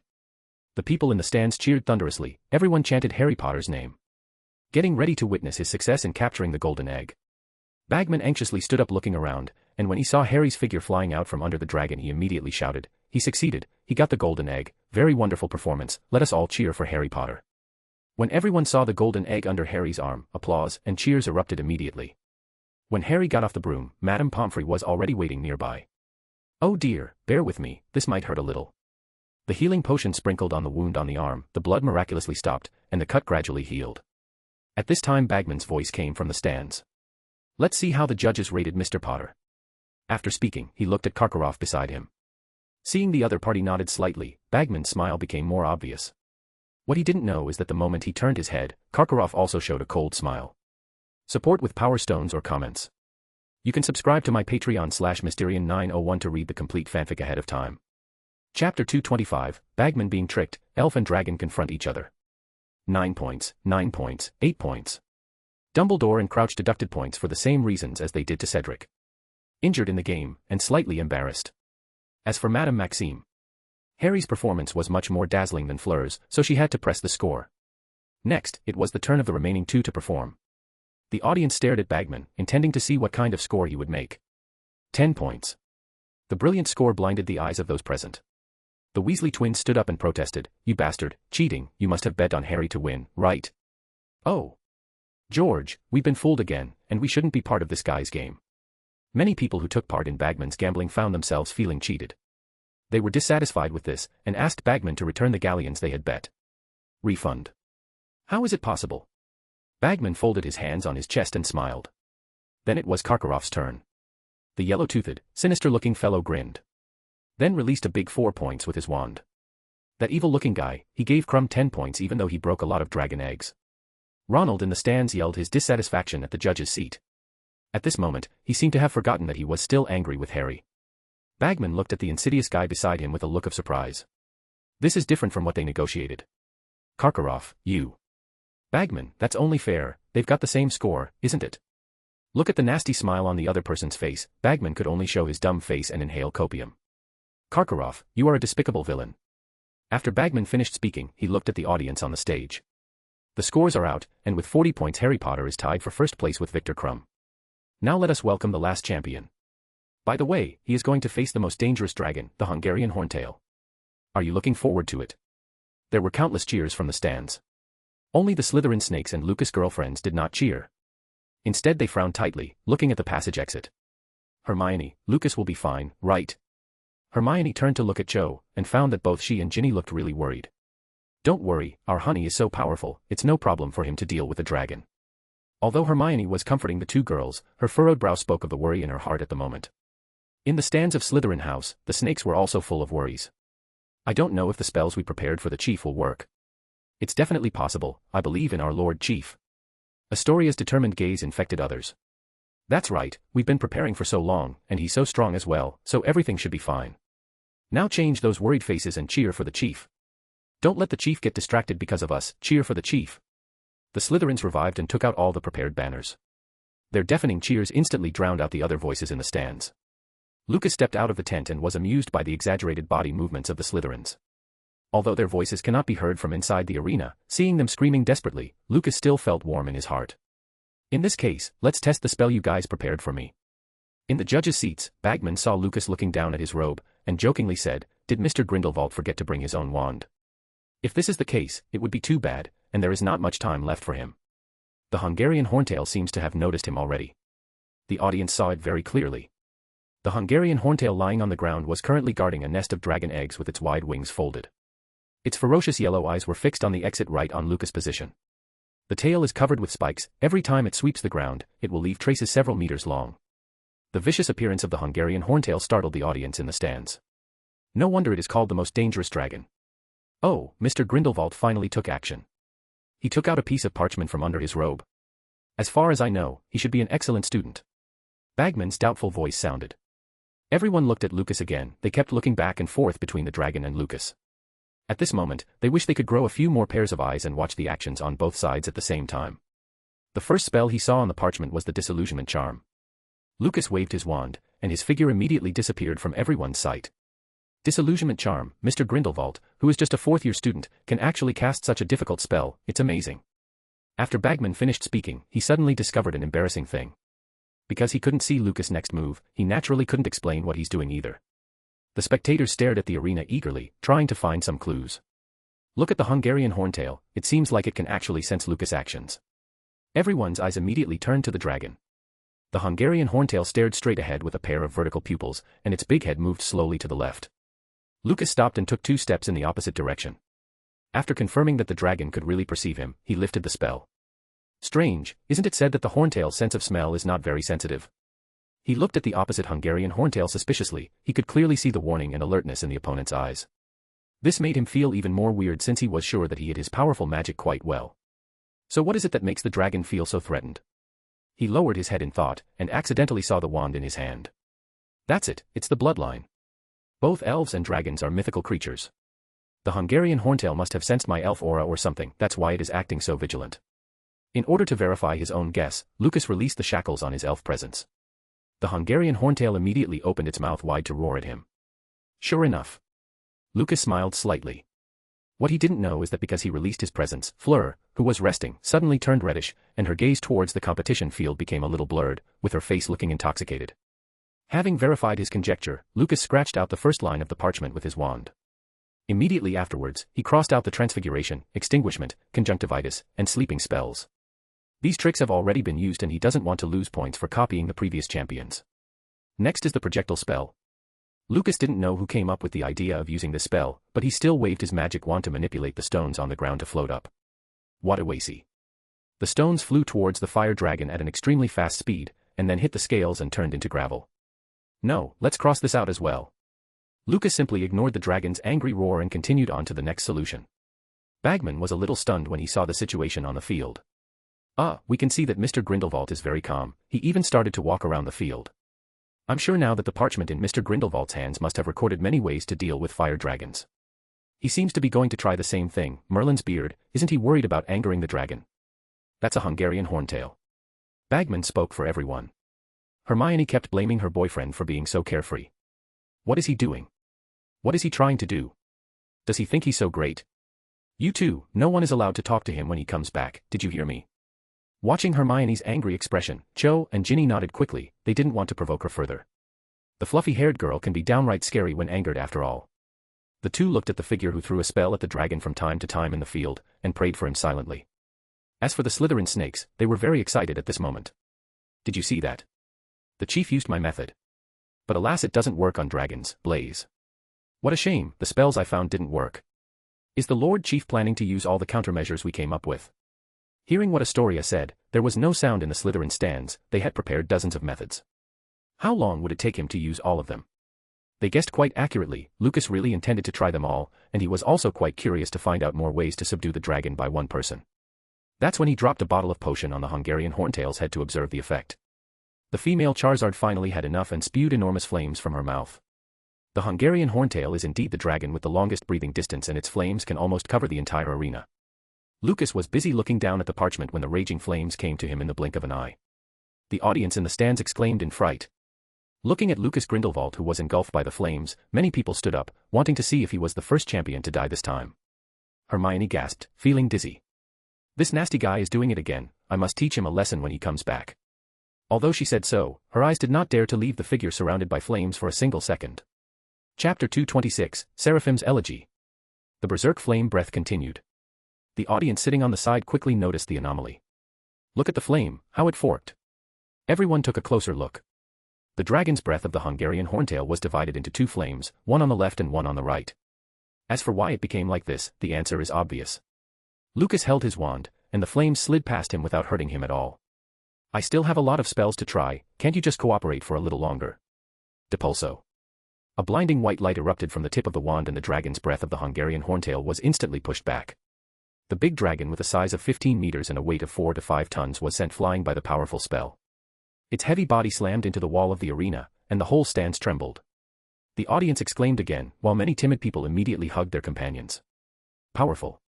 Incomparably powerful, Mr. Grindelwald finally showed his great strength. I believe that many people have read the report of the Daily Prophet, and should know what the core of Mr. Grindelwald's wand is. That's right, it's the hair of a mythical creature, a real elf. I believe that his powerful strength largely comes from his extremely powerful wand. Shut up, Ludo Bagman. Some audience members roared dissatisfied. They don't want to listen to this gambler's nonsense, they just wanted to keep watching the show. Everyone wanted to know what Lucas would do next, waiting for him to teach the Hungarian Horntail a lesson. The three girls finally let out a long breath of relief. Just now their hearts jumped to their throats, and they almost passed out directly. Bastard. Go and take the stupid golden egg, why are you still dawdling? Hermione stood up angrily and yelled at her boyfriend in the arena, while Cho and Ginny looked at her amusedly and said language in unison. At this moment, the dragon had been launched far away, and the nest of dragon eggs was not far from Lucas. As long as he stepped forward quickly, reached out and took the golden egg in his hand, the task would be over. But Lucas did not intend to end the task so easily. He folded the parchment and placed it in the robe pocket, the smile on his face also subsided. It was rare to see Lucas showing a serious expression, he always carried a smirk or a teasing grin on his face. The students of Hogwarts cheered up immediately, especially Slytherin House. They proudly looked at the people around them, and kept telling others that it was their chief who was there. Dumbledore put down the sweet in his hand for the moment, because he had already noticed a strange feeling in the air. The gravel on the ground began to vibrate, slowly floating up from small to large, and a heavy sense of oppression swept through the audience. The stands that were full of people shouting just now, suddenly became completely silent at this moment. Gradually, some of the younger students began to cover their chests, feeling like a big stone was pressed against their chest, making them unable to breathe. The Hungarian Horntail shook its head uneasily and its big yellow eyes were full of fear. The heavy chains rattled as they swayed. The sound made the audience in the stands even more irritable. Dumbledore had risen from the judge's seat at this moment. Although he didn't know what Lucas was going to do, he was sure that if the upcoming events are not handled properly, it is easy to accidentally hurt the audience. He brought together the Hogwarts professors, preparing to take action together to protect the audience if the situation gets out of control. Merlin. Look at the sky. A terrified voice sounded and everyone looked up at the sky, only to see that the sky had turned completely red. It was as if the entire sky had been set on fire, the air was starting to get hot and dry. It's clearly winter, but everyone in the place was sweating profusely. Just at this time, the Hungarian Horntail broke free of its chains. Not giving time for the dragon tamers to react, it flapped its wings and flew into the sky. Dumbledore had also intended to block the Horntail's imminent attack, but found out that the dragon was actually fleeing away in a panic. Since you like flame attacks, how about trying my flames? Lucas' cold voice reached everyone's ears as they saw him raise his wand. Immediately afterwards, everything seemed to be in flames. The surrounding sounds disappeared, even people's vision became blurred, but everyone still understood what Lucas said next. Forbidden magic, Seraphim's elegy. A white flame fell from the sky and passed right through the Hungarian Horntail, finally reaching the ground. The surrounding hard stones were instantly gasified. The flames came and went in what must have been an instant. Then a cool breeze blew, and the sky returned to its original color. Lucas gasped slightly, after all, it was a forbidden spell that only quasi-legends could use. The reason why he took so long to cast the forbidden spell was not because the casting time of the forbidden spell was long, but because he was controlling and weakening the power of the spell. He didn't want to burn the fire dragon to ashes, otherwise his painstaking efforts to kill the dragon would all be gone. Boom. The Hungarian Horntail fell on the arena right behind Lucas as he stood there with a calm face. The loud noise also woke everyone up. What happened just now? I feel like I've died once. It's terrible, look at my beard, it's all burnt. Look at the arena. Everyone hurriedly looked towards the arena. Looking at the completely changed arena and the Hungarian Horntail that was laying there looking dead, the audience was left with shocked expressions. Suddenly, footsteps sounded and under the gaze of everyone, Lucas walked up to the dragon. At this moment, it was still alive, if only barely. This is what Lucas did on purpose, because the dragon's blood must be taken out when it is alive to be useful for what he wants to use it for. The goblin sword appeared in the palm of his hand and the sharp blade instantly pierced the dragon's heart. A drop of golden blood flowed down the blade and Lucas hurriedly took out an alchemy bottle to collect it. Seeing his actions, everyone present felt baffled, but only Dumbledore and Professor Snape understood what he was doing. The spirit-purifying potion requires the blood of a phoenix, the heart blood of a dragon defeated through single combat, etc. Now the two difficult-to-obtain ingredients have been collected. Ah, it's unbelievable that Mr. Grindelwald killed the Hungarian Horntail at the end, and he is completely unscathed.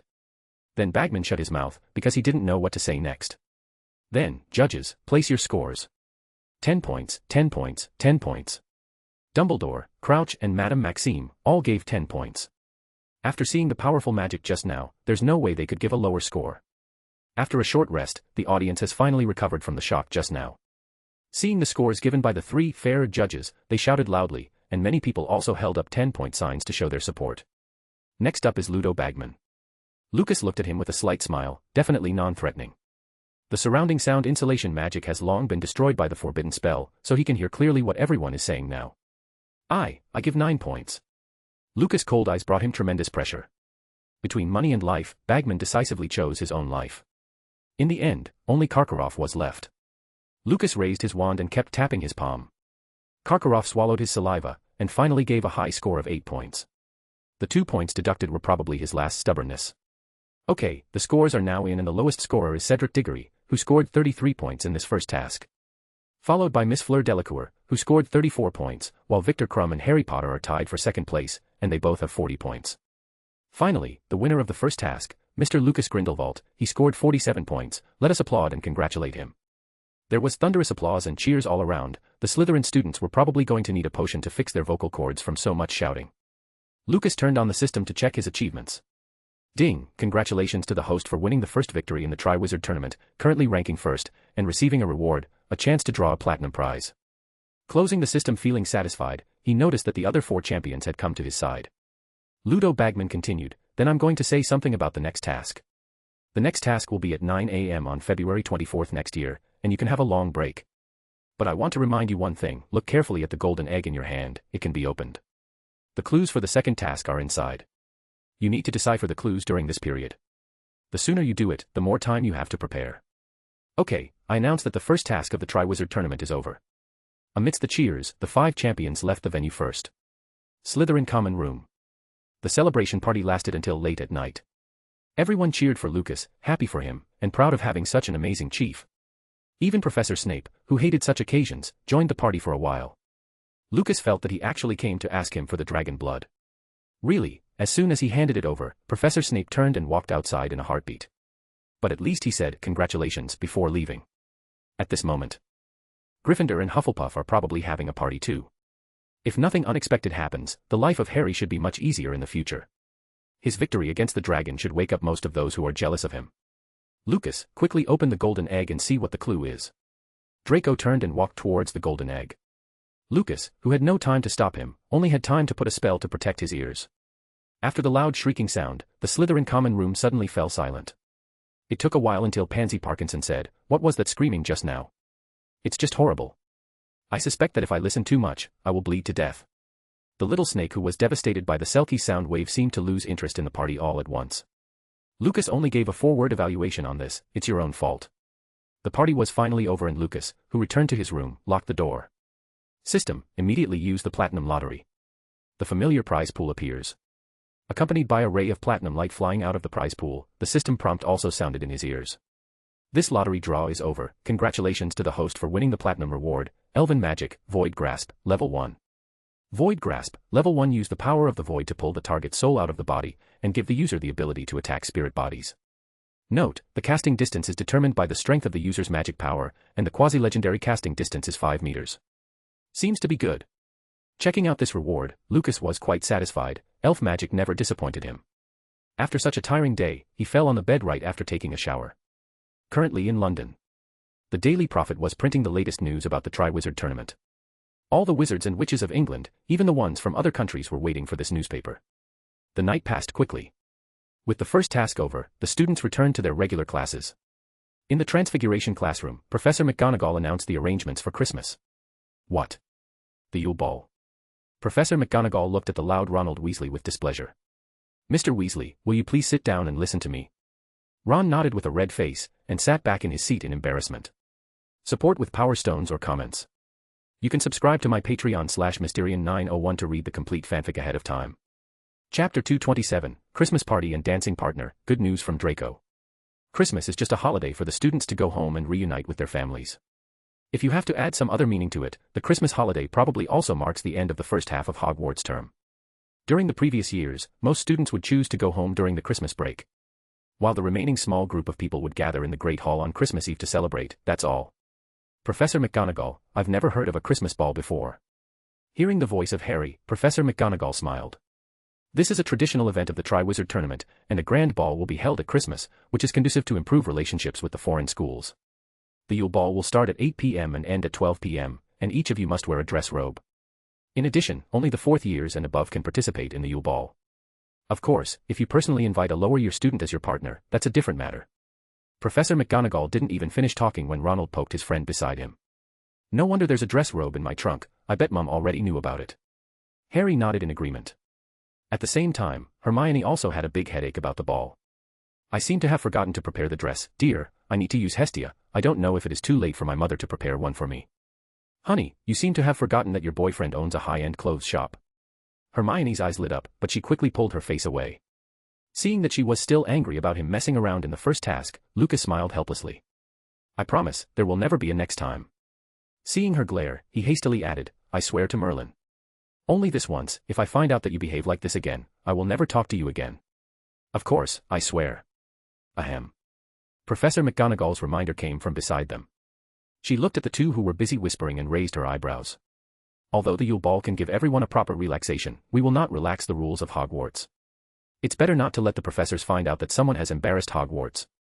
You don't want to know what the punishment will be, do you? Professor McGonagall scanned every student in the classroom and her stern eye scared everyone to nod quickly. An angry Professor McGonagall is not easy to mess with. The vivid and interesting Transfiguration class ended, and they all rushed to leave the classroom. Just when Lucas was about to walk out of the classroom's door, Professor McGonagall's voice came from behind him. Mr. Potter, I have something to talk to you, and Mr. Grindelwald, you also stay. Lucas handed his school bag to Hermione and asked her to wait for him in the Great Hall first. Professor McGonagall, what do you want from me? Asking just him and Harry to stay behind should have something to do with the Triwizard Tournament. I asked the two of you to stay, because I want to talk to you about your partner. Partner? Harry exclaimed. That's right. Professor McGonagall nodded. According to tradition, the champions of the Triwizard Tournament need to perform in the opening dance, and there is also an entrance ceremony. So I hope that the two of you can determine your dance partners as soon as possible. In addition, if you don't know ballroom dancing, you can ask me for advice. Lucas nodded calmly. Professor McGonagall wasn't worried about him, she knew he could easily deal with something so simple, what she worried about was Harry. Most of what was said just now was for him to listen to. Professor, but I can't help but participate, it's a tradition. Professor McGonagall never gave Harry the chance to refuse. Since there is no problem, you can go back now. Lucas turned and left without hesitation. As for Harry, whose mouth was gaping, it seems that he still intends to fight for it. In the Great Hall, the three girls were sitting together as usual, eating the food in front of them. Cho and Ginny were simultaneously relieved to learn that Hermione had forgiven their boyfriend. They also had to suffer because the overbearing girl would look at them like a hawk if they approached Lucas. She would say that they needed to stay united so he would take the punishment seriously. By the way, have you heard about the Yule Ball? Hermione and Ginny nodded. Ginny said dejectedly, it's a pity that only those in the 4th year and above can participate, so I don't know what I can do about it. That's not a problem. Wouldn't it be enough for Lucas to invite you to be his dance partner? Hermione ate the bread and said nonchalantly. Ginny shook her head repeatedly after hearing this. She and Cho looked at each other, apparently reaching some kind of consensus. At this time, the people in the Great Hall were all busy discussing Christmas. After all, this is the first time Hogwarts has held a ball in recent years, so most students were looking forward to it. Many people were already inviting their dance partners. At this moment, a large number of owls suddenly flew in. Hestia did not find Lucas in the Great Hall, so she threw the newspaper in front of Hermione. Today's Daily Prophet has almost become a special issue of the Triwizard Tournament. This time the reporting was somewhat fair, at least there were related articles mentioning Fleur, Krum and Cedric. It would be even better if Krum's name could be spelled correctly. The headline on the front page was still the famous Harry Potter. The article praised his flying skills extensively. What the hell, the papers say that Harry Potter is comfortable with dragons and easily passed his task. I clearly remember his arm being hurt. Hermione was very dissatisfied with the false content in the newspaper. She flipped through several articles in a row and finally found the content about Lucas. Lucas Grindelwald, a lucky boy with a powerful wand, he released powerful magic to defeat the dragon thanks to his powerful wand. Below this report there was a comparison photo of the arena before and after Lucas' spell was cast. That's it. These reporters just finished writing about Lucas in such an understatement. Hermione flipped through the contents in disbelief. After confirming that there was only such a report, she angrily threw the newspaper on the long table. At this moment, she was already planning that when she joined the Ministry of Magic, she was going to fix the newspaper's problems. Most of the audience who witnessed Lucas's powerful strength yesterday were also dissatisfied with the report. They spontaneously started talking about how powerful Lucas' magic was to the people around them and how calm he was against the dragon. It wasn't as plain as it was written in the newspapers. Under the spontaneous publicity of these people, Lucas' popularity increased once again. Actually, Lucas was also helpless about this matter. He received a letter from Vinda this morning explaining the matter. Simply put, the members of the saints within the Daily Prophet didn't dare to report on Lucas privately without his permission. And because the newspaper had to be printed overnight, they had to make just a simple mention in the end. Such a great publicity opportunity was missed just like that. While Lucas was helpless, he also asked Vinda to arrange a smart person to go to the Daily Prophet as soon as possible. He would never admit that he had previously issued an order to report less on his school life. Lucas. Draco trotted after him. My father wrote back, saying that you are welcome to visit Malfoy Manor anytime during the holidays. Lucas' eyes lit up. Sure enough, it is different to have that man's son as the middleman. When he contacted Lucius Malfoy before, the other party only talked about business matters. This old fox, you talk to him about Voldemort and he slips away faster than a rabbit. Then please tell Mr. Malfoy that I will definitely visit after the Christmas ball. The two walked and chatted. Lucas planned to have his chat with Lucius Malfoy, and then go to Little Hangleton Cemetery to see the current situation. Just a few days ago, members of the Saints had found Voldemort's burial place. It's just that Voldemort and Wormtail are staying in Little Hangleton, so they didn't want to tamper with the cemetery, for fear of being noticed by the two. Harry and his buddy Ronald finally solved their issues. After the first task, finally realizing the danger of the Triwizard Tournament, Ron took the initiative to find Harry to apologize. Harry forgave him very easily and the two became good friends who talked about everything again. Harry, did Sirius write back? Yes, he said he would try to figure out the cause of my scar pain, and he also told me something about Headmaster Karkaroff. I'm going to write him another letter tonight and tell him I passed the first task. I think he will be happy for me. Ronald agreed with him as well. Then the conversation between the two soon turned to the Yule Ball. Have you figured out who you are going to invite to the ball? Harry shook his head. Actually he had a choice in mind already, but he also knew that even if he were to invite her, the girl would never agree. What about you? Have you decided on who to invite? Seeing his friend's questioning eyes, Ron suddenly became shy. I haven't thought about it yet. It's not that he didn't think well at all, but that he thought too much. Thinking of how Lucas and Fleur were intimate during the task, Harry thought it was necessary to talk to his friend and let him give up that unrealistic idea. But he didn't have time to say it, because he saw Ron stepping past him step by step, walking towards the entrance of the Great Hall as if entranced. Harry's eyes followed Ron's walking direction and saw a group of girls from Beauxbatons coming out of the Great Hall. Unfortunately, Fleur Delacour was among them. Thinking that his friend might do something embarrassing, as a good friend and savior extraordinaire, he hurriedly chased after him in order to stop him. Chapter 228, Joe's Reminder, the savior can't find a date for the ball. Unfortunately, Harry was one step too late. When he catched up to Ronald, he had already stopped in front of the Beauxbatons girls. Fleur frowned upon seeing him, but as a champion in the Triwizard Tournament, she thought that it was Harry looking for her. Mr. Potter, what can I do for you? No, it's not me, it's him. Seeing Fleur's eyes, Harry blushed slightly, and in order not to make a fool of himself, he directly pushed his friend into the pit. When everyone's eyes turned to Ron, Harry peeked at Fleur. The Vila allure is really powerful. Every time I face Fleur, I feel my heart beat faster and can't help but feel flustered, and her beauty doesn't help either. Praising the female champion from the bottom of his heart, Harry looked at his friend again. Ronald has never had much resistance to Vila, and Fleur's exceptional beauty enhances her allure even more.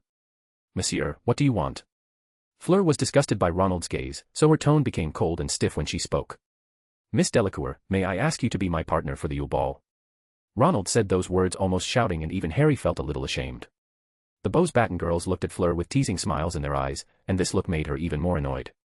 Sorry, I already have someone I want to go with. Fleur frowned, walked around Ron and planned to leave. Miss Delacour, can you tell me who your partner is? Fleur didn't manage to finish her words because she became distracted. Ron noticed that her eyes were fixed on the corridor ahead, so he followed suit. He found Lucas and Draco walking towards this side next to each other. He didn't know what they were talking about, but they looked really happy with smiles plastered on their faces. Humph. Ronald immediately understood in his heart. It turns out that the person Miss Delacour invited was Grindelwald. Maybe you don't know it, but he has 3 girlfriends. When mentioning those girlfriends, Ron's tone became even worse. Not only because he was jealous of Lucas having several girlfriends, but more importantly, there is his sister Ginny among them. Ron's seemingly persuasive words immediately aroused Fleur's displeasure. Monsieur, it's not a gentleman's behavior to speak ill of others behind their backs. I'm sorry but I have something to do, goodbye. She wasn't interested in chatting with someone's followers. That's right, in Fleur's eyes Ronald Weasley was nothing more than Harry Potter's follower. When Lucas came to the entrance of the Great Hall, Fleur had already left by another way. Noticing Ronald Weasley was glaring at him, he was very puzzled. Draco, what did you do to annoy Weasley again? He's looking at you, Lucas, Draco said nonchalantly. Just when he was going to tease Lucas in turn, he suddenly saw Mad-Eye Moody coming from a distance. Lucas, let's go in first. The last time he was turned into a ferret still caused a psychological shadow on Draco, so much so that now he's a little scared to face the fake Moody. The two entered the Great Hall attracting a lot of attention. To be precise, they attracted most girls' attention. Among the 5 champions, besides Fleur, Lucas must be the most popular, so many girls want to be his Yule Ball dance partner. It's a pity that he already has several girls by his side and it's not their turn at all. Lucas glanced around the Great Hall and soon found the 3 girls hiding in the corner. The 3 of them put their heads together, not knowing what was in front of them, but it could be seen that Ginny and Cho were in the same group. What are you talking about? The sudden sound startled the 3 of them. Seeing Lucas beside her, Hermione's face suddenly turned red. I'm full, I will go back to do my homework first. Hermione ran out with her head lowered. What happened to her? Lucas asked suspiciously. The other 2 girls smiled and shook their heads. Seeing that the 2 of them didn't intend to say anything, Lucas shrugged and decided it's better not to ask. He sat between the 2 of them and said while eating the food on the table. This Yule Ball, how about Ginny being my dance partner? You are not yet in your 4th year, so you can't attend without an invitation. If you become my dance partner, then all of us can enter the ball. Lucas thought it was a good solution. At that time, it is fair to invite each of them to a dance, and there will be no favoritism. But to his surprise, Ginny shook her head and said, no, someone has already invited me. Huh. Lucas looked at her suspiciously and a cold look flashed in his eyes for a second. Ginny looked at Cho beside her and said, I accepted Cho's invitation, the 2 of us will go to the ball together. You too? Isn't Cho going to be my dance partner? Seeing their boyfriend didn't understand yet, Cho sighed and said, you can't always think so simply, my dear. At this time, you should be more biased. You are a Hogwarts champion, and your dance partner will attract a lot of attention. So it's not me, let alone Ginny, but Hermione as your first girlfriend who should take this position. She gave up a lot for you, which is very unfair to her, so you should favor her more. At least at this time, she should be the one who can stand by your side, and it can only be her. Do you understand? After the 2 girls finished speaking, they walked out of the Great Hall. They gave Lucas space in hopes that he would figure it out. Be biased. Lucas repeated in a low voice. For such a long time, he always wanted to treat them equally. So when encountering such a thing as the Yule Ball, the first thing that came to mind was how to arrange for all of them to enter the ball. And subconsciously ignored that on such an occasion, the one with the highest status should be standing next to him. Thinking of their first meeting at King's Cross Station, he also thought about how Hermione had supported him unconditionally all these years. Smiling lightly, he got up and walked out of the Great Hall with purpose. It was getting dark at this time and many students returned to the common room after dinner. Harry and Ronald were no exception, the 2 sat in the Gryffindor common room and played wizarding chess. Seeing Neville passing by, Ron subconsciously asked, Neville, have you found a partner for the ball yet? Already found it. What? The 2 looked at Neville in surprise. It's only the first day, and you've already found a dance partner. Ronald couldn't believe what he heard. Neville Longbottom, that Neville who always forgets everything, unexpectedly found a partner on the first day. Who is she? Ronald asked unwillingly. Neville said shyly and said, Hannah Abbott. After making sure that the other party was not lying, the expressions of the 2 who were without a partner yet became very frustrated. Then the twins turned their heads and said, Ronnie Ekins, you have to hurry up, or all the good girls will be picked away. The words of the 2 reminded Ron of Fleur again, and he felt very ashamed at the thought of being rejected in public. For fear of being rejected again, he turned his mind on his own family. Just then Ginny came in from outside. Ginny, are you going to be my dance partner?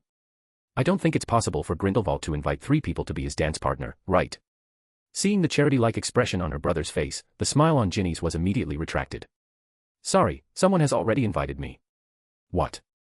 Ronald looked at his sister who was walking towards the girls' dormitory. Who invited her?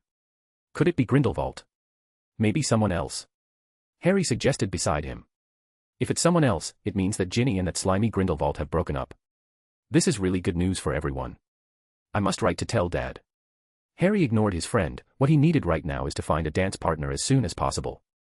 The twins were right, the good girls were all going to be taken away if he waited too long. Angelina, why don't you come to be my dance partner for the ball? Harry felt that she would definitely agree, both of them are members of the Quidditch team after all, so shouldn't they help each other?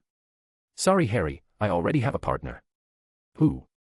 Angelina set her sights on the twins and Fred cooperatively raised his hand to indicate that it was him. At this moment Parvati Patil and Lavender Brown entered. Lavender, do you have a date? As soon as Harry finished asking, Lavender showed a shy expression. Needless to say, someone must have already invited her. What? You've already been invited? Why didn't you wait for me? Ron questioned Lavender Brown angrily. Didn't you already go to Fleur Delacour? You can invite others, why can't I accept others' invitations? Lavender's expression suddenly became cold, and after answering Ron's question, she turned and walked towards the girls' dormitory. Watching Ronald beating the sofa angrily, Harry didn't know what to say to comfort him. Thinking that everyone he knew already had a dance partner, he suddenly became restless. In fact, he wasn't the only one feeling irritated, the same goes for Crumb and Cedric. They tried to invite several girls, and all of them rejected them without exception. These tournament champions seemed to have suddenly become quite unpopular. Outside the Ravenclaw common room, Lucas was waiting for Hermione to come out. After receiving the news from Cho, Hermione immediately ran down the tower. Looking at her boyfriend outside the door, she smiled happily, even her eyes seemed to be smiling. Don't say anything, I'll take you somewhere first. Hermione took Lucas's hand, and walked downstairs regardless of whether he agreed or not. Not long after the two left, a figure walked out from the corner. Luna, why are you so indecisive? You should have invited him just now. Medusa, you don't understand, Lucas and Hermione Granger are a couple already. The star dragon Medusa flicked her tail and burrowed into the void. Before leaving, she also left a sentence, it doesn't matter to you, if you can't make it to the dance, don't cry then. Luna chuckled lightly. Immediately afterwards, she walked towards the big carriage outside the castle. Chapter 229, The Almost Born SPEW. Hermione pulled Lucas and ran from the 7th floor to the foyer in one breath. When they were about to reach the dungeon, Lucas seemed to think of something. Hogwarts has 3 paths leading to the dungeon. One leads to the Slytherin common room, the other leads to the potions classroom and Professor Snape's office. These 2 roads have a common characteristic, that is, they are very dark. But the last path was different, it's brightly lit and even the portraits on the wall have warm colors. Lucas hadn't been in the kitchen since the end of 2nd year. Perhaps it was affected by the Chamber of Secrets incident, but most of the previous fruit or food portraits have been replaced. Instead, there are portraits with surveillance functions now. Hermione, where the hell are you taking me? Lucas asked her with a puzzled look, but she still didn't say anything and just kept pulling him along the road until the two came to the kitchen door. Honey, I'll show you a magical place. Hermione was like a child who discovered a treasure, eager to share it with Lucas, so he also showed an expression full of interest in cooperation, which made her feel very useful. Look, it's something amazing, you're going to love it.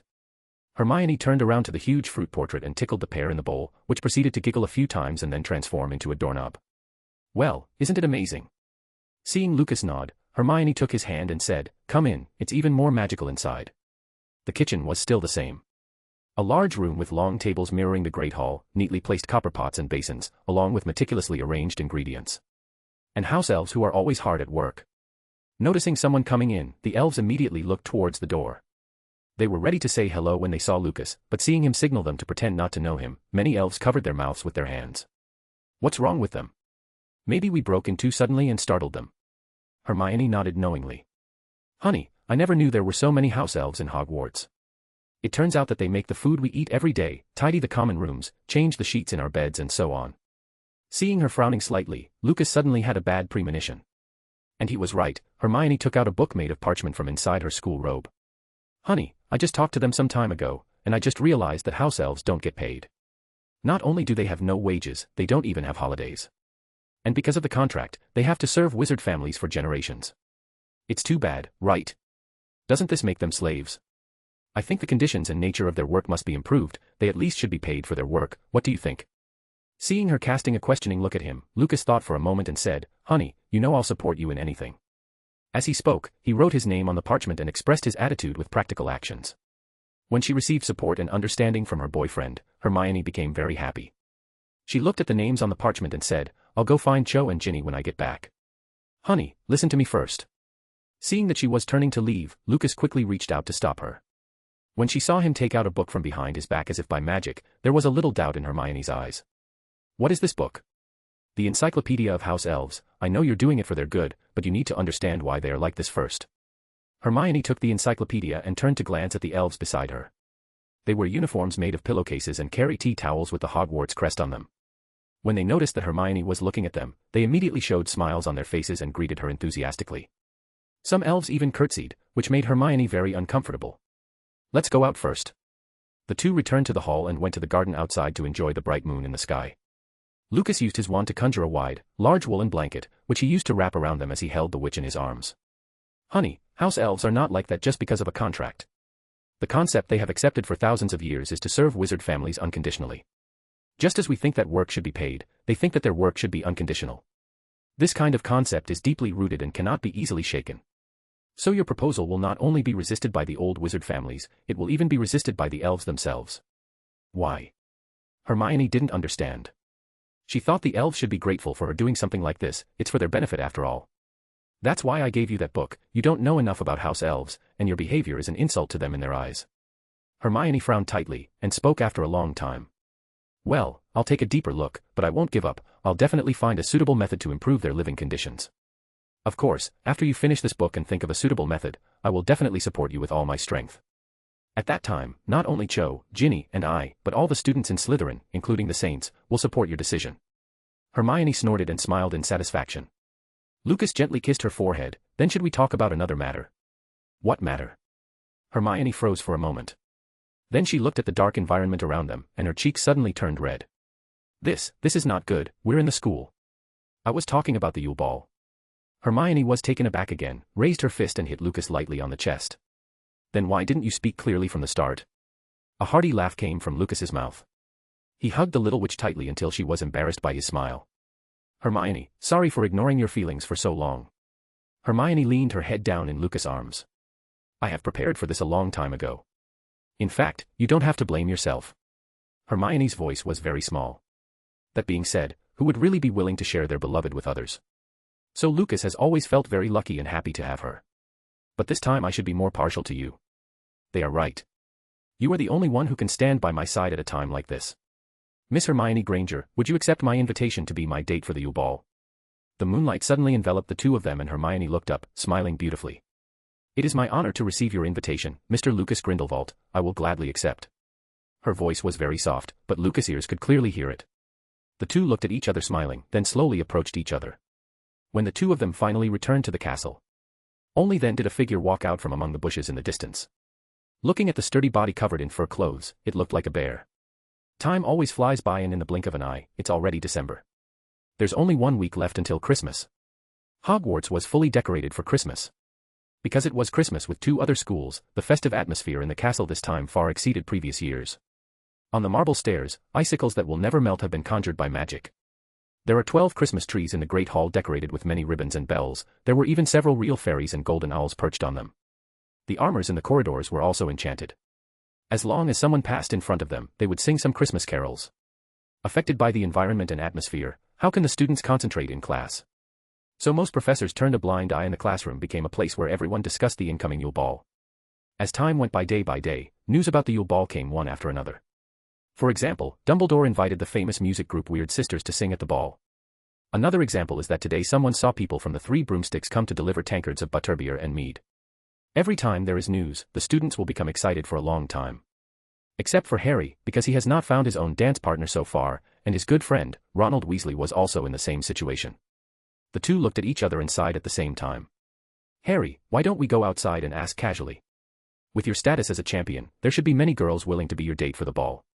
But I don't really want to dance with people I don't know. Harry's answer was exactly what Ron had in mind. But the ball was just around the corner, and they couldn't afford to be picky. No matter how troubled the two are, how much they want to just escape, Christmas will still arrive along with the ball. This year because of the ball, none of the students above the 4th year went home. Everyone got up early in the morning and unwrapped their Christmas presents, but all hearts have already flown to the ball that will be held in the evening. At 5 p.m. Lucas and his girlfriends ate something in the Great Hall. The 3 girls ate very little today. Before Lucas finished eating, the 3 got up and prepared to leave. Let's go back and prepare first. Lucas looked at the time, it was only 5 o'clock, and the dance didn't start until 8 o'clock. They actually needed 3 hours of preparation. What exactly are they preparing for? A war? After eating some more, Lucas also got up and returned to his dormitory. Wearing a black velvet dress robe, with some inconspicuous patterns drawn on it using special embroidery techniques. The tall and straight Lucas looked even more handsome in this robe. On the way to the Great Hall, countless witches showed surprised expressions when they saw him. He soon arrived outside the gate of the Great Hall. The champions have a separate entry ceremony, so he still needs to wait outside the door with the other champions for the dance to start. Just at this time, there were bursts of exclamations from behind. Even Fleur and a group of female companions stared at Lucas in a daze. Chapter 230, Public Enemy Number 1, Lucas Grindelwald. What's wrong? Seeing that everyone was looking in his direction, Lucas looked at his robes curiously, thinking that maybe there was something wrong with his clothes. Mr. Grindelwald, please look behind you. His body turned around upon hearing that and he was instantly mesmerized by Hermione who was descending the stairs. Seeing him like this, Cho and Ginny looked at each other and smiled, then high-fives each other for a job well done. It was not in vain that they prepared for 3 hours, more than half of that time was actually spent taming Hermione's hair. Talk slowly, we will meet later. After Cho finished speaking, she led Ginny into the Great Hall. Lucas just nodded slightly and didn't answer them, because all his attention was still on Hermione. The lavender blue dress, combined with the guardian heart necklace, made Hermione look even better. The long, smooth brown hair was pulled into a noble bun at this moment. The face with a little powder and slight makeup touches enhanced her beauty to a whole new level. Hermione hid all her bookishness today, because she really wanted to show her beauty in front of her boyfriend. Beautiful lady, it is my greatest luck to be your boyfriend. I think I must be hallucinating, aren't fairies supposed to be really small? Looking at Lucas' outstretched palm and hearing those corny words, Hermione chuckled and put her hand on top of his. To be your girlfriend, I also feel honored. Just when the two walked down the steps hand in hand, Professor McGonagall came out of the Great Hall. She was wearing a red dress robe today, and a pointed hat decorated with a wreath of thistles. Lucas even noticed that she let her hair down, which is incredibly rare. Since entering school, Lucas has never seen Professor McGonagall with her hair down, she always wears it in a tight bun. Very good, stand up quickly when all the people are here, and line up 2 by 2.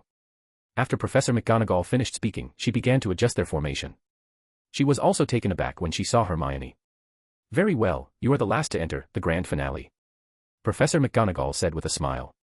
The gate will open from the inside later, and there will be entrance music playing, you will enter the venue after hearing the music, do you understand? Seeing everyone nodding to express their understanding, Professor McGonagall returned to the Great Hall with ease. While there was still some time, Lucas carefully observed the other champions' dance partners. Both Krum and Cedric appear to have chosen girls from their school and house respectively as their partners. While Harry still chose Parvati as his partner just like in the original book. It's just that unlike the original, Parvati doesn't seem very happy. As for Fleur, her partner was the most unexpected. Looking at Luna Lovegood who looked back at him, Lucas was very puzzled how the two met. And is it really fine if the partner is not of the opposite gender? Before he could figure it out, the door of the Great Hall was opened from the inside. The entrance music started and the 10 people outside the door puffed out their chests and walked towards the Great Hall. There was warm applause and cheers, and along with that came the voice of Ludo Bagman. 5 champions and their partners enter the stage, Oh Merlin, who is Mr. Grindelwald's dance partner. Is she a student of the 3 schools? Hermione's change was amazing tonight. Even Fleur, who is a Vila, couldn't compare, it's just that everyone was already somewhat used to her beauty, and Hermione's change was too exaggerated. When she heard the wizards on both sides exclaiming because of her beauty, Hermione frowned slightly. She didn't like the feeling of being watched like this, but she really liked the way Lucas looked at her when he saw her. To avoid embarrassment, she had no choice but to distract herself. Only then did she notice that the appearance of the Great Hall had changed again. A lot of gleaming silver frost appeared on the surrounding walls at some point. The ceiling was turned into a beautiful starry night sky. There are also many beautiful garlands and decorations floating in the air. The 4 long tables disappeared somewhere. Instead, they were replaced by small round tables. Small candles were also lit on the round tables, setting off the atmosphere just right. After observing the layout of the room, she also followed Lucas to the middle of the Great Hall. The Weird Sisters appeared on the stage, took out their instruments, and a burst of soft music sounded. Accompanied by the music, Lucas' hand was naturally placed on Hermione's waist. By tradition, the champions need to lead the first dance. Accompanied by the music, 5 couples danced lightly. Harry looked awkwardly at his feet, worried that he might step on Parvati's feet. But the more he worried, the more mistakes he started to make. Parvati endured the severe pain from her feet and continued dancing with a smile on her face, which made Harry feel even more guilty. The more guilty he was, the less he wanted to make mistakes, and in the end he kept making even more mistakes. It's just a vicious circle. As for Cedric, as a child of a wizard family, his dancing was pretty good. It's just that neither he nor his dance partner showed any expression, the two didn't even make eye contact. It seemed more like the two of them got together to complete a task only. Krum's situation was also similar to that of Cedric. It's just that he wasn't as graceful at dancing as he was on top of a broom, so his movements looked very silly. And his eyes were always on Lucas, the hatred in his eyes could be seen by everyone. On Fleur's side, she and Luna were busy talking and laughing, and they seemed to have a good relationship. It's just that there was zero romance between the two, so everyone's eyes turned to the last couple. Hermione had her arms around Lucas' neck as the two danced to the music. My dear, thank you, I am very happy. What are you talking about? I should be the happiest person at the moment, thank you for pampering me these past few years. Lucas whispered in her ear. Without Hermione's acquiescence, there would be no Cho or Ginny in his life. Lucas understood this very well, and so did Cho and Ginny. So usually the two girls would only follow Hermione's lead. That's why they didn't try to fight for this chance, and handed over the position of your ball date to Hermione. Just like Cho said. At this moment, the only one who can stand beside Lucas is Hermione, and only Hermione. Listening to her boyfriend's soft voice, Hermione's eyes gradually became moist. You, just make us worry less in the future, no matter what you do, we will support you. But please think carefully before making any decisions, because behind you, there are 3 girls waiting for you. After she finished speaking, the music just ended. Hermione wiped away her tears and said, they're still waiting for you, I'll fix my makeup and be right back. After finishing speaking, she turned around and walked out. The second piece of music started playing and everyone around them also entered the dance floor. Lucas came to Cho and Ginny. Miss Cho Chang, can I ask you for a dance? Cho stood up with a smile, and Lucas said to Ginny next to him, don't worry about this beautiful lady, I'm only borrowing her for a while, you will have your date back safe and sound. Humph. Ginny rolled her eyes gracefully. Lucas and Cho entered the dance floor laughing. For Cho, her heart was full of gratitude. Lucas also thanked her for the reminder, and for her tolerance. No surprises there, Cho was also moved by his words. When the second song was over, Cho immediately ran out the door to fix her makeup. Hermione, who had been back for some time, took Ginny's hand and led her to Lucas. It seems that you intend to move us all to tears today, what a bad guy. Handing Ginny to Lucas, Hermione went to look for Cho again. Seeing Lucas and Ginny dancing, the boys around looked at him full of resentment. No wonder really. The 3 girls were all wearing dresses tailored for them by Lucas today. The dresses designed by famous dress masters magnify the temperament of the 3 of them. In addition, the 3 girls were already beautiful, but now their beauty has become unmatched. But such 3 beautiful girls happened to be Lucas' girlfriends. How couldn't it make other men angry? Even Lucas himself would have felt very angry if someone else was in his current position. At this point the professors also entered the dance floor. For Dumbledore's first dance, he chose the enormous Madame Maxime. Even though he himself is quite tall, he still barely reached her chin with his pointed hat. The 2 danced together as if a mother was leading a young son. The fake Moody also chose to enter the dance floor in order not to expose himself. It's just that his prosthetic leg made Professor Sinistra, who was dancing with him, look quite nervous. She was probably worried that Moody would not pay attention and stomp on her feet with the prosthetic leg made of metal. The melodious music soon ended and Ginny also rushed out to fix her makeup. Seeing Lucas walking towards them, Hermione and Cho gave him the same look and rolled their eyes in unison. Hermione was very worried about Ginny leaving alone, so she got up again and left the Great Hall to follow her. Then Cho said that she wanted to chat with their little sister. Lucas, who became a loner, sat helplessly at the round table. Looking at the menu, he chose a steak to fill his belly. But before he could pick up the knife and fork, Fleur's voice came from beside him. Mr. Grindelwald, may I invite you to a dance? Of course, it's my pleasure. It's not that he didn't see the piercing eyes all around, but he decided to ignore them and still put his palm on Fleur's waist. Feeling the temperature of his palm, Fleur's face was as red as a tomato. Now there should be many people envious of me, or even hate me.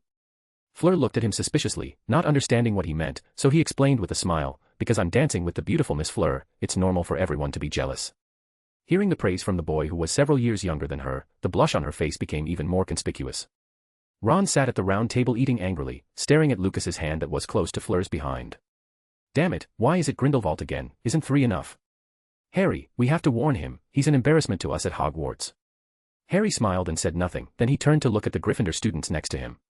They were all 7th years, and they were looking at Lucas at the moment, and even though he didn't know what they were discussing, just looking at their eyes, he knew it shouldn't be a good thing. Did he want to warn Lucas? The idea just came up, but he quickly shook his head. Forget it, Lucas is so powerful, he shouldn't be afraid of these troubles. And on the other side, Astoria sat on the chair and looked at Fleur enviously. That looks so nice. If you also want to dance, just like that girl from Beau's Batons, take the initiative to invite the chief, I don't think he will refuse. He's an insatiable beast after all. Daphne added in her mind. Hearing what her sister said, Astoria shook her head quickly, but her eyes suddenly brightened, and Daphne immediately knew she must have thought of some plan in her mind. When the song ended, Lucas let go of Fleur's slender waist. Looking at her reddish cheeks, he smiled. You dance very well. Fleur took a deep breath and said, you are the same, but someone is waiting for you in the rose garden outside the castle. Don't blame me for not reminding you. If you go late, you will definitely regret it. Support with Power Stones or comments. You can subscribe to my Patreon /Mysterian901 to read the complete fanfic ahead of time. Snake Lion Eagle Badger Turtle Penguin. Chapter 231, The Girl Under the Moonlight, off to Malfoy Manor. Rose Garden. Lucas also wanted to ask who was waiting for him, but he saw that Fleur had returned to Beau's Batons group. He greeted the 3 women, turned and walked out of the Great Hall. Not long after he left, the Gryffindor 7th-year students followed suit. Harry wanted to follow up to have a look, but was blocked by his friends. Whatever he does, let those 7th years teach him a lesson. Ronald drank the butterbeer the twins had brought. At this moment, he was showing obvious signs of drunkenness. Otherwise, as someone who has seen Lucas kill a dragon with his own eyes, he would never say such a thing. It snowed heavily yesterday, which added a lot of charm to this year's Christmas. When Lucas went outside the castle, he found that the snow that had been ankle-deep had been cleared away. The plants in front of the door had also turned into a passageway, and the lights of fairies illuminated inside. This means that there are probably hundreds of fairies in there. It was still winter, but the path leading to the rose garden was full of colorful flowers. As for the rose garden, it was actually specially created for this Christmas ball. Not only the garden, but also many bushes outside the castle. Lucas walked deep along the path, startling countless wild ducks. Severus, what should I do? It's getting more and more obvious. You said it would be a while before he comes back, you can't lie to me. Then just run away, I will help you deal with the matter here. Snape impatiently dealt with the coward in front of him. He's had enough of this idiot. What Karkaroff saw that day was not his real self, so Snape didn't understand why he should lie for his fake self. Karkaroff wanted to say something else, but suddenly there was a sound from the nearby bushes. With a wave of Snape's wand, the bushes parted. Seeing the two people hiding inside, Snape said coldly, 10 points from Ravenclaw, 10 points from Hufflepuff. The young wizard and witch hurried towards the castle. They didn't dare to refute Professor Snape's decision at all. Lucas strolled past the two, then walked towards Snape calmly. Professor, so you are here. I was wondering why I didn't see you in the Great Hall. Since you're busy with Headmaster Karkaroff, I won't bother you anymore. The two watched Lucas pass by and didn't continue talking until his figure disappeared. Lucas didn't expect that the rose garden would be so exciting.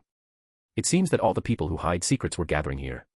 Like the fake Moody in front of him, he was next to Cedric at the moment, telling him about the language of merpeople. Cedric, let me tell you that merpeople have terrible voices. Of course, what I'm talking about is on land. Their voices are very pleasant in the water. I once heard Barty Crouch speak Mermish on land. It was too harsh, almost as bad as if someone had cast the Cruciatus curse on me. Cedric looked at the drunken professor in front of him, feeling very helpless. Still, he noticed something Moody said and realized that this is the secret about the golden egg.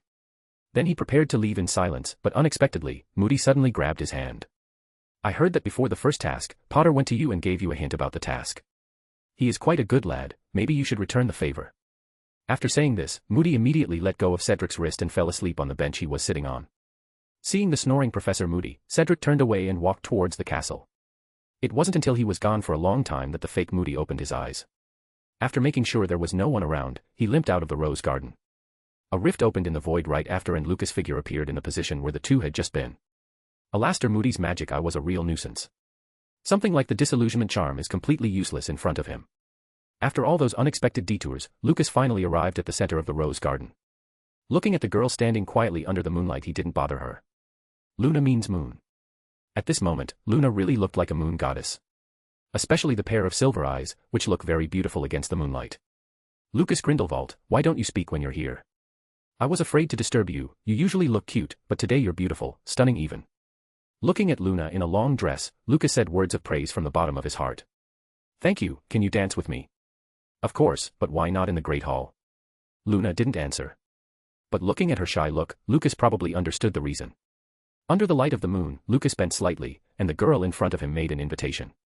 The two naturally held each other close. Although there was no music, the pace of the two was very natural, as if they were dancing to some music only the two of them could hear. Feeling the heat coming from the boy in front of her, Luna's face gradually became covered with a red veil. Mr. Grindelwald. What is it? Please be careful in the tournament, I will always cheer for you. Thanks. With a smile in his eyes, Lucas sincerely thanked the usually eccentric girl. Then the two remained silent until the dance was over. Mr. Grindelwald. You should just call me by my name. Lucas, I want to tell you that the golden egg is actually in the language of mermaids, and the content can only be heard underwater. My father and I once went to interview mermaids. When they spoke on land, their voices were exactly the same as those in the golden eggs. Lucas didn't expect that besides dancing, the girl also wanted to tell him the clue of the golden egg. No wonder she chose a place with so few people. Thank you, Luna. You're welcome, I'm very happy to be of help to you. The girl under the moonlight showed a happy smile and her eyes became like crescent moons. Not giving a chance for Lucas to offer going back to the castle together, Luna lowered her head and ran into the distance. That being the case, Lucas planned to use Void Fisher to return to the castle, which would also ensure he doesn't disturb other couples that might be in the garden socializing.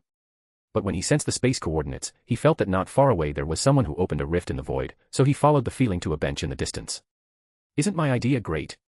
Dance with roses and moonlight, plus an important message, then give him a kiss before leaving. I promise Lucas will never forget you. I didn't dare to do the kiss part, so I ran away. Luna Lovegood, how can you ruin the romantic scene I designed for you? Salazar, how can I meet such a stupid girl? Hearing that everything just now was thought up by the normally childish Medusa, Lucas was rather curious about what she had learned in the past 1,000 years. But when he glanced at the flushed Luna, he decided to forget about it this time, since it wasn't something bad. He turned around and disappeared into the void rift. As soon as he left, Medusa looked towards his hiding place. Since both of them have the ability to travel through the void, they can't really hide from each other when they use their void-related abilities. Medusa flicked her tail. She actually said those words out loud on purpose. She just wanted Lucas to understand that the little girl she took a liking to had strong feelings for him. Back at the castle, Lucas tidied up his dress robes and walked towards the Great Hall. As he came up the stairs from the dungeon, he noticed that Harry was standing in the hallway. Lucas. Seeing him appear, Harry greeted him. What's the matter, Mr. Potter? Seeing that he was still treating him with coldness, Harry's expression darkened. It's nothing, I just don't want to owe you a favor. You asked Draco to tell me the content of the first task after all.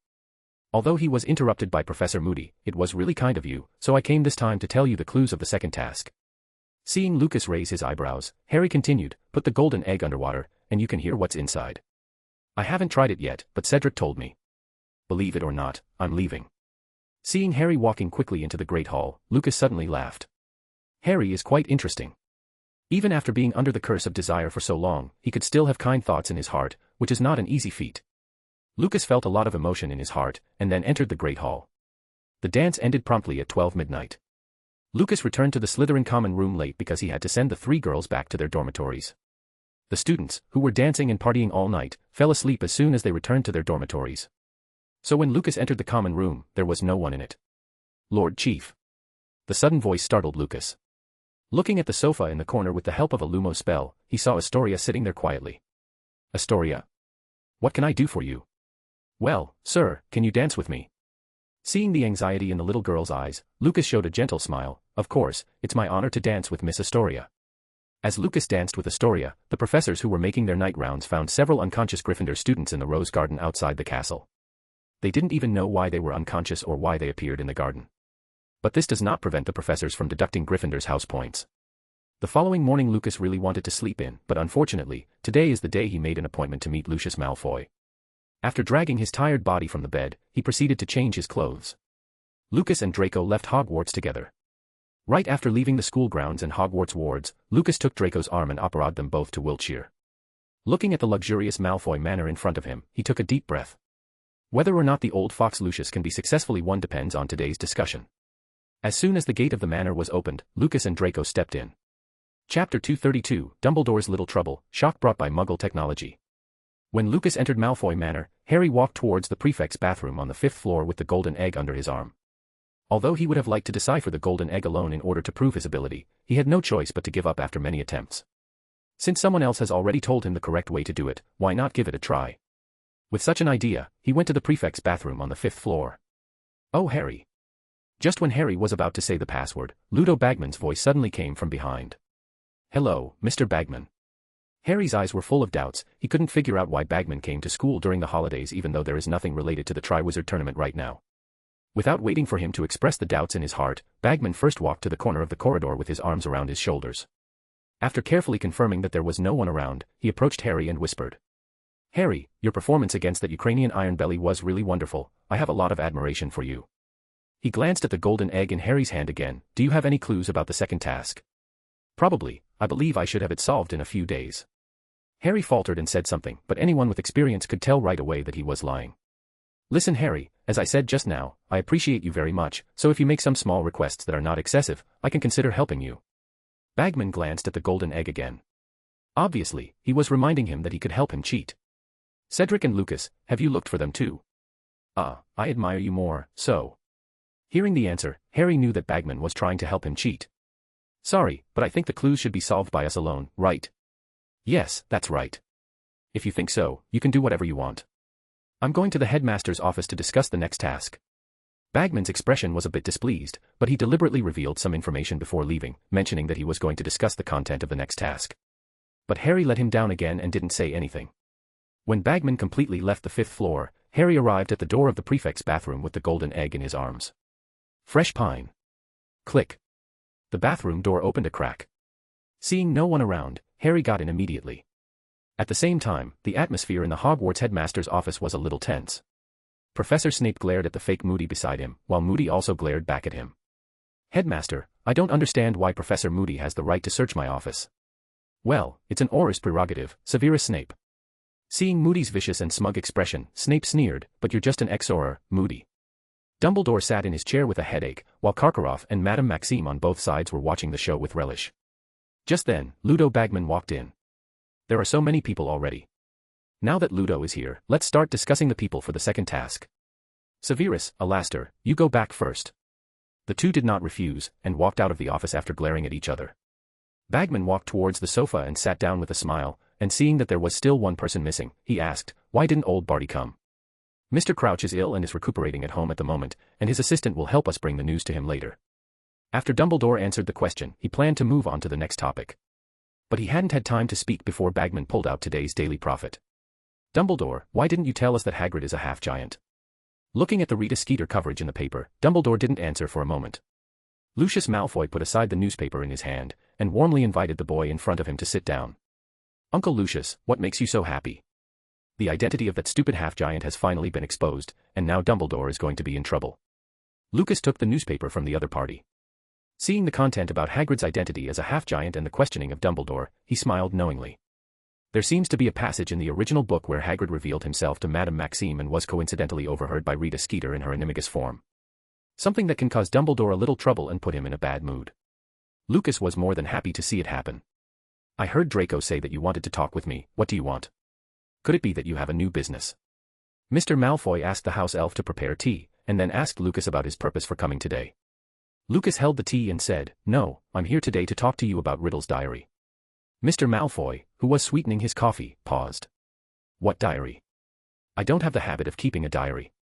"It's the diary you gave to the Weasley family 2 years ago, and it was also the diary that fell into the hands of Dumbledore later, the diary that was entrusted to you for safekeeping by you-know-who." Bang.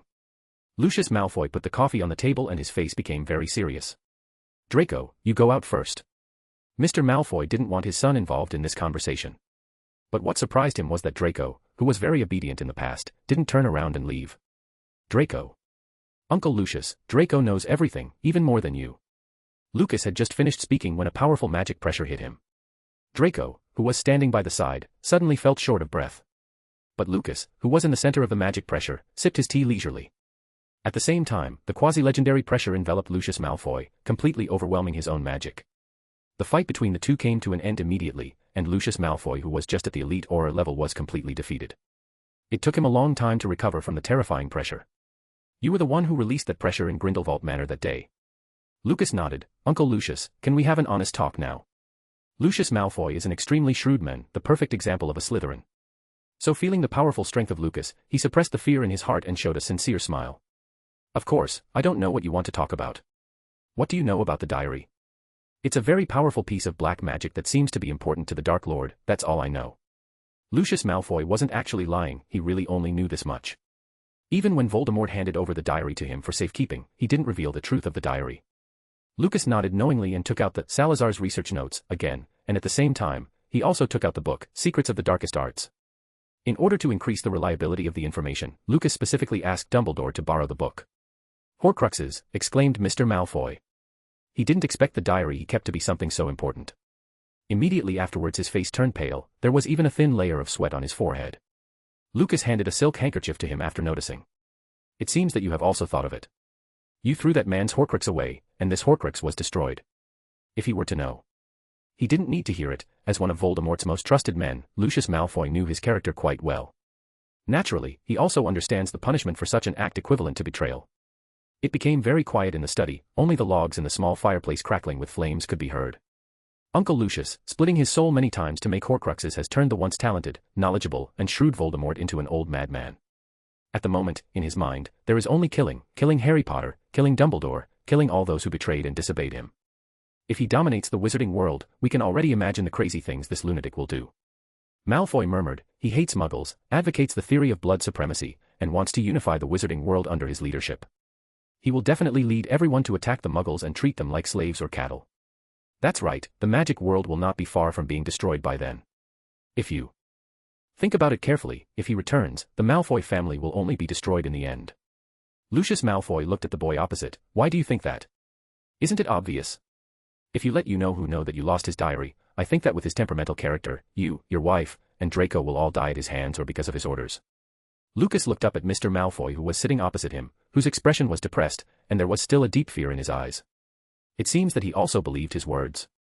Malfoy's mind was probably full of memories about Voldemort killing people in a rage at the moment. If he is still nostalgic for the old days, and he is lenient to the Malfoy family, the road to unify the magic world will not be easy either. Although Dumbledore is in his twilight years, his strength should not be underestimated. And then I, as the leader of the Saints, I will not allow that maniac to rise to power. The last is my father. Although he is old, he is not too old that he can't fight. With them we have 2 people at the peak of quasi-legendary level and 3 quasi-legendary level wizards at this moment.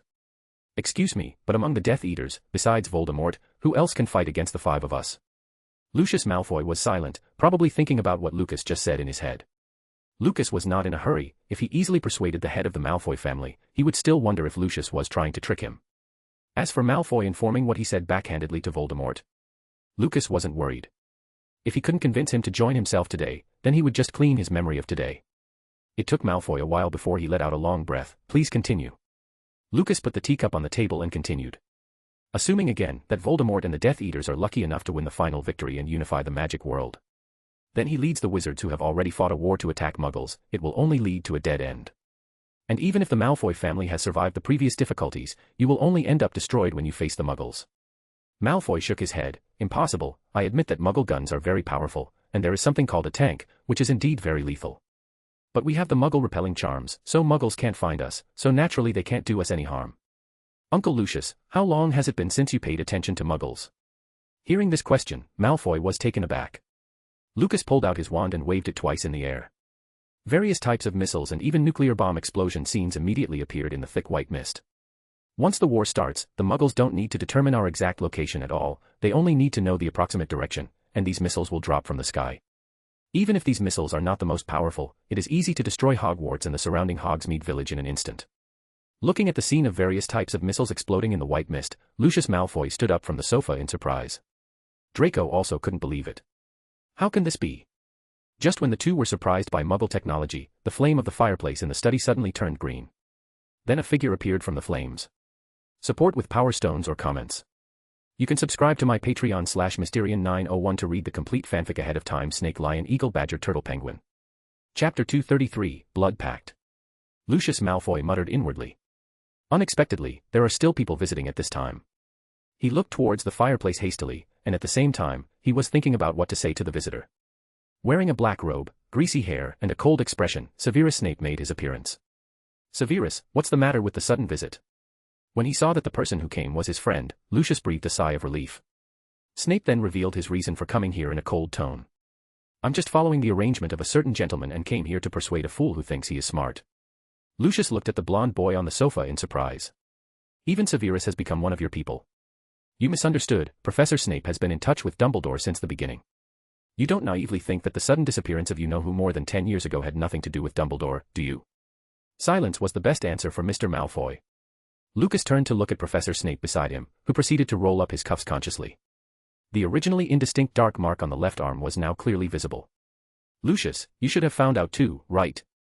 Looking at the dark mark in front of him, Lucius held his left arm with his right hand. Professor Snape sneered, don't kid yourself, you should know that he's back, in England, and gradually recovering his strength. Such a situation happened once 3 years ago. Is that the reason you threw away that diary later? You should understand what the darkening of the mark represents. Lucius fell silent again, and Draco on the side was very anxious when he saw this. Dad, don't hesitate any longer, for Mom and me, for the Malfoy family, we can't watch the family be destroyed. Lucius Malfoy looked up sharply at his son. How much is Draco involved?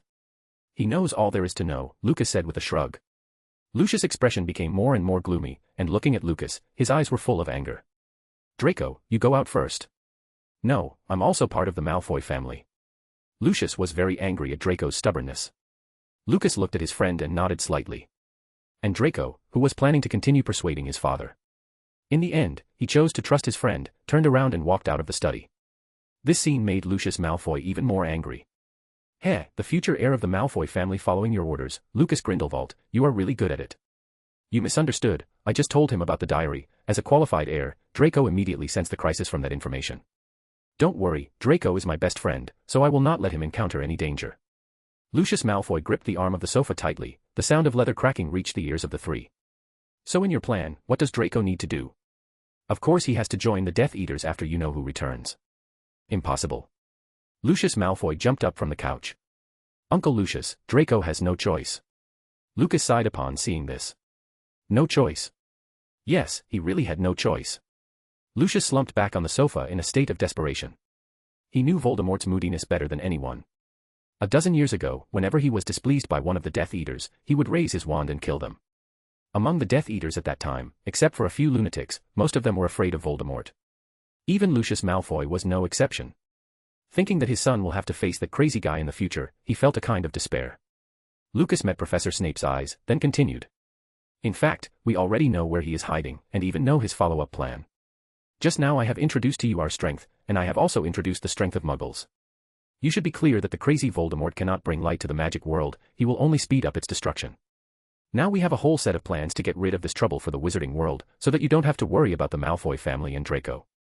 Uncle Lucius, I have no ill intentions towards you. On the contrary, I hope that the Malfoy family will walk side by side with me. The Malfoy family will no longer be Death Eaters from now on. Members of the Malfoy family will be admired by all people, and you will be a model of British wizarding families. Uncle Lucius, join us, for the Malfoy family, for Draco. As soon as Lucas finished speaking, Professor Snape continued, Dumbledore asked me to bring you a message when I came. Dumbledore.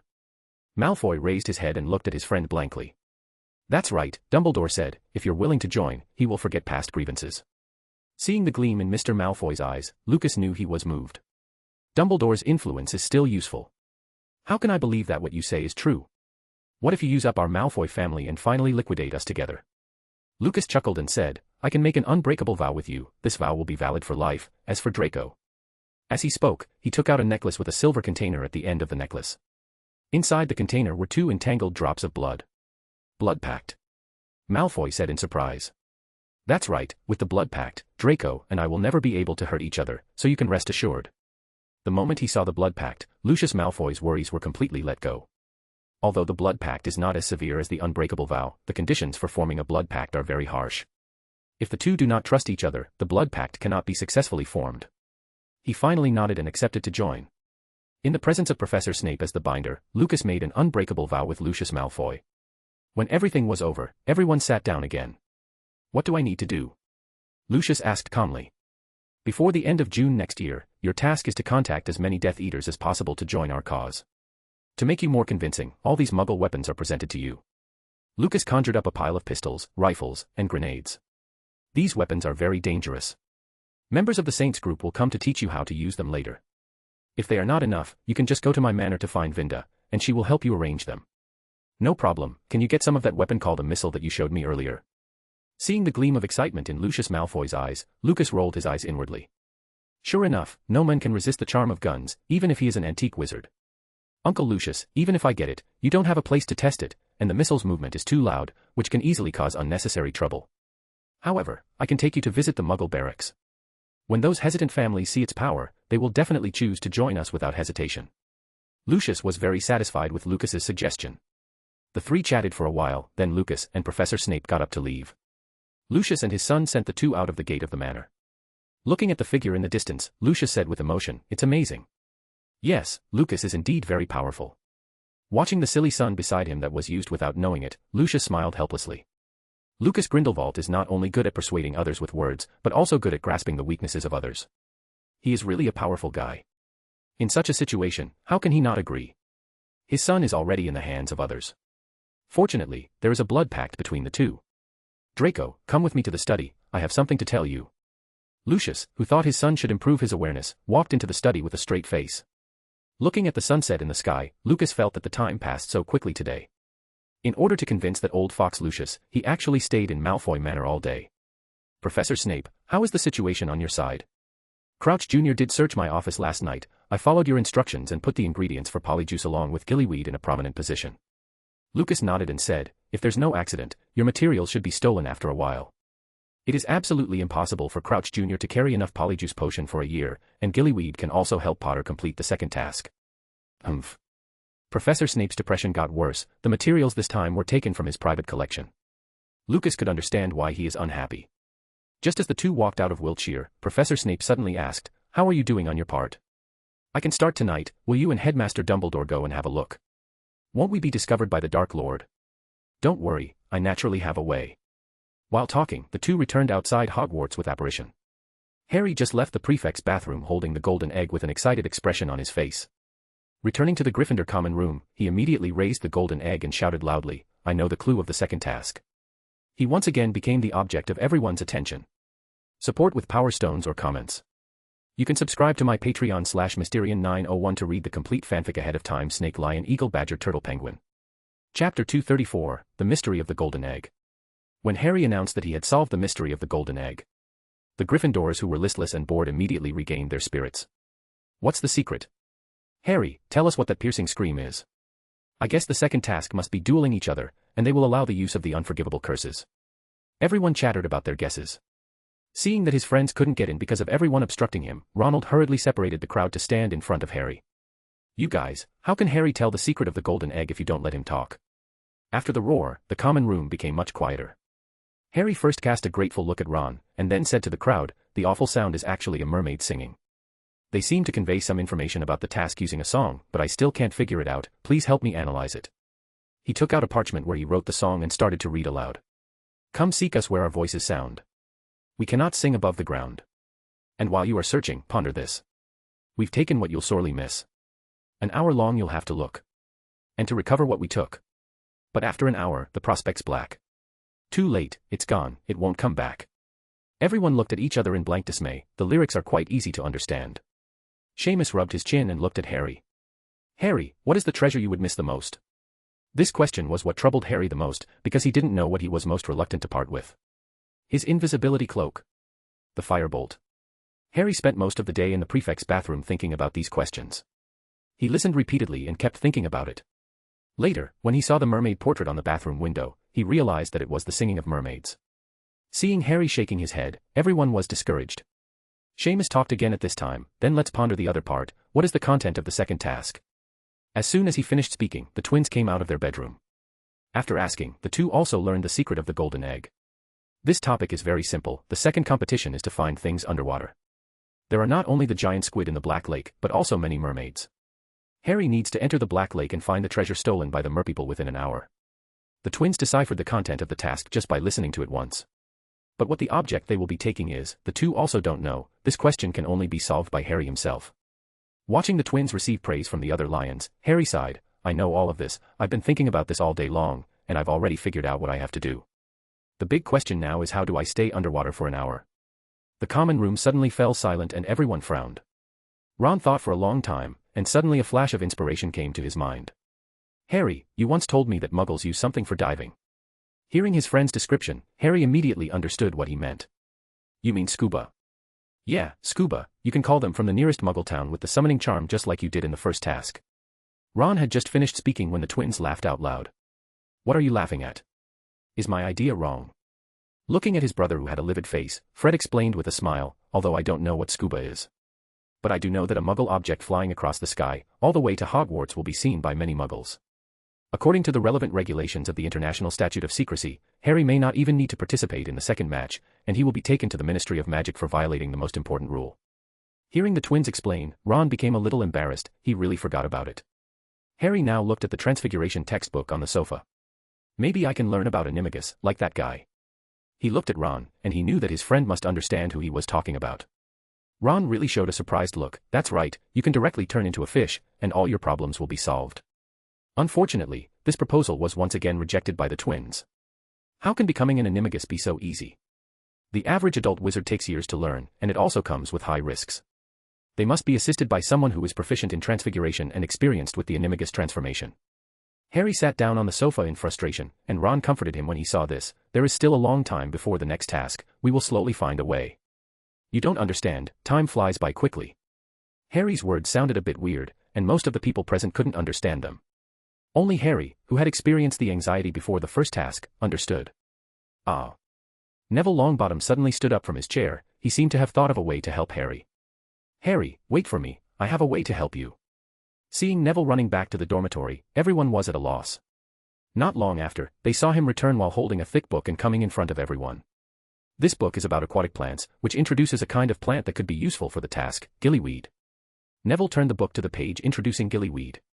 When a person eats the gillyweed, he can get gills along with webbed hands and feet for an hour, during which time he can breathe underwater. Seeing what's in the book, Harry showed a delighted expression. Neville, well done, thank you so much, this time you really saved my life. Others also praised Neville, he really helped a lot this time. Neville scratched his head, and said embarrassedly, this book was actually given to me by Professor Moody, he knew that I like herbology. And I wouldn't have remembered without Ron mentioning turning into a fish. Hearing that Professor Moody helped him indirectly again, Harry became even more grateful to him. Ron pretended to be modest for a while, and at the same time praised Neville, and finally asked, then, where can we get gillyweed? Including Harry, everyone looked at Neville with anticipation in their eyes. I don't know. Neville shook his head neatly. Gillyweed is very rare, but I can ask others. Who? Well, I can ask the owner of this book, Professor Moody, although Harry cannot accept the professor's help.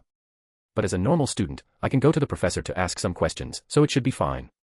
Hearing these shrewd words, everyone stared at the shy boy in front of them dumbfounded. Is this still the honest Neville Longbottom? Without further ado. While the professors were resting, Neville took the book and headed to the Defense Against the Dark Arts office. Learning about Neville's intentions, Moody's magic eye twirled wildly, which is a manifestation of his overexcitement. Gillyweed is relatively rare, and most people seldom have this thing, but since you want to see it, I'll find a way. Then he opened his flask and took a sip of polyjuice potion. Ah, yes, Professor Snape, as a master of potions, should have some in his collection. Professor Snape. Neville's eyes were filled with fear of Snape. Having been scolded in potions class for 3 years in a row, Professor Snape had become his lingering nightmare. Moody secretly scolded Neville for being a coward in his heart, but said it out of his mouth. I don't think he would be willing to help you. So after a while, I'll find an opportunity to lead Professor Snape out of his office. You take the opportunity to enter his office and take a good look at the gillyweed. Remember, you can only look at it, you can't steal it. Seeing Professor Moody's serious expression, Neville quickly nodded in agreement. When Harry learned that Professor Moody promised to help solve the problem of gillyweed, the big stone in his heart finally fell and could relax. Then he started acting as he normally would, without a care in the world, as if he didn't need to participate in a deadly competition. Practically acting like he had already cleared the second task. While Harry was enjoying his school life, a strange man in a black robe was standing alone in the center of a square in London where people were coming and going. He didn't seem to care about the strange looks he was receiving. After a few minutes passed, an old man and a young man walked towards the man in the black robe. Professor Snape, why didn't you change into something more muggle-looking? Snape cast a cold glance at the two of them and saw Lucas and Dumbledore both in decent muggle casual clothes. When the three of them stood together, Snape was indeed looking a bit out of place. Forget it, let's leave it at that. In order to prevent Voldemort from noticing our magic power, we have to use the muggle way to rush over. Are you two okay with that? Of course, I have wanted to try muggle transportation for a while now. Dumbledore had no problem with that, and even looked interested. The three first came to a place not far from the village of Little Hangleton, then took a taxi to Little Hangleton Cemetery. Chapter 235, Setting the Stage for Voldemort's Return. Little Hangleton Village. As the unusual trio got off the taxi, they saw that the roads were under construction. This is. Dumbledore hadn't expected so many people in the small village. These are employees of our construction company under the Saints Group. Lucas said and pointed to the construction sign beside the road. The words, LNH Construction Company, were clearly visible. Because I was worried that Tom would find out, I could only let the construction company come here to build the village roads. Dumbledore looked around and saw the joyful smiling faces of the villagers. Lucas, you've done an amazing thing. Lucas raised his eyebrows. Dumbledore didn't think he was a voluntary laborer, did he? After looking at the situation around him, Dumbledore turned his attention to the construction sign. It's not the name of the Saints Group. You must have created this company specifically for this moment, right? Lucas didn't deny it. This company was created under his and Hermione's names, and it may be given to Hermione's parents for retirement in the future. The three walked along the dug road towards Little Hangleton Cemetery. A member of the Saints ran over from afar, interrupting their walk. Boss, we have important news. Hearing this, Lucas had a flash of surprise in his eyes. What's the matter? Is there an accident with that person? Dumbledore frowned slightly, his expression turning serious. There was also a little seriousness in Professor Snape's eyes. Well, according to what we noticed, you know who seems to have left Little Hangleton. Dumbledore said with some surprise, this is good news. Probably because there are a lot of constructions around the village, he must be worried that someone might find him. After all, he has not fully recovered yet. Lucas expressed his guess. Since Voldemort was not in the village, the three of them stopped hiding and went to the cemetery directly by using magic. At this time, many workers were busy repairing the cemetery. Seeing three people suddenly appearing, they were not surprised at all. Unlike the ordinary muggles out there building roads, the workers in the cemetery were all members of the Saints in disguise. Watching the busy workers, Dumbledore said dumbfoundingly, "It's the first time I've seen someone volunteer to repair a cemetery. You probably misunderstood, my people couldn't get close to this place before today." Tom protected his father's remains very well. While speaking, the three of them came to a tombstone. The owner's name, Tom Riddle, was engraved on the dilapidated and old tombstone. Lucas drew his wand and wrote a series of words in the air. "This place will hide all the magic traces, the only way to crack it is to leave or defeat the rule maker." As he finished writing the last letter, the spell text immediately started working. "Okay, everyone can work with magic now."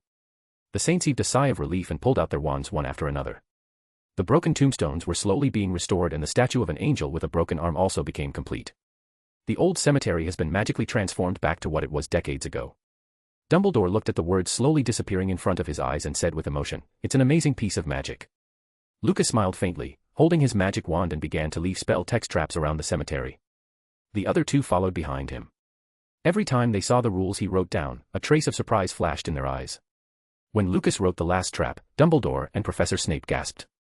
"It seems that Tom will need to pay a great price to regain his body." Dumbledore's words reminded Lucas, who was busy. He walked back to Tom Riddle's tombstone, and with a flick of his wand, Riddle's broken skeleton flew out of it. A member of the Saints next to him came carrying some bones. Under the influence of magic, a small amount of Riddle's bones fused with those new bones and Lucas reburied them in the grave. Looking at the surprised eyes of Dumbledore and Professor Snape, Lucas chuckled and said, "Old Mr. Riddle's bones have been stored for so long, and there is probably no calcium left. I was just helping him to replenish it." Dumbledore laughed at this explanation. Now it seems that it was indeed a wise choice to cooperate with Lucas. His gaze swept around and noticed that members of the Saints were installing invisible magic cameras. He probably understood why Lucas did this. If he guessed right, these would eventually become evidence, proving to everyone that Voldemort is really back. Dumbledore's guess was right, but the evidence was going to be used for more than just proof of Voldemort's return. These magical photos will have a great effect on his future plans. Dumbledore looked around the cemetery again, and soon he noticed a dilapidated manor on the hillside not far away. "That's the Riddle's manor, isn't it?" Lucas and Professor Snape looked in the direction of his finger. There was no light in the building, and it stood alone on the top of the hill, which made it look a little scary. "That's right, Tom was hiding there before." Lucas nodded. Dumbledore stared for a long time before looking away. "So where did he go?" He looked back at the blonde boy beside him. He was sure that Lucas must know where Voldemort was. Not just Dumbledore, even Professor Snape looked at him. Lucas thought for a moment before saying, "He should have gone to Mr. Barty Crouch's house." Crouch. Dumbledore was a little surprised, but after careful consideration, he thought it was reasonable. No wonder Barty suddenly said he was sick and went home to recuperate, so what's the next plan? Just let it be. Seeing the surprised eyes of the two, Lucas explained, "If you go to help Mr. Crouch now, you will only startle the snake. It is equivalent to telling Tom that we already know his plan. If you want him to follow our arrangement, Mr. Crouch can only suffer for a while. As for the safety of Mr. Crouch, I will let people pay attention, but for the already crazy Tom, it is normal to kill a few people. It's all for the greater good, to bring Tom down, and sometimes sacrifice is inevitable, isn't it, Headmaster?" Dumbledore didn't answer the question directly, but he didn't say anything against it, which was tantamount to agreeing with Lucas' words. Snape looked at the backs of the two in front of him, and suddenly realized that the two were quite alike in the way they handled things. For the greater good. He recited this sentence silently in his head, and the two people in front of him really carried it through to the end. Lucas was still staring at the house on the hill. In fact, he has a way to rescue Barty Crouch. It's just that the risk is too great, and it doesn't benefit him in any way. On the contrary, the death of Barty Crouch is more in line with his interests. Withdrawing his gaze, he looked at the old man beside him. "Headmaster, have you ever wondered how Tom will bring Harry here? Portkey, the Triwizard Cup will be made into a portkey that will take the winner into the stage where they will receive their prize. Someone just needs to change its destination. What do you think of me entrusting this task to Professor Alastair Moody?" The old and the young looked at each other and smiled. And just like that, they helped the fake Professor Moody solve a difficult problem. Looking at the two foxes who are in perfect synchrony, Professor Snape suddenly felt sorry for Barty Crouch Jr. While he was still planning for the second task, there were already two people planning against his master. "Boss, the magic cameras have been set up." Lucas looked around, making sure that everyone had placed cameras in all directions without dead ends according to his requirements. He came to the center of the cemetery, simulating where Voldemort was going to appear. Pointing to several corners of the cemetery, acting like a movie director, he said, add a few more lights there, not too bright, it is best to add some horror and mysterious atmosphere to the cemetery. The saint member who was in charge of the cemetery repair nodded quickly, and immediately arranged for people to prepare suitable light sources. For Voldemort's resurrection and return, Lucas decided to act as the director of this drama, striving to turn the cemetery into the best possible stage. He was sure that his good friend Tommy would love it, after all he was always a drama queen. It wasn't until near midnight that Lucas finally nodded in satisfaction. On the way back to Hogwarts, Dumbledore revealed to Lucas the content of the second task. As for who would be Lucas' hostage, he had already made a choice in his heart. Time flies. In the blink of an eye, the Christmas holidays were already over. This also represents the arrival of the second half of Hogwarts term. The weather in January will still bring people a cold feeling. Under such weather, the class that the students hate the most must be care of magical creatures. It's a good thing Hagrid this time didn't make them take care of such dangerous creatures as blast-ended Scroots. Instead he let them meet cute magical creatures like unicorns and nifflers.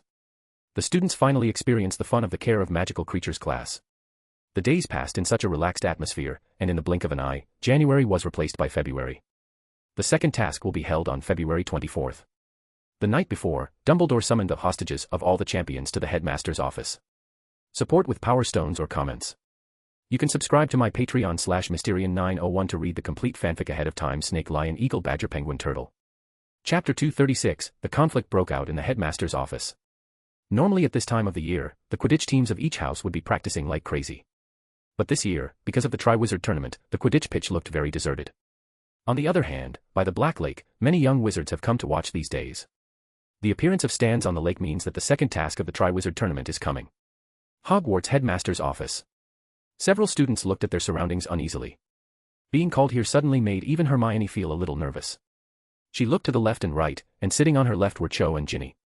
On the right there was a Hufflepuff girl, while further to the right were Ronald Weasley and students from the two other schools. Hermione looked at everyone thoughtfully, already guessing the reason for being called here, but she still needed to verify it later. The sound of chaotic footsteps came from upstairs, then Dumbledore appeared. Behind him were several other judges. One of them was very familiar to them. It was Percy Weasley, who had just graduated. He seemed to really enjoy the gazes of several people. He raised his head proudly and introduced himself first. My name is Percy Weasley, a staff member of the Department of International Magical Cooperation of the Ministry of Magic, and since Mr. Crouch is unfortunately recuperating at home, I was sent to replace him as the judge for the second task. The Beauxbatons and Durmstrang students nodded like they half understood, while Hermione frowned because she really disliked Percy's superior attitude. Headmaster Dumbledore, may I ask, is there any important matter for you to call us here? Dumbledore didn't manage to answer Hermione's question because Ludo Bagman stood up first and said, surely you also know the secret of the golden egg. Everyone nodded, and Ron even said loudly, I have known since Christmas. After he finished speaking, he looked proudly at the people on his left and right as if he was showing off.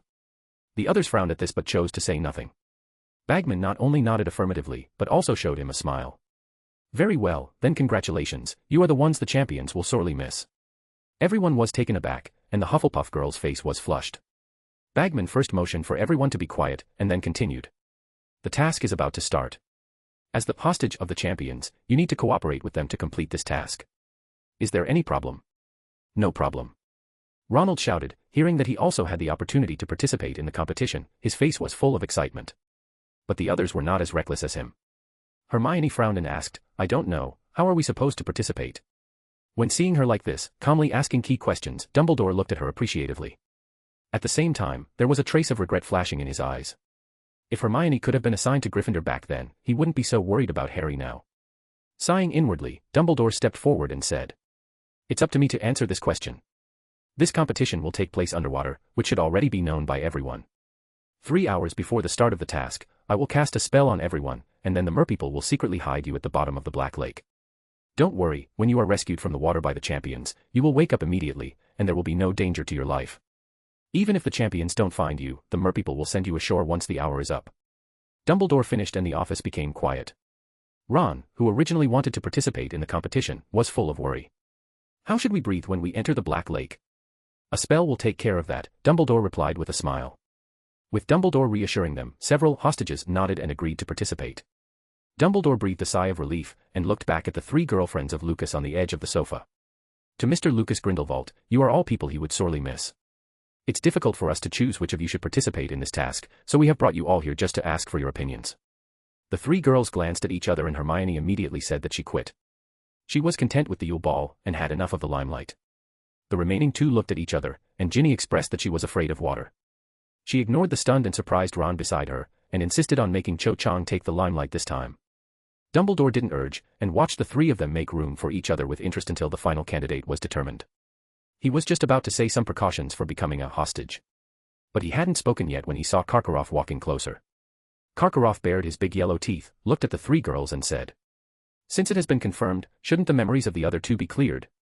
Igor, I don't think it's necessary, and I'm sure Miss Granger and Miss Weasley will keep it a secret, won't they?" Hermione and Ginny nodded quickly, but Karkaroff didn't trust what Dumbledore said. "This Triwizard Tournament is unfair to begin with, and it's suspicious that you suddenly have two more champions at Hogwarts. Just in case, I think it's safer to use the memory charm on the two. What do you think, Madame Maxime?" Of course she was not opposed, she even blocked Dumbledore with her huge size. Both Bagman and Percy chose to be invisible at the moment. "The phone's corrector wants me to replace Bagman with Batman, lol." One even looked at the sky through the window, completely ignoring the conflicts in the office. As for the other young wizards, they didn't even dare to speak. Ginny turned her head to look at Ron, hoping that he could say something for her as an older brother. But to her disappointment, he lowered his head and clasped his fingers, completely ignoring his younger sister's eyes asking for help. Hermione saw what was going on in the office and stood up abruptly from the sofa, then pulled out the guardian heart around her neck. "This is a gift from Lucas. As long as we are hurt even a little, he will know immediately. Headmaster Karkaroff, you don't want to see our boyfriend come, do you? I heard that he had spoken to you a few months ago about the Demstrang school." Ginny and Cho also took out the necklaces around their necks. Seeing the actions of the three girls, Karkaroff clenched his wand tightly, but he dared not say the incantation. Extreme anger made his cheeks flush. The last time was threatened by Lucas, and now is being threatened by Lucas' girlfriends. Karkaroff felt that he was really being underestimated. Looking at the fearless eyes of the three girls, his heart became ruthless, and he raised his wand preparing to do nothing. But before he could make a move, there was a terrifying pressure from behind him that was like an abyss.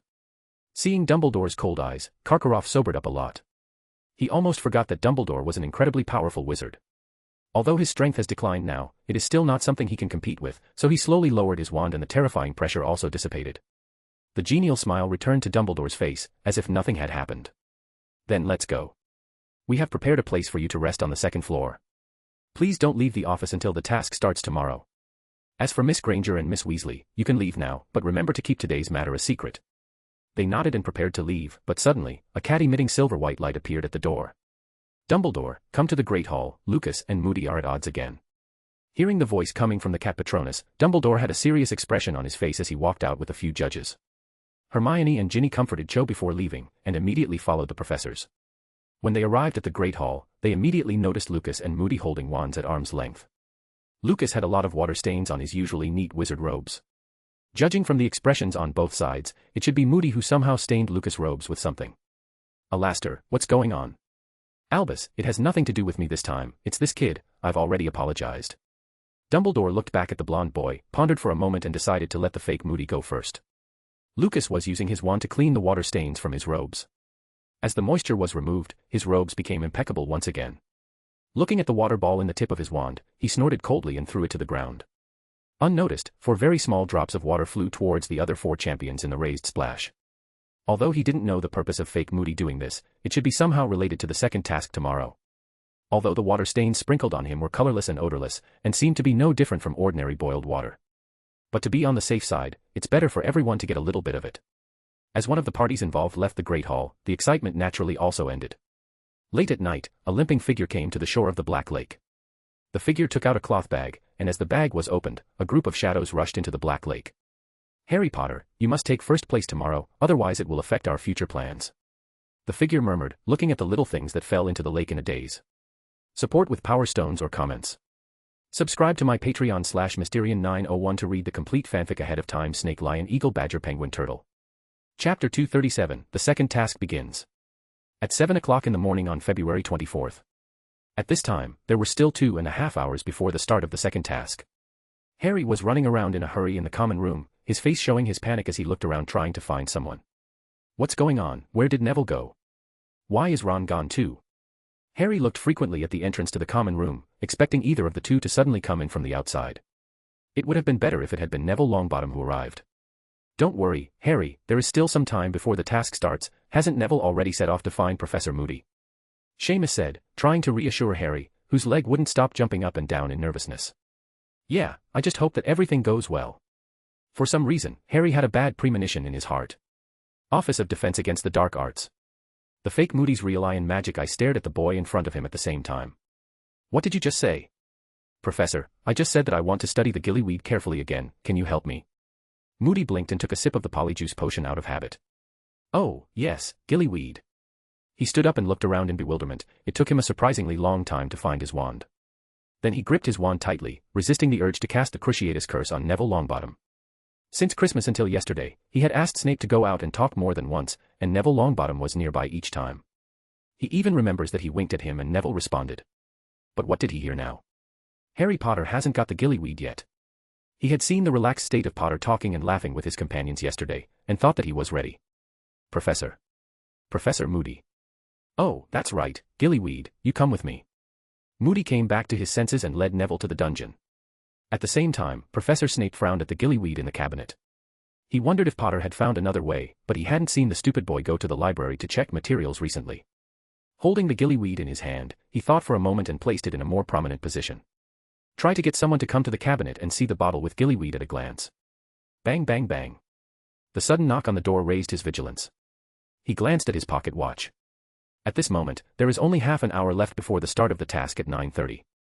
Those who have not gone to the competition venue at this time are most likely to be those who are going to steal the gillyweed. He opened the door to see the fake Moody appearing outside the door and an unremarkable light flickered in his empty eyes. Professor Moody. I'm brewing a potion. If it's not important, we'll talk about it when I have time. Seeing the door was about to be closed, Moody stretched out his staff to stop it. Snape, Dumbledore asked me to inform you to watch the second task. As I said, I'm brewing a potion. I just know that you must be within my sight, so now follow me to the venue of the second task. Fake Moody had a fierce expression, but Snape didn't budge either and the atmosphere suddenly became tense. This made Neville, who was hiding beside him, extremely nervous. Okay, Snape finally backed down.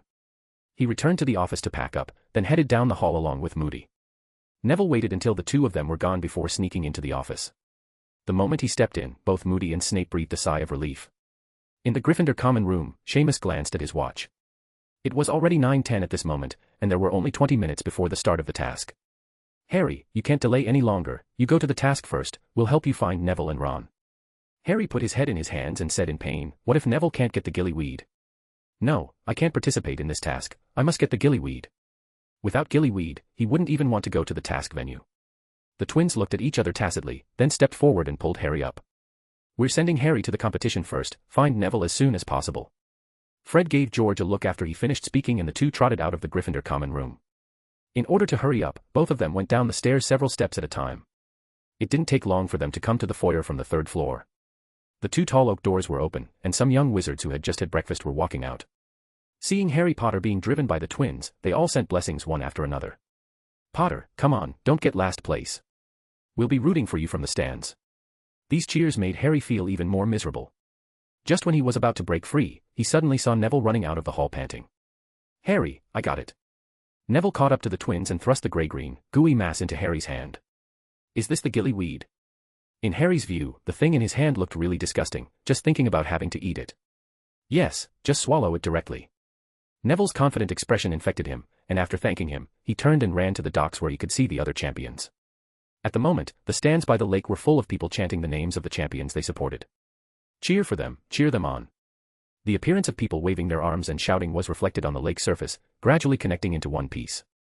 While the 5 judges were on the opposite side of the stands, sitting behind a table covered with a gold tablecloth. Lucas and the others stood by the table early and waited. Wait, sorry, I'm late. Harry gasped and apologized to the judges. Seeing his tired appearance, Bagman's face turned cloudy. It's okay, the time is just right. He came to Harry with a smile on his face and asked softly, you know what to do next, don't you? I know. Looking at the boy's confident eyes, the smile on Bagman's face became more conspicuous. Sonorous. He drew out his wand and pointed it at his throat, then turned to look at the opposite stand. Ladies and gentlemen, welcome to the second task of the Triwizard Tournament. We can see that the champions are ready. They will have an hour to get back what was taken from them. Listen now, when I count to 3 and the whistle blows, the task starts, 1, 2, 3. Accompanied by the sound of the whistle, the 5 immediately jumped into the lake. The lake that had just recently become unfrozen was still incredibly cold. Lucas looked at the surrounding stands before he submerged. Seeing only Hermione and Ginny above, it was immediately clear who was in the water. Plop. The sound of entering the water came from the side. His eyes followed the sound and noticed that Crumb had used transfiguration to transform his head into that of a shark. Lucas thought he probably wanted to be a whole shark. It's a pity that the transfiguration was unqualified, and only managed to change his head. As for others, it is the same as the original method they used. Both Cedric and Fleur chose the bubble head charm. Although wrapping the head with an air bubble can achieve underwater breathing, there is no bonus to their swimming speed. At this time, Harry's gillyweed had already worked and he dived second, followed by Cedric and Fleur. Only Lucas remained above the lake. The audience in the stands were also watching him, probably wanting to see what method he would use to dive. In full view, Lucas began to sink strangely, and disappeared on the surface of the water in the blink of an eye. The bottom of the lake presents a dark, hazy landscape, black water plants can be seen everywhere. Lucas stood at the bottom of the lake and looked around. Unfortunately he could only see the scenery within 3 meters at most. Looking at the aquatic plants as tall as a person around him, he drew out his wand to be careful. He used the void to advance quickly and it took him only a few moves to arrive at the central area of the Black Lake. From memory, Cho should be tied up in the center of the lake, guarded by a large number of Selkies. Lucas didn't delay, and prepared to tear the void and move on, but at this moment, a large amount of blood emerged from the waters ahead. His heart tightened, worried that Cho would be in danger, so he rushed to the center immediately. But since he wasn't paying attention, he didn't notice that not far behind, a group of green figures were following him closely. Chapter 238, The Dead Mermaids. On the shore of the Black Lake, the audience stared intently at the lake. Some whispered about who would surface first. I think that in this second task, the winner will definitely be Lucas Grindelwald again. Indeed, in the last game, his strength was really impressive. At this moment, a witch holding an omniocular frowned. How did the color of the water change? In order to make sure it is not a mistake, she adjusted the playback and magnification functions of the omniocular. Within a few minutes, there was more panic in her eyes. Red. The water turned red. Some viewers heard the witch's voice and looked at the lake, noticing that the water had indeed turned red in some places. But everyone didn't take it seriously. There are not only mermaids under the Black Lake, and lots of Grindelwalds. This horned water monster likes to attack people the most. Don't worry, these bloody waters may be left by the Grindelwalds. A wizard with a beard said to his companions. Seeing his determination, he seemed to believe in his own judgment very much. Suddenly, several streams of water surged upwards on the surface of the lake. Looking at the blood that was pouring up, the audience in the stands let out a gasp. The 5 judges also frowned. Dumbledore walked over to the lake, put the wand into the water, intending to contact the leader of the merpeople. Look. There's a mermaid corpse floating up. A startled voice from the stands caught Dumbledore's attention. He looked towards the surface of the lake, and saw that the body of a mermaid was pushed up from the bottom of the lake by the turbulent current. Dumbledore, what the hell is going on? Madame Maxime asked sharply. Dumbledore had promised earlier that the creatures in the Black Lake would not really cause harm to the champions. But now this scene is really worrying. Don't worry, it may be caused by one of the champions' attacks. Dumbledore tried to comfort Madame Maxime and Karkaroff. Looking at Dumbledore being questioned, the fake Moody in the stand smiled coldly.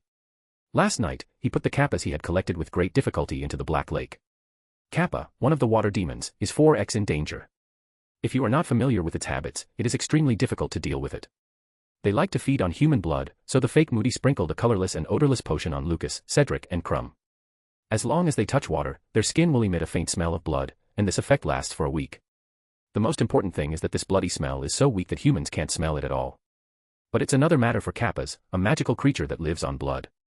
Looking at the gradually calm lake, the fierceness in fake Moody's eyes flashed away. It would be great if Lucas Grindelwald could be dealt with in the water. A Kappa's fighting power in the water is not low, and the amount he put in yesterday was quite a lot. At the same time, Lucas in the lake also came to the waters where the blood appeared. Looking at the dozen or so mermaids floating in the water, he frowned tightly. Before he could step forward to check the cause of death of these mermaids carefully, a harpoon flew out from the aquatic plants beside him. Watching the harpoon pass through the middle of his body, Lucas waved his wand to part the weeds. A mermaid was hiding inside in fear, but seeing that it was just a wizard, the mermaid was obviously relieved. Wizard, go back and tell Dumbledore that there are a lot of foreign Kappas in the Black Lake, and they are massacring the creatures in the lake. Kappas. Hearing Lucas' voice, the mermaid was stunned for a few seconds, probably because she didn't expect humans to be able to speak underwater. But now is obviously not the time to talk about these things. That's right, those ugly demons, they are very powerful in the water, and they are moving in groups. Go up to the surface and tell Dumbledore before they come, and make him come to save the people. Lucas shook his head and asked, where are the people under stasis? Young wizard, now is not the time to ask these questions. I don't want to listen to your nonsense, where are they, or I will give you a killing curse right now. Seeing the opponent's raised wand, the mermaid had no choice but to truthfully explain the location of Cho and others. Watching Lucas disappear into the void, the mermaid sighed, looked up at the lake, and swam up with all her strength. When she was less than 30 feet away from the surface, a stream of water suddenly pierced her heart from below. A stream of fresh blood gushed out from the wound, dyeing the nearby waters red in a short while. In the murky waters, Fleur held her wand tightly and looked around in horror. Just now, she was attacked by an unknown attacker. Looking at the open wound on the arm, she didn't even dare to use magic spells to heal herself. It's not that she didn't want to do it, but she was almost hit by an unknown attack again when she tried. Damn it, I can't see anything in the water, what the hell is attacking me? Whoosh. A green figure quickly passed behind Fleur. Perceiving the change in the water flow behind her, Fleur turned around and released red fireworks over there. A red light illuminated the waters and she saw a green monster with a sunken head among the black water plants. Kappa. She was startled, she didn't expect there to be such a dangerous creature in the black lake. Just when she was going backwards to leave the waters, suddenly, there was a stream of water coming at her from behind. This stream of water was like a sharp arrow with no substance. It was very easy to scratch Fleur's arm on the other side. Blood once again flowed into the lake. A kappa swam out from the water plants, and its big mouth full of fangs swallowed the lake water mixed with human blood. It's like an attack signal. Several streams of water suddenly appeared around, all of them aimed at Fleur's limbs only. These kappas didn't seem eager to kill her, instead they were playing with her, treating her as a toy for their amusement. Every stream hit a non-lethal place and soon the lake around Fleur turned red. Fleur, who had lost too much blood, was at the end of her battle at the moment. She held up her wand, and tried her best to see the surrounding situation with the help of the fluorescent light on the tip of the wand. When she saw 7 or 8 kappas surrounding her, she smiled self-deprecatingly. Although she was prepared for accidental death when she decided to participate in the Triwizard tournament.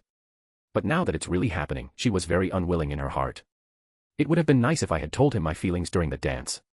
She vaguely saw a figure standing in front of her, and looking at the blonde hair that is still dazzling even in the lake, she smiled.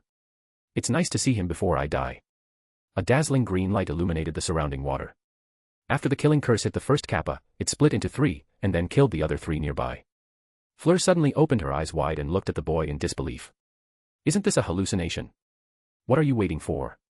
Raise your wand and swim up, I'll protect you. Although she was curious about how he could speak underwater, at this moment she couldn't care less about asking.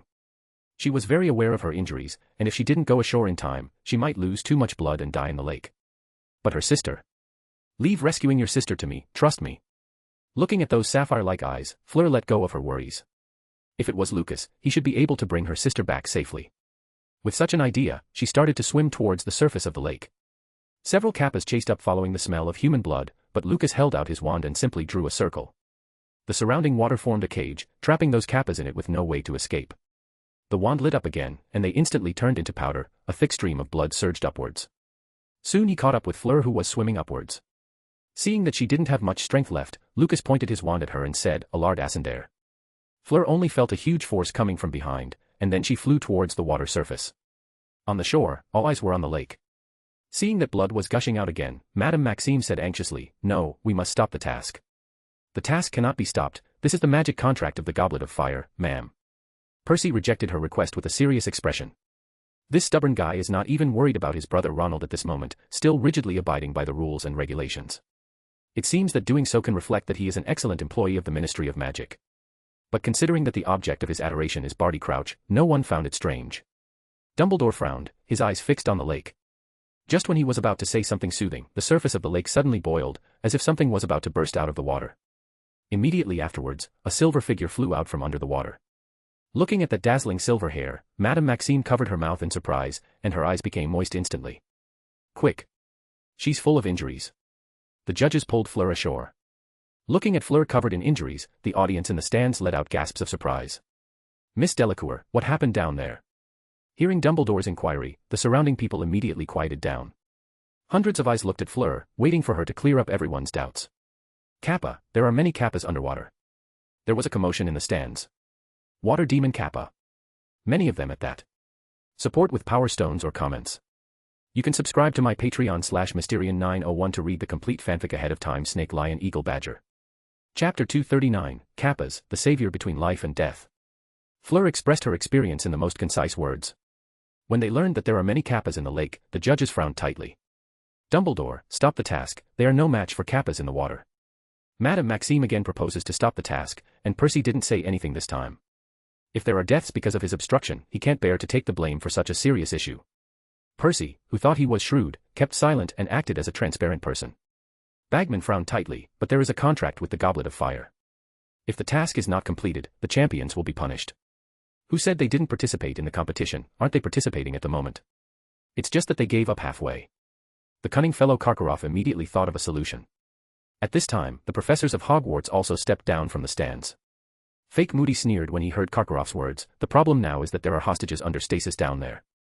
Judging from the number of dead and injured mermaids, even if there are mermaids in the water, they are probably hiding. What about those people? Who will protect them? Who will rescue them? These words stopped everyone. If they have to deal with 1 or 2 Kappas underwater, the professors can do it. But if they want to deal with a bigger group of them, all eyes turned to Dumbledore. Wizards above the quasi-legendary level have no problem dealing with Kappas even underwater. Seeing this, Dumbledore gave a wry smile, and looked vaguely at his gloved right hand.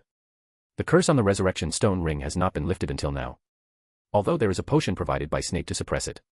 But he also uses most of his magic power to control the damage of the curse. Dumbledore was simply incapable of going into the water to save someone at this moment. The helplessness and wry smile that flashed in his eyes were all seen by Professor Snape. Noticing that Dumbledore hid his right hand, Snape frowned. The old man only had a few months to live. He didn't know what Lucas was thinking. If Dumbledore is not given the water of life, he might really end up dying. When everyone was at a loss, Dumbledore suddenly looked at Fleur, who was being treated beside them. Miss Delacour, how did you get rid of those Kappas? Fleur blushed and said, it was Mr. Grindelwald, he rushed to rescue me. Expecto Patronum. The next moment, Dumbledore's Phoenix Patronus appeared in front of everyone. The silver phoenix flew towards the black lake and plunged into the water. Lucas, who was on his way underwater, was suddenly blocked by a silver phoenix. Lucas, please bring the hostages back safely, please. If you encounter the 3 other champions, please inform them to return in time. Hearing the voice transmission of the Patronus, Lucas waved his wand, Expecto Patronum. The silver-white eastern dragon flew to the surface of the water with his reply, and he continued to rush towards the center of the lake. At this time, the waters in front of him suddenly became cloudy, and bright red blood floated in front of Lucas. Harry looked at the fast-swimming monster in front of him, holding his wand up carefully. Behind him was Victor Krum, who had passed out. It can be seen from the large and small wounds on Krum's body and the surrounding Kappa corpses that Mr. Star should have experienced a big battle before. The final result was that he managed to kill 2 of the monsters, but he was seriously injured and very close to death. Fortunately, Harry arrived in time, otherwise Krum might have been dismembered. What the hell are these green monsters? For Harry, who doesn't like reading very much, it seems normal that he doesn't know the water monster like Kappas. Relatio. This is a spell that normally just forces the target to release whatever they're holding in their hands, but underwater, it launches a boiling stream of water. Seeing the monster sinking towards the bottom of the lake after being hit, Harry didn't let his guard down. He looked at the aquatic plants around him. It is clear that there are still many green monsters like the one just now lurking inside. And their targets are himself and Krum behind him.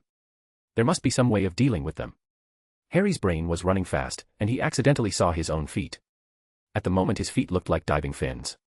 This is the convenience brought to him by the gillyweed, which allows him to swim freely in the water, even at a speed no less than that of a mermaid. Swim. Harry suddenly had an idea and tried to swim from side to side. Seeing several monsters rushing out of the water plants, he immediately swam to the side, and made a look like he was about to escape. Sure enough, those green monsters all chased after him. Relatio. Relatio. Relatio.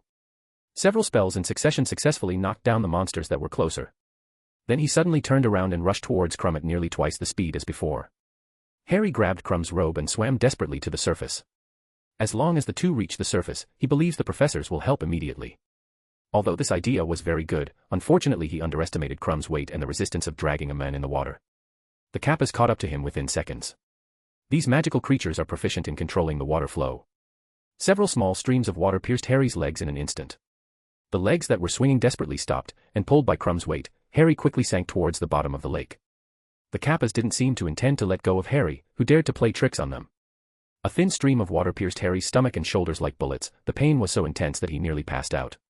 At this time, he noticed that some monsters were swimming deeper. Judging from the direction, Harry guessed that these monsters probably spotted Ronald and the others, making him become desperate.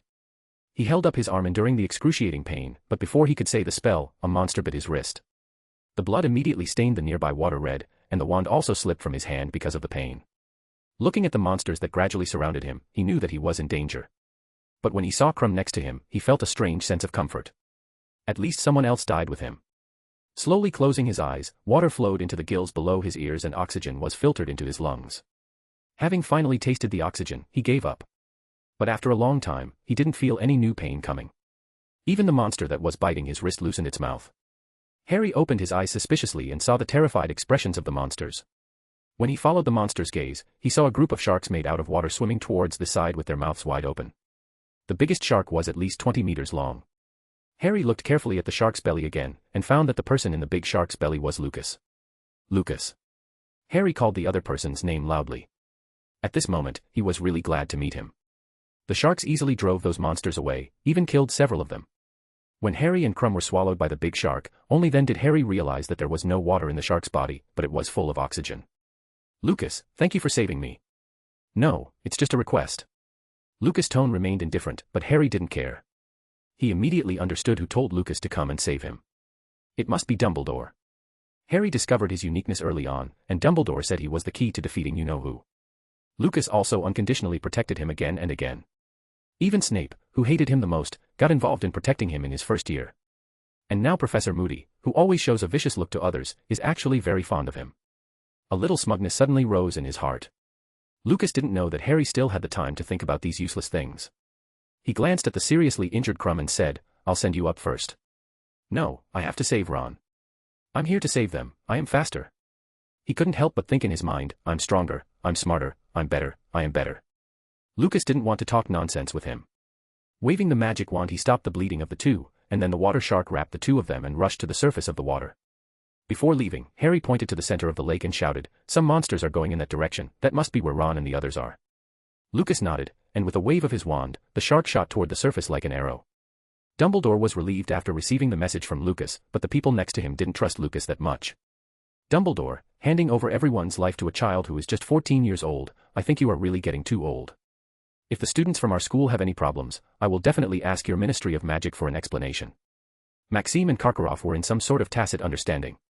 Since receiving Lucas' Patronus message, the voice of complaints have not stopped. Dumbledore listened silently, not talking back. When the people are rescued, the two will naturally shut up. He has a lot of confidence in Lucas' strength. At this moment, the surface of the water surged and Cedric walked towards the shore alone. He was not injured, and even his bubblehead charm was intact. Cedric, are you all right? Seeing the appearance of the judges, Cedric shook his head tightly. Then have you encountered the Kappas? As soon as Dumbledore finished asking, Cedric's face turned pale. I saw them. He told exactly what he saw. It turned out that when Crumb was attacked, this guy was hiding in the plants not far away. He saw Crumb lose his blood and pass out with his own eyes. He also saw how Harry fought against water monsters and how he was injured. He took advantage of Harry and Crumb who were attracting the monsters' attention and ran away to save his own life. Cedric bowed his head in shame, but no one blamed him for it. Not everyone would dare to step forward to help in that situation. Hearing that both Harry and Crumb had been injured, the judges present frowned. Karkaroff even yelled that he planned to go into the water himself. The stands on the shore were completely silent at the moment. When the audience heard Cedric's words, they didn't expect the lake to be so dangerous. At this moment, there was movement on the lake again. The bubbles that surged this time were bigger than the previous ones. Under everyone's gaze, a large shark formed of water jumped out of the lake. Everyone could see clearly that Harry Potter and Victor Crumb were still sitting inside the shark's belly. When Harry was in the air he saw the judges on the shore. He looked at Dumbledore and shouted, Professor Dumbledore, save Ron quickly, those monsters are going to kill them. This sentence directly detonated the scene, and the audience immediately started shouting. Chapter 240, The Magic Pressure That Goes Straight to the Sky. The giant shark sent the two to the shore, and then disappeared into the current. Such an exquisite transfiguration spell, only Lucas can make it underwater. Harry, how is the situation down there? Madame Pomfrey, please treat my student quickly. Dumbledore and Karkaroff's voices rang out simultaneously. Karkaroff froze for a moment, then turned his head and gave the old bee beside him a hard look. Dumbledore, if Crumb's career as an athlete is affected by this incident, I will definitely not let you go. After he finished speaking, he continued to look at Madame Pomfrey. As the head of the Hogwarts Infirmary, Madame Pomfrey has excellent medical skills. Whatever messes the students and the occasional professor have made over the decades, she can always fix them easily. But at this moment, her expression was extremely serious. It was the first time she had seen such a serious injury. She had a hard time getting Crumb's wounds to heal. As the blood-replenishing potion slowly entered her patient's mouth, Madame Pomfrey let out a long breath. It's fine, let him take a rest, and he will wake up when the blood-replenishing potion finishes its job. Karkaroff hurriedly thanked the old woman in front of him. You can see that he really cares about his students. Well, perhaps he only cares about this one student. Harry, who had been waiting at the side for a long time, hurriedly sat down in front of Madame Pomfrey. Ma'am, please help me treat my injuries too. Harry's appearance was very strange. His head was wrapped with a bubble head spell, but instead of oxygen it has water. At this moment, the effect of the gillyweed was not over yet, so Harry can't breathe on land at all. Mr. Potter, seeing how lucky you are not to be too injured, how about I help you remove the gillyweed first? Thank you for your kindness, madam, but I still need this pair of fish gills. Please treat the wound for me. At the insistence of Harry, Madame Pomfrey stepped in to heal the wounds on his legs and body. Simultaneously, Dumbledore and the others were gathering to discuss what to do next. They had already heard from Harry what was happening in the lake. At present, the 5 champions, except for Lucas, have all returned without their hostages. They just need to wait for Lucas to rescue them. Should we discuss the follow-up matters now? The judges looked at Dumbledore, who spoke. The second task obviously couldn't go on, so what do they do with the champions' scores? If no points are given, it seems a bit unfair to Lucas, who has saved people continuously. All the judges had their own little thoughts, but no one spoke. Next to them, Moody's cheek was twitching in agitation. The magic eye constantly rotated as he watched the situation in the lake. The magic eye with a strong see-through function can see through the water surface directly into the lake, but only as far as the eye can see. After searching for a long time, there was still no sign of Lucas, so Moody limped up to Harry Potter. Harry, are you okay? I'm fine, Professor. Harry raised his arms, showing his status to his favorite professor. Moody pondered for a moment and said again, Grindelwald, is he really all right? He should be all right, at least he wasn't hurt even a little before I parted ways with him. This answer put Moody in a very bad mood. He didn't expect that Lucas could move so freely in the water. Isn't the magic he used in the first task a killer weapon that he learned by a fluke? He always believed that the forbidden spell Lucas used was nothing more than a fluke of powerful magic, just like his powerful elf hair wand. But now it seems that Lucas's strength seems to have exceeded his imagination. At least the water shark created with transfiguration just now, Barty Crouch Jr. couldn't do it himself. A wand made of elf hair. If I can dedicate this wand to the master, plus my credit for bringing Harry Potter to him, I will definitely become the most trusted Death Eater. Moody's eyes become very scary. He looked at Harry as if he was a jackal that just saw its prey. Fortunately, Harry was having his wounds treated at the moment, so he didn't see what the fake Moody looked like. In the stands, Ginny held Hermione's hand tightly. Are they going to be all right? Of course, Lucas will definitely be able to rescue everyone. Hermione's expression was very determined, but she was actually very worried. But at this moment Ginny was in a panic, so she needed to be calm. Hermione looked at the lake, praying that Lucas would come back quickly with the others. The 2 girls weren't the only ones who worried about Lucas. Astoria also looked at the lake worriedly. After a while, she turned to look at her sister beside her. The Lord Chief is the most powerful, he will be safe and sound, right? That's right, we have to trust the Chief. Seeing her sister's helpless and bewildered eyes, Daphne felt very distressed. She turned her head to look at the lake, and secretly prayed for Lucas to be safe and sound. If Lucas really had an accident, she couldn't even imagine what Astoria would do. On the other side of the stands, Luna clasped the Crumplehorn Snorkack model with both hands.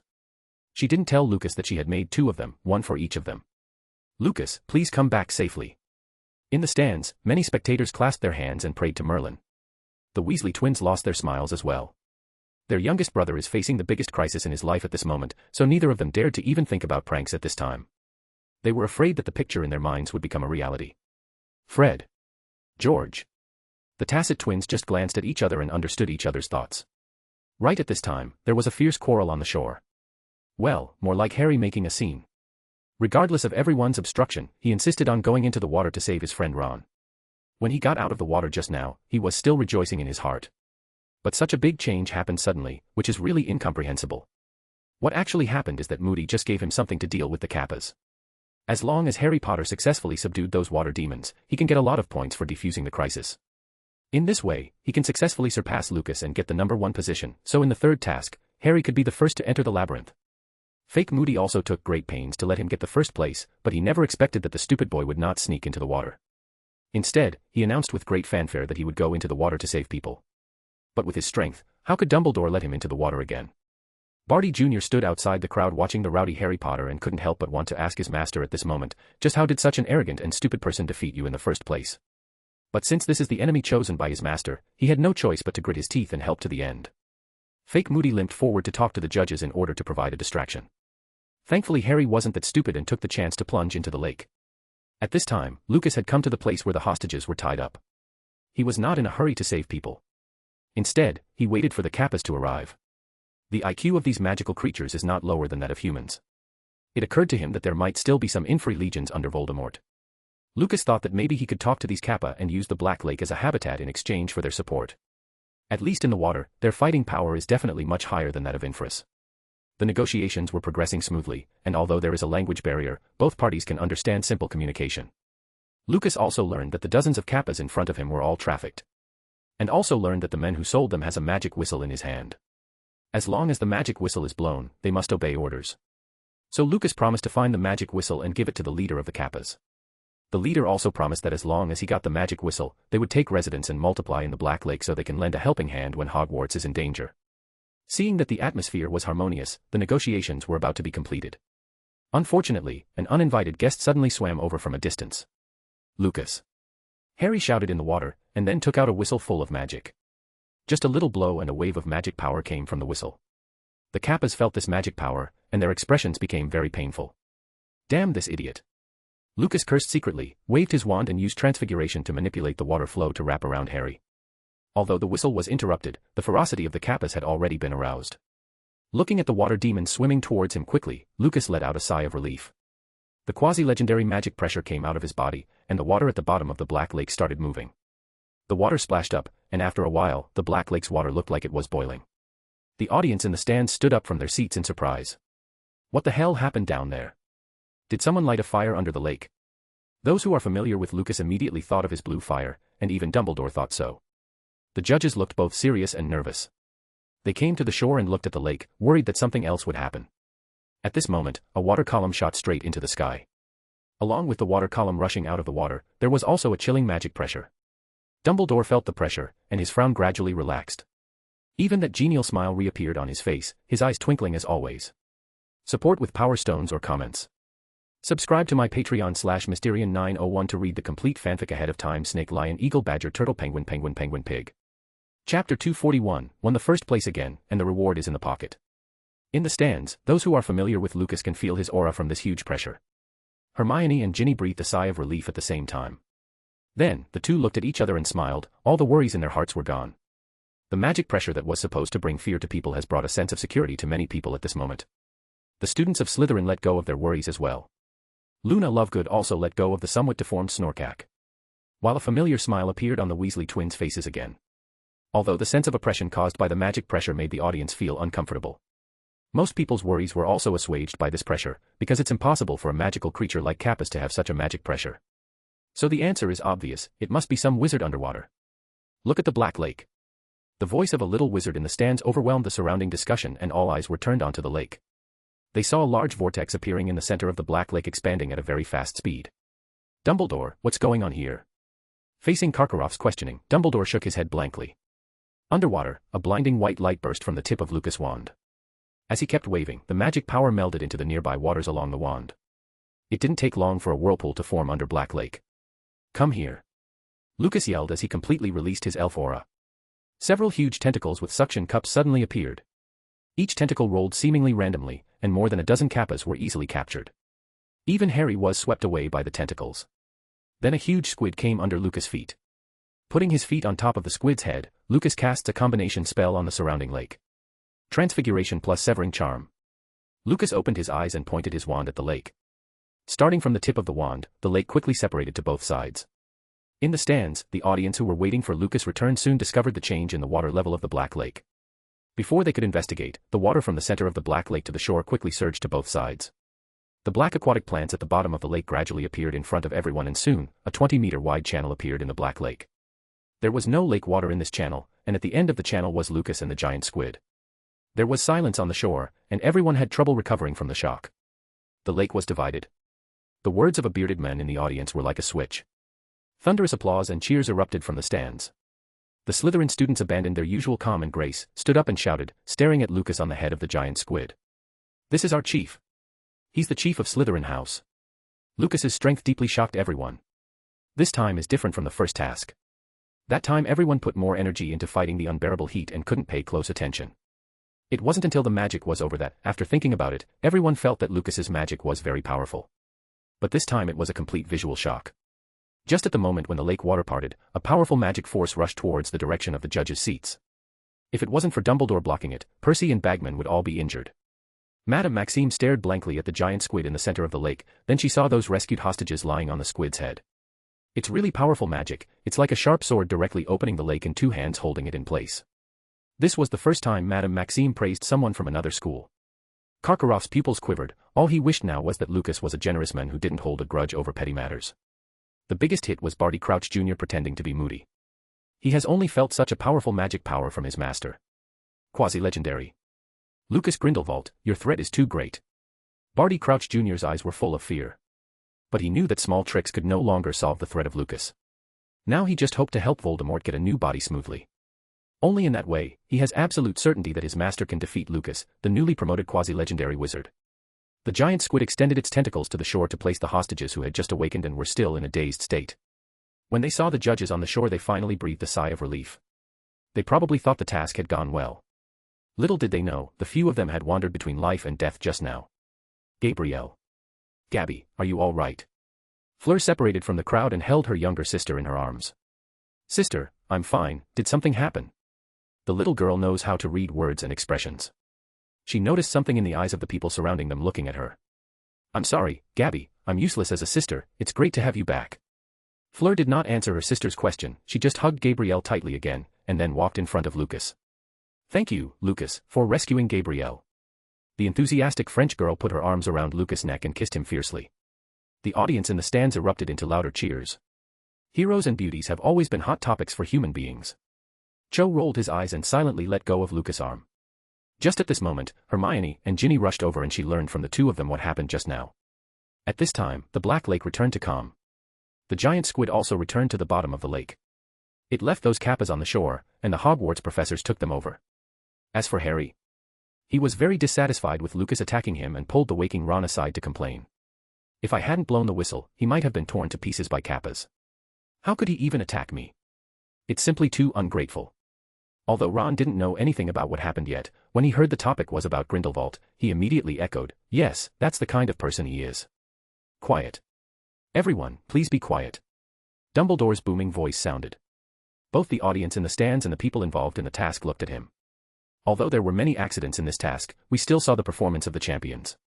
Next, I will leave you with Mr. Bagman. Ludo Bagman's expression was very ugly at the moment. His eyes swept across the faces of the crowd, and finally settled on the contestants. Just now, our champions encountered an unprecedented crisis. But they were not afraid of danger, and some even went into the water again to rescue their friends. Bagman paused for a few seconds and deliberately looked at Harry. He probably wanted to use this method to increase everyone's attention to Harry Potter. Through the discussion of our 5 judges, the premise is that the full score is 50 points. It was decided to give Harry Potter, Fleur Delacour, Cedric Diggory and Victor Crumb 25 points each. This is in recognition of the 4 people's wonderful magic spells and their fearless spirit in the face of danger. There was some warm applause from the stands, but everyone wanted to know how many points Lucas would get. In fact, everyone already has the answer in their hearts. They just wanted to see if the decisions made by the judges were consistent with their own. If Lucas didn't get full marks, these people in the audience will probably not let them go easily. Quiet everyone, next is Mr. Lucas Grindelwald's score. Mr. Grindelwald showed unparalleled strength in the task just now. And he successfully rescued all the hostages, so let's give him a big round of applause. The audience was more than happy to cooperate. Thunderous applause sounded, and Lucas once again became the focus of everyone. Bagman waved his hand, and continued after everyone was quiet again. So our 5 judges decided to give Mr. Grindelwald a perfect score of 50. The sound of cheers and applause resounded instantly. After finally restoring the calm lake surface, the sound waves produced by the cheers created circles of ripples in the water. Bagman didn't wait for everyone to be quiet and listen to him finish his words this time.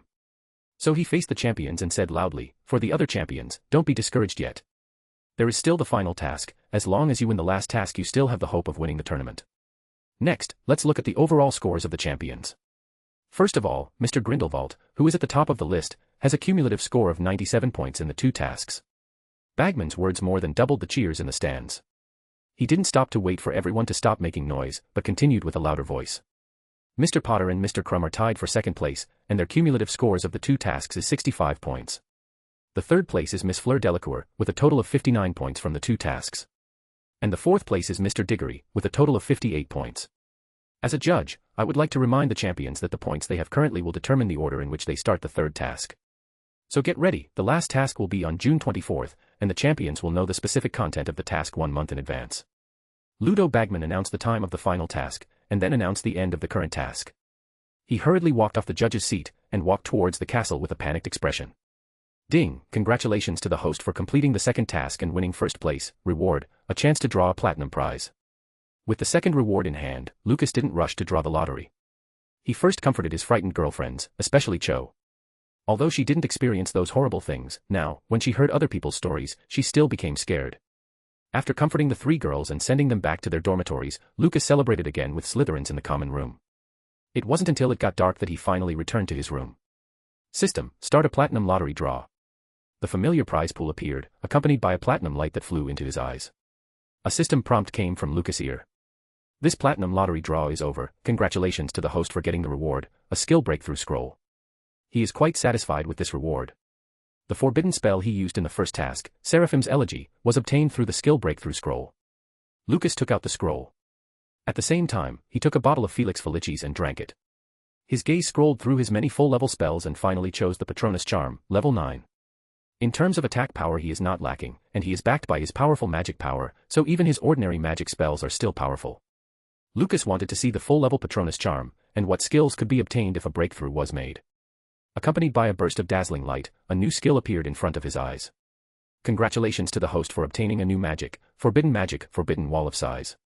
Forbidden Wall of Size, nothing in the world can break through the defenses of the Wall of Size, and likewise no one can break through the shackles of the Wall of Size. Having gotten another powerful spell, and seeing that this time it was a defensive forbidden spell, Lucas shut down the system in satisfaction.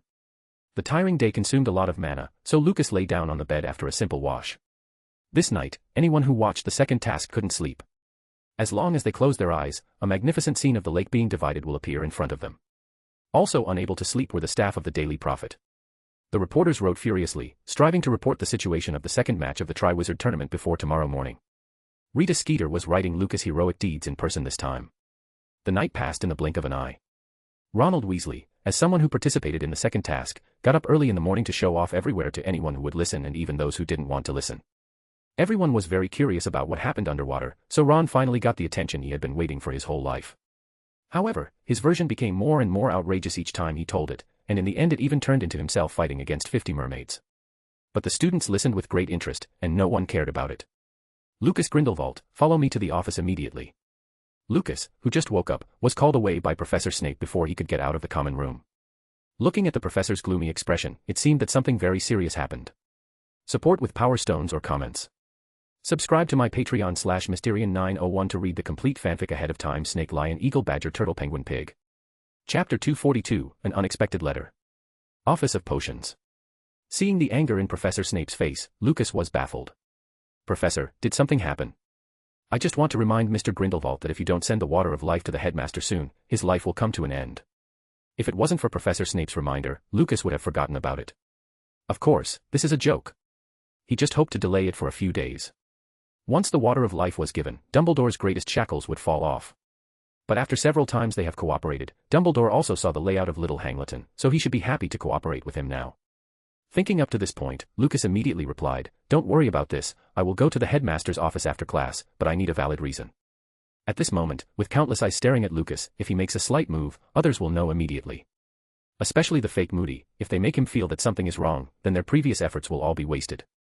Your old professor is willing to help with this problem. Professor Snape walked to the door of the office and flung it open. Wait until potions class for it. Leaving the potions office, as soon as Lucas returned to his dormitory, he saw Hestia standing by the bed. Ever since Medusa has been out of business, the task of delivering letters fell on Hestia again. This made Hestia happy for several days. Seeing her master come back, Hestia raised one of her legs and looked at the envelope tied to it. Rewarding the hard-working owl with a mouse tail, Lucas opened the letter. After reading it, he frowned. Just as he was going to the headmaster's office today, Dumbledore should know the news. Destroying the letter together with the envelope, Lucas picked up the potions book beside him and walked out of the room.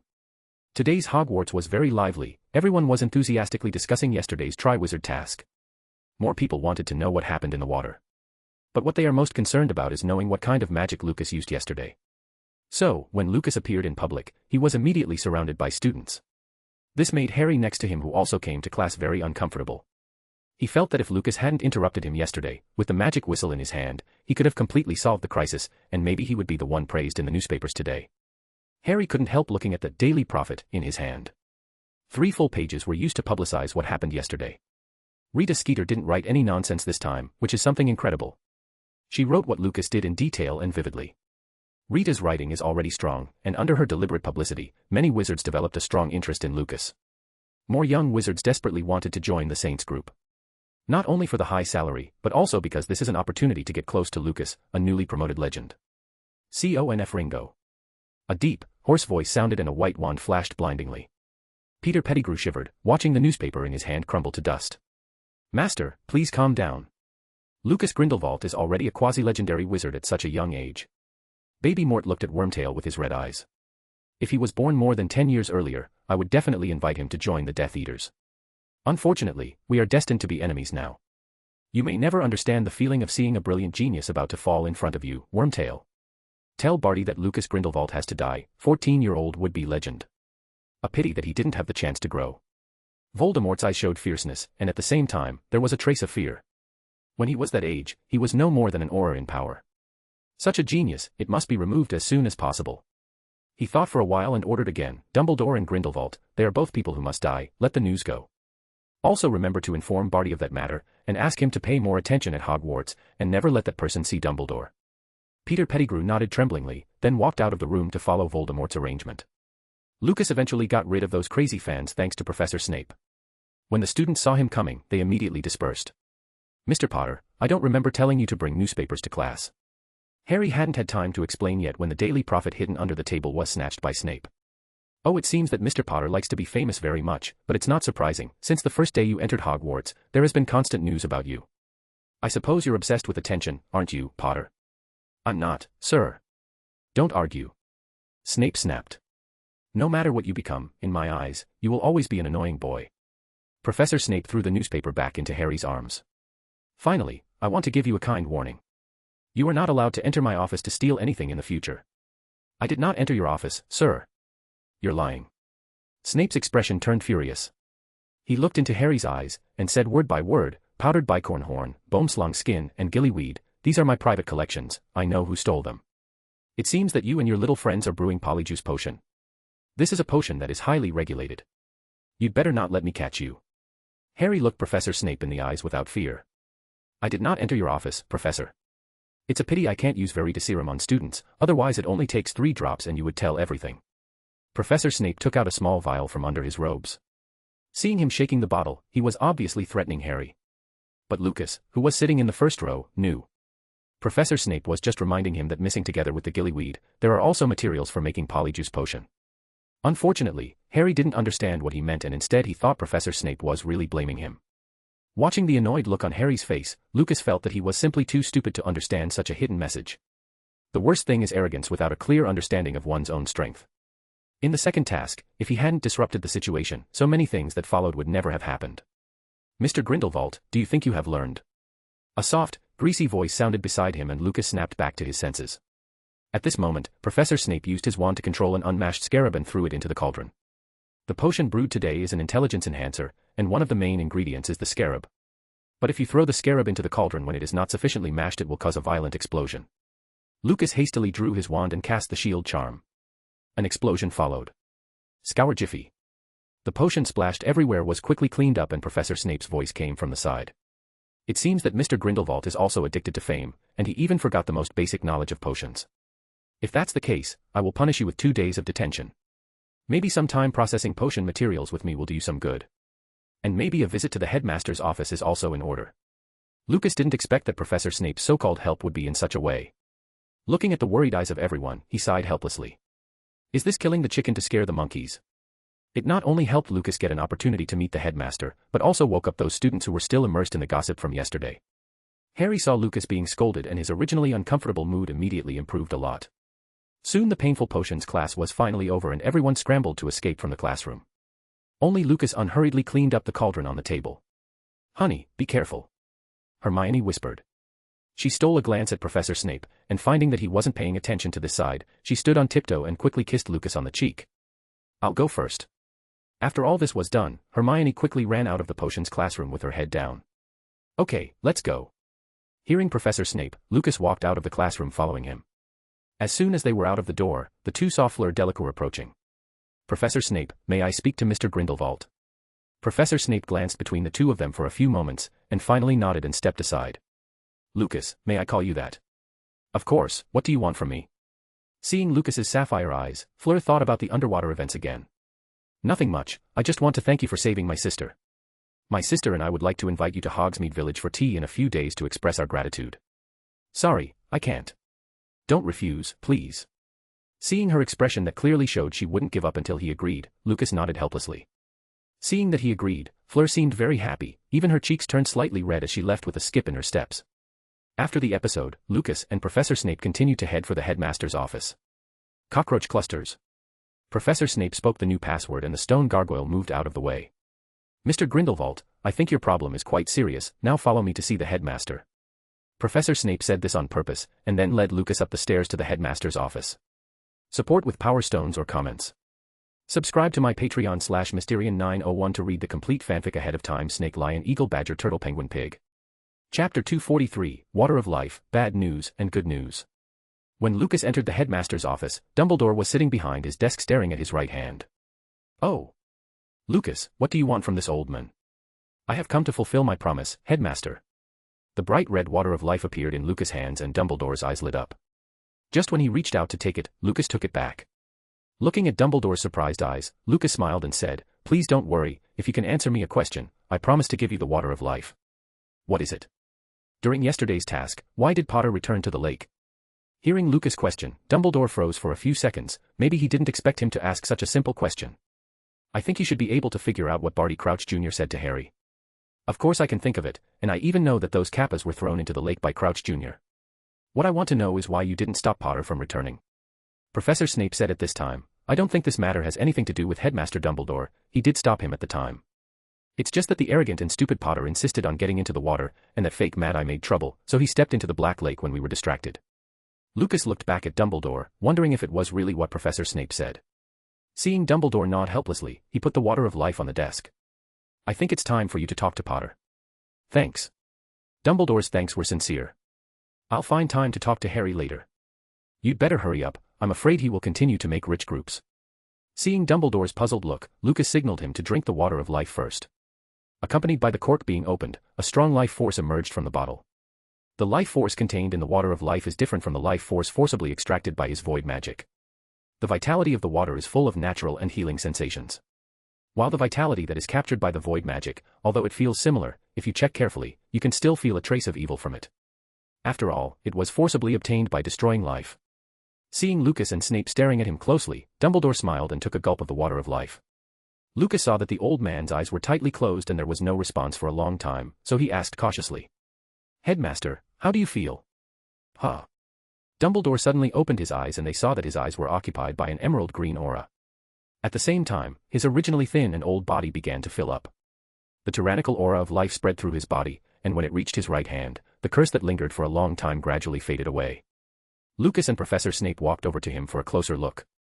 This is a rare chance to see someone's reaction after taking the water of life, and it is very worth recording. Lucas observed very carefully and found that Dumbledore's originally pale hair gradually began to turn silvery white. Paleness represents that life has been exhausted, but the silver hair color is different. Most of the elderly people's hair turns silver white first, and the hair color will become pale when their lives are really at their end. Few people observe this phenomenon, and Lucas only discovered it when he was bored. The change in Dumbledore's hair color at this moment proved that his vitality had been replenished. At least there is no problem in living for another few decades. Just when the two were about to end their observation, an unfathomable pressure like an abyss suddenly appeared. This magic pressure is limited to the headmaster's office, which shows that the control of the owner of this magic is also unfathomable. Sweat ran down Professor Snape's forehead. With his strength, it is quite difficult to face the pressure of Dumbledore. Certainly, Lucas didn't have it easy either, but at least he was a lot better than Professor Snape. The magic pressure only appeared for a few seconds before disappearing without a trace. Dumbledore opened his eyes again, and his genial smile along with his twinkling eyes reappeared. It's been a long time since I felt so happy, thank you. You are being too polite, Headmaster. We are allies after all, so isn't it just right to help each other? Dumbledore nodded with a smile, looking at Lucas with something special in his eyes. Looking at the old man who smiled and said nothing, Professor Snape finally understood why Lucas had been hesitant to give him the water of life. The one who knows the quasi-legendary wizard best is indeed only someone at that level. By the way, Sirius Black is back. He's in Hogsmeade right now, you can go and see him when you have the time. Of course, if you are going, remember to bring more food. Lucas frowned slightly, does Potter know about this? Unsurprisingly, Dumbledore nodded, I think Harry should have received a letter from Sirius. Oh, this is really good. A stupid godson and a reckless godfather are really a good combination. Lucas mocked softly, and then continued to ask, Headmaster, are you really not worried that the two of them will get into trouble together? For this question, Dumbledore did not answer for a long time. Probably in his heart, he is not very reassured about the two of them. Probably nothing will happen, Sirius is an adult after all, don't worry, I will tell him to take good care of Harry. Lucas sneered, I hope you can still be so confident after hearing the next news. Dumbledore looked up at the blonde boy in front of him. Let me guess, it should be good news, right? Good news. Lucas nodded, I think it's bad news, so to speak. Old Barty Crouch is gone.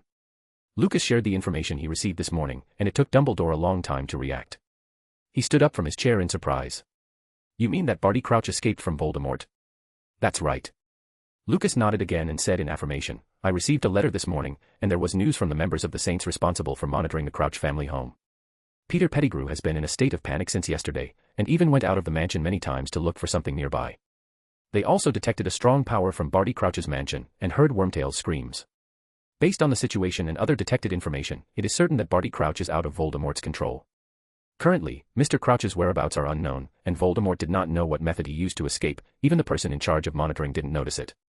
Since Lucas told the news, Dumbledore's brows were furrowed together. So what effect do you think Barty Crouch's escape will have? Or where do you think he's most likely hiding? Is there any place safer than Hogwarts? Lucas asked, picking up the tea sent by the house elf. Dumbledore nodded thoughtfully. It is true that there is no place in England that is safer than Hogwarts, but there are dangers here too, Barty Crouch Jr. Everyone present was very clear about this. If Barty Crouch Jr. knew that his father was out of control, and it is very likely that he will escape to Hogwarts, he will definitely strike first. Don't underestimate the determination of a fanatic, they can do crazy things. The office became very quiet, none of the three spoke. They were all frowning, obviously thinking about Barty Crouch Sr. Lucas' idea was simple. Getting rid of Barty Crouch is the easiest way. Only in this way can the position of director of the International Magic Cooperation Department be vacated. It's also fine if Barty Sr. suffers serious irreversible damage. The reason why Lucas told Dumbledore about Barty Crouch's escape. The first is to gain more trust from the old men. Second is because the Saints couldn't find the guy, so he can only sit back and wait. Wait for the other party to deliver himself to their door. He reminded Dumbledore to talk to Harry earlier, just hoping that the stupid Potter would not get in the way when the time comes. If Lucas meets old Barty Crouch first, maybe he will only make the other party an idiot, so that at least he can keep his life. But if Harry Potter is as meddling as in the original book, then old Barty's life will be ended. Well, either outcome is good for Lucas. Lucas, I hope you will pay more attention to Barty Crouch. If you find him in advance, please bring him to my office to see me immediately. No problem, I will tell my subordinates to search along the road when I go back, hoping to find him before Voldemort. Dumbledore nodded, feeling reassured, then looked at Professor Snape next to him. Severus, please keep an eye on Crouch Jr., especially when he's out alone. Professor Snape nodded slightly. After the conversation was over, Lucas got up to leave. But before leaving, he smiled and asked Dumbledore, Headmaster, are you still worried about the father and son? Seeing Dumbledore's face change, Lucas chuckled and walked out of the office. Time flies. In a blink of an eye, it was time to go to Hogsmeade again. Lucas' girlfriends learned that Fleur had made an appointment with him, so they left him and rushed to the clothing store. At the same time, Harry, Ron, and Draco were also walking the path leading to Hogsmeade. Since he got a godfather who signed his authorization form, Harry was finally able to play in the village openly. The three chatted while walking. Most of the time it was Draco and Ronald who were fighting. Harry looked at the backpack he was carrying, which was full of chicken legs secretly taken from the Great Hall. Thinking about seeing Sirius soon, Harry felt himself full of energy and happiness. Chapter 244, Draco destroys his friendship. The weather was still cold in early March, and the sudden strong winds made the temperature only seem lower. Ronald looked at the absent-minded Draco beside him, and didn't say what he had planned to mock him with. Harry, you should really look at this Malfoy guy, I suspect he's been cast with the Imperius curse. Harry, who was still in bliss, glanced back hastily. Seeing Draco's expressionless eyes, he asked with concern, Draco, are you all right? I'm okay. Draco smiled faintly after recovering. There were many things hidden in his smile, such as maturity, bitterness, and alienation. But Harry didn't notice these emotions, so he excitedly asked the two, guys, what should I say when I see Sirius in a while? It's too bad, he was supposed to enjoy the sun and the beach in the south, but for me, he risked being caught and came back. Harry said this, but there was no trace of guilt on his expression, it actually looked like he was showing off. Look, my godfather would risk his life for me. This is what he probably wanted to express. And really, Ronald Weasley immediately showed envious eyes. Sirius is so kind to you, Harry, I wish I had a godfather like him. Hey. We're friends, and Sirius will be nice to you as well. As someone who never had a relative who cared about him, he was enjoying this a bit too much. Suddenly, he realized that he hadn't heard Draco's voice for a long time, so he turned to look behind him, and saw that Draco was far behind. Draco, what happened to you today? No, nothing, just thinking about something in my mind. Draco shook his head and said. Ron sneered, come on, you think I don't know why you are like this? Draco was taken aback, looking at his deadly enemy standing in front of him. Humph. Isn't it because you didn't become Harry's hostage? Harry and I have been best friends living in the same dormitory for 4 years. How could you be comparable to me? Ron, don't say that. Harry tugged on the other party's sleeve, and said to Draco anxiously, actually, I didn't know about the hostage situation. I also learned from Ron later that Headmaster Dumbledore called him and the others without telling the champions. Draco breathed a sigh of relief. He secretly thought that he was worrying blindly. How could someone as stupid as Weasley know what was on his mind? But since both of them misunderstood him, it's better to take advantage of this misunderstanding to get that matter done. Don't worry, I won't be angry about those insignificant things. You don't care? That's an opportunity to participate in the Triwizard Tournament. Do you know how I fought those mermaids underwater? Hearing Draco's disdainful tone, Ron started his tirade immediately. I knew it was not going to be that easy being the hostage, so I kept my wand up my sleeve. Sure enough, those mermaids actually wanted to tie us up. I drew out my wand to fight them underwater, then more and more of them arrived, at least 50 of them. Watching Ron's exaggerated body movements, Draco looked even more disdainful. Stupid Weasley, it's okay for you to deceive other people with these words, but aren't you ashamed to say these lies in front of a champion? In addition, I want to remind you that I know 2 champions, and I know more about the underwater situation than you. All I know is that someone was still sleeping when everyone's been brought out of the water and the other hostages had awakened long ago. Draco Malfoy, who are you talking about? Ron shouted with a red face. This matter is his weakness, so as long as someone mentions it, he will explode. Harry stood in front of the 2 of them and tried to persuade them to stop. Please stop fighting, guys, let's hurry up and find Sirius. Draco pushed Harry aside forcefully, walked up to Ron and continued. Do you think that people really believe in those bragging stories of yours? They just think that the fake stories you tell are not that bad and just listen for entertainment. It makes me laugh to see the way you smugly tell lies every day. Weasley, do you know what you look like these days? You look like a clown. Shut up. Ron shook his fist angrily, but Draco dodged the fist and drew his wand at the same time. Looking at the 2 people who are at odds, Harry dropped the school bag in his hand and came in between the 2 of them. Have you had enough trouble? Harry, this is none of your business, get out of the way. Draco snapped. Ron echoed, yes, get out of the way. The 2 tacitly moved away from Harry. Draco raised his wand without waiting for the opponent to be ready, Expelliarmus. Seeing his wand flying high into the sky, Ron was dumbfounded. And before he could react, he was hit by Draco's second spell. Depulso. Ron flew far away and slammed into the trunk of a big tree. Draco, are you crazy? Harry looked at the 2 in bewilderment. When he saw Draco raising his wand again, he subconsciously pulled out his wand and said the spell, Expelliarmus. A red light hit Draco's wand. Draco's gaze followed his wand to the sky. That wand was like his friendship with Harry Potter. From now on, they will be just acquaintances. A bitter smile appeared on Draco's face again. Harry Potter. He angrily called out the opponent's name. Catching his own wand before it fell to the ground, Draco said ferociously, Serpensortia. A giant python appeared between the 2. Harry stared at his friend opposite him dumbfounded, not understanding why he became like this all of a sudden. Draco. Who do you think you are, Potter? Draco waved his wand, directing the giant python to attack.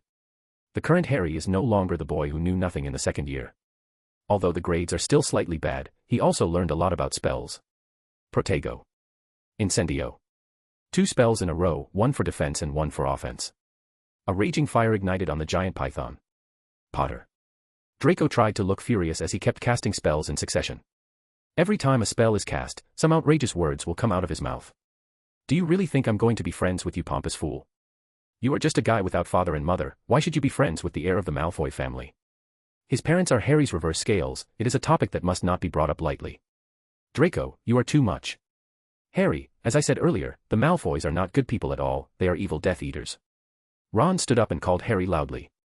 Coupled with the mocking smile on Draco's face, Harry felt even angrier. But Draco felt it wasn't enough. At this moment Harry was just angry, not to the point of breaking up their friendship forever. Potter. I'm so sick of playing games with you and your stupid friends, especially that big stupid Hagrid. Oh, the half-giant, it's really disgusting. Draco looked disgusted as if he had swallowed a cockroach. You're not allowed to talk bad about Hagrid. What? Could it be that you really took Hagrid, that disgusting giant, as your father, as the newspapers said? Draco Malfoy, you are too much, you are not my friend. Harry snorted loudly. Oh, that's great, I don't want to play with you anymore, I find that your title of boy who lived is not worth much. I thought that being friends with you would bring benefits to my family, but unfortunately, your value is too low. Instead of wasting time on you, it's better to chat with Lucas more. The expression on Draco's face was too much, he seemed to be telling Harry that he was nothing compared to Lucas. The most intolerable things for Harry. Draco did it all today. Called him parentless, slandered his friend Hagrid, belittled his worth, and compared him to Lucas. Harry's eyes gradually turned cold. Seeing Draco's arrogant face, he sneered and said, I'm so stupid, how could someone like Draco Malfoy be willing to be friends with me? A gleam flashed in Draco's eyes. Seeing Harry raise his wand to attack him, he deliberately slowed down by half a beat. Expelliarmus. Expelliarmus. Harry's spell hit Draco first and he lost his wand again. But he didn't stop with that, he didn't intend to let go of his former friend. He raised his wand and continued to chant the spell, Depulso. The powerful magic knocked Draco into the air. Looking at the rapidly receding scenery around him, Draco breathed a sigh of relief. Just at this time, he suddenly felt a hand behind him, stopping him in place. He looked behind him and saw Lucas at a glance. He froze for a moment, and took a closer look. It turned out that Pansy, Daphne, Blaze, and others were all there. Crabbe and Goyle ran to Draco. Looking at the anxious faces of the two, Draco, who was sad because he was about to lose his friend, suddenly felt much better. Support with Power Stones or comments. Subscribe to my Patreon/Mysterian901 to read the complete fanfic ahead of time. Snake, Lion, Eagle, Badger, Turtle, Penguin, Pig, Penguin, Penguin. Chapter 245, Teach Harry a Lesson. The appearance of Lucas and the Slytherins made Harry Potter dumbfounded. He looked at Draco's wand he had caught, which was still pointing at Draco, and quickly retracted it. Mr. Potter, what a good show of your impressive magical talents. Seeing Lucas draw out his wand and walk towards him, Harry unconsciously took half a step back.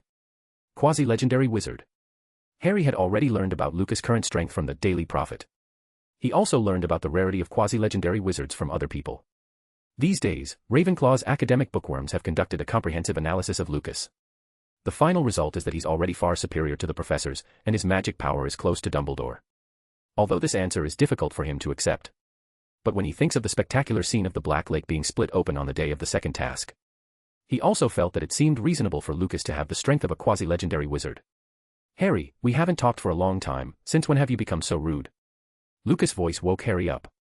When he raised his head, he found that the other party had come close to him. Grindelwald, what are you trying to do to Harry? Malfoy started it. Ron came striding from a distance, with an angry expression on his face.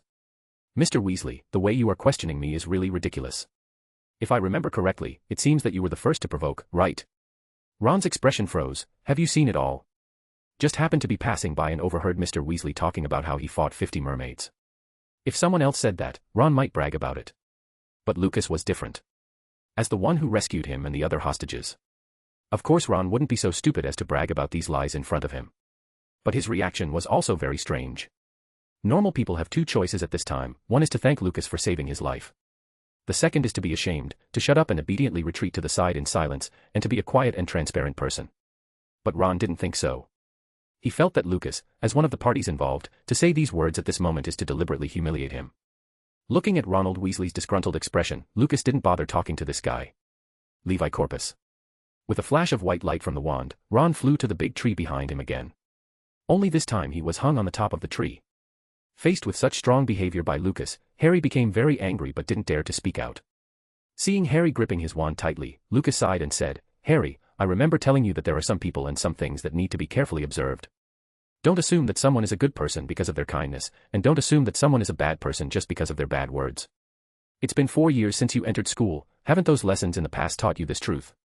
Seeing the expression on Harry's face didn't change, Lucas sighed inwardly, but looked at the end of the road from the corner of his eye. There's an elite aura-level magic in there. If he guessed correctly, it should be Barty Crouch Jr.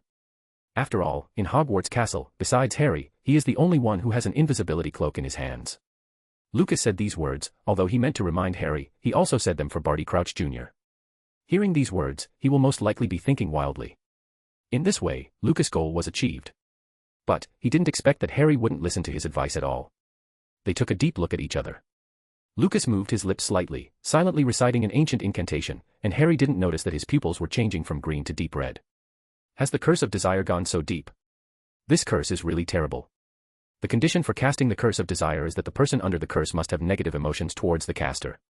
Using this negative emotion as an introduction, the curse will continuously amplify the desire and negative emotions of the cursed person.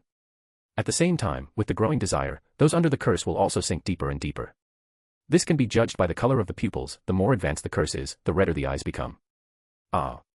Harry watched Lucas's leaving back, frowning tightly. He didn't understand what Lucas's inexplicable sneer at the end meant. Lucas, thanks, Draco said while looking at him in gratitude. You should thank Pansy, we wouldn't have come here if she hadn't found you far away.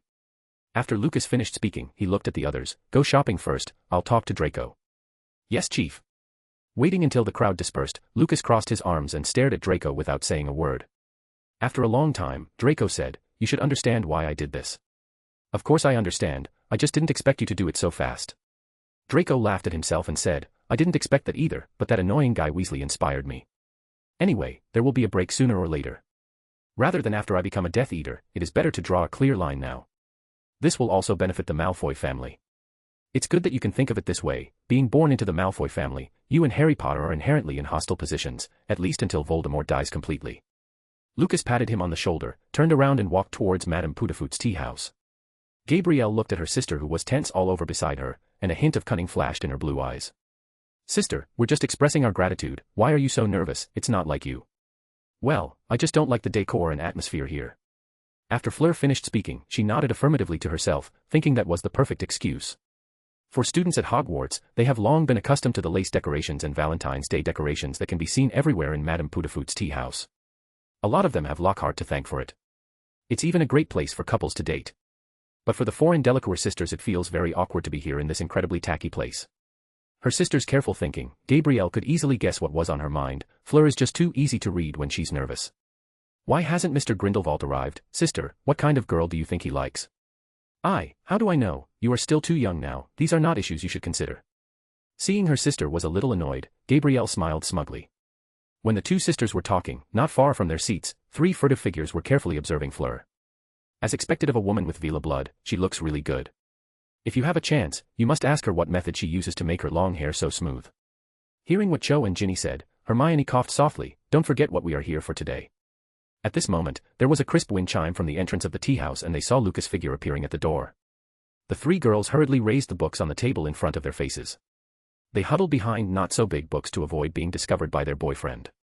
Lucas, who entered the door, was stunned for a moment and looked at the round table of the 3 girls accurately. As he spends time with them almost every day, Lucas sensed their magic power right after entering the door. When he saw the careful look of the eavesdropping trio, a doting smile appeared on his face. Sorry for keeping you guys waiting for a long time, I just dealt with some things. Lucas moved the chair lightly and sat in a position close to Fleur. This distance made Fleur feel very uneasy, but more shy than anything. The reason why Lucas did this was simply because the seat happened to face the eavesdropping trio. Mr. Grindelwald, I've already heard my sister tell me the details. Thank you for saving her life, even after having already saved my own. Looking at the 11-year-old girl in front of her, Fleur suddenly stood up and bowed to Lucas. Lucas hurriedly stopped her. You don't have to be so polite. During that situation, I couldn't just stay still and do nothing, could I? What's more, my father once taught me that the greater the ability, the greater the responsibility. I just did what I could. Hearing him say those words made Lucas' position in the heart of Fleur rise to a higher level again. Hermione, who was eavesdropping from a distance, pouted. She had a detailed understanding of the alliance and Gellert Grindelwald. With great power comes great responsibility. Shouldn't it be, for the greater good? She muttered to herself. Hearing that there was no sound coming from the front for a long time, she slowly raised her head and watched secretly from above the book she was hiding behind. Unexpectedly, she and Lucas just happened to meet each other's eyes. Seeing the smile in her boyfriend's eyes, she was sure that she and the others had been discovered long ago. I suddenly feel that eavesdropping like this is not good, let's go. Cho looked at Hermione strangely. Didn't you say that you would come to investigate Fleur Delacour? The inspection is over, I think she's not bad, we can go now. But the tea we ordered hasn't been delivered yet, wouldn't it be a waste to leave now? Ginny's words immediately discouraged Hermione. Madame Putafoot's tea was not cheap. After all, it is a business that caters to young couples, and Madame Putafoot knows how to deal with those impulsive boys. Then let's finish our tea and then leave. The 3 girls thought they were quiet, but they didn't know that their conversations were clearly heard by Lucas, who had sharp ears. Mr. Grindelwald, this is your black tea. I read the Daily Prophet. I didn't expect such an amazing wizard like you to appear in Hogwarts. Facing Madame Putafoot's compliment, Lucas thanked her politely. Taking advantage that his attention was attracted by Madame Poutafoot, Gabrielle looked at her sister who was fidgeting next to her. Knowing that she was a third wheel and her presence was making her sister embarrassed to speak, she got up and said in French since she wasn't very good at English. I asked my friends to go for a stroll in the village, so I will be leaving first. Mr. Grindelwald, thank you again for saving our lives, and I would like to trouble you to take care of my sister. Gabrielle walked out of the tea house after she finished speaking. By the time Fleur came to her senses and planned to settle accounts with her, the little girl had already disappeared. At this point Fleur had calmed down a bit, then she took a deep breath and said, Lucas, remember when we met in France? As soon as these words came out, the eavesdropping trio not far away perked up their ears. But Fleur didn't know that there were people eavesdropping.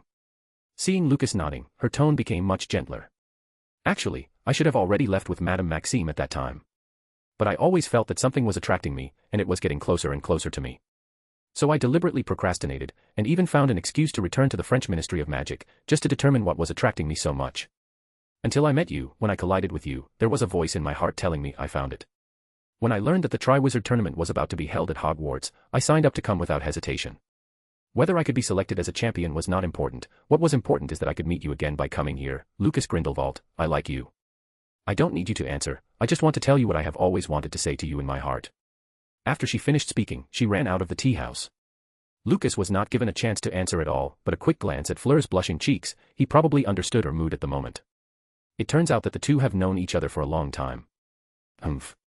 He toured around Paris with us every day, and still had time to meet other girls. Why is there no sound? Ahem. Hearing a coughing sound overhead, the three girls raised their heads apprehensively, only to meet Lucas' teasing eyes. Didn't some people say that the wizard clothing store has a new product on the market? I didn't expect to have a chance to encounter you girls here, what a coincidence. The three stood up with a smile and quickly surrounded Lucas. They started acting cute to please him, trying to get away with their actions of eavesdropping. However, when they left the tea house, the three girls had an expression of suffering. It seems that Lucas made them agree to many unequal conditions. Honey, where are we going next? I'm afraid you'll have to look around on your own, I have something very important to do. They didn't ask anything and let Lucas send them to the door of the Honeyduke's candy store, and then he went out of the village. Following the winding path, he came to the wilderness outside the village. There are few scarce houses here, and few people live in them. But Lucas' destination was not here. He continued to walk towards the foot of the mountain in the distance. The village of Hogsmeade lay in the shadow of the mountains. Lucas arrived at the foot of the mountain after walking for more than 10 minutes. Looking up at the mountainside, he tore through the void, and when he reappeared, he had come to a winding and steep path on the mountainside. He searched carefully for another half an hour until he finally found the cave where Sirius was hiding. Who would have thought that there would be a deep and wide cave behind a crack in the mountain? Lucas approached the entrance and heard Harry's complaints coming from inside. What the hell, Draco went completely mad, it is really strange. And Lucas actually hung Ron on a tree. Sirius, fortunately you passed by, otherwise I would have trouble pulling him down by myself. As soon as the words fell, a mature but indistinct voice sounded. Hearing what Sirius said, Lucas had a mocking smile on his face. Really, some people's characters can never be changed. Chapter 246, The Teachings of Sirius. Listening to his godson's complaints, Sirius wolfed down the chicken legs in front of him. Eating another one, he threw the bone to Buckbeak next to him. Poor Hippogriff, used to follow Hagrid to eat luxuriously. But ever since he started following Sirius, he could only learn to chew bones with dogs. Sirius picked up another chicken leg. Seeing the angry face of his godson, he said in relief, I originally disapproved of you making friends with members of the Malfoy family. It's just that the misunderstanding between us last year has not been solved, and there are not many opportunities to communicate afterwards, so I haven't had time to tell you. The current patriarch of the Malfoy family, Lucius Malfoy, was once a Death Eater, you should know this, right? Seeing Harry and Ron nodding, Sirius took another bite of the chicken. Probably because the chicken legs were in the way, he put it back in the bag. You probably don't know what status Malfoy has now as a pure-blooded family. Since the fall of Voldemort, Lucius Malfoy has held the leading position among the Death Eaters. Those guys who were Death Eaters in the past and got away with it, all follow his lead now. After saying this, Sirius put his hand in the bag and gnawed on the chicken legs again. He was so hungry, being on the run all this time he didn't dare to appear in the place where wizards gathered, and even in the Muggle world he was wanted. In order to fill his stomach, he even turned into a big black dog to catch mice to satisfy his hunger. To this day he still has the same skinny appearance, even the same clothes on his body. Another chicken leg was eliminated. With his hunger barely taken care of, Sirius sucked his fingers and continued. Why does Lucius Malfoy have such a big appeal? Apart from the fact that their family is pure blood. This is also because of Lucius Malfoy's father, Abraxas Malfoy. Harry and Ronald had never heard of the name Abraxas, so Sirius explained, Abraxas Malfoy, decades ago, was a very influential man. He and Voldemort are contemporaries. It is said that he was 2 years older than Voldemort, and they were good friends when they were in Hogwarts. Although Abraxas's name was not included in the list of the first batch of Death Eaters, many people believe that he must have been the first to follow Voldemort. I heard something about their first group being named Knights of Walpurgis or something like that, but I don't really know much about that. With the evidence of Sirius' words, Ron's expression became agitated. He tugged at his friend's robe and said, "Did you hear that?" "I was right." Harry didn't respond. He also didn't expect that 2 generations of the Malfoy family were Death Eaters. That's right, Harry had already identified Abraxas as a Death Eater in his mind. At this moment, Sirius added, "The Malfoy family has never been simple. If we go further into the past, Septimus Malfoy controlled the entire wizarding world in the 18th century, and the Minister of Magic at that time was just a puppet." Ronald gasped, "The Malfoy family is really evil." Harry subconsciously nodded. In their simple minds, the Minister of Magic usually represents the good guys, and is the most powerful person. Controlling the Minister of Magic makes you a bad person, right? Children's ideas are usually so simple. Taking advantage of this time, Sirius wiped out 2 more chicken legs, and finally burped. He put away the remaining chicken legs and looked at his godson seriously. "Harry, has it hurt again lately?" Sirius pointed to his forehead. Harry knew that he was talking about his scar, so he shook his head. "Not recently, but I always dream about some strange scenes." He recounted his recent dreams and things he thought were strange. He also took the chance to complain to Sirius again about Snape blaming him for stealing. Sirius didn't like Professor Snape in the first place, so it is reasonable to think that the greasy bat was just looking for trouble with his godson. "Harry, I think you need to talk to Dumbledore more. He might be able to answer a lot of things for you. It's like you always have strange dreams."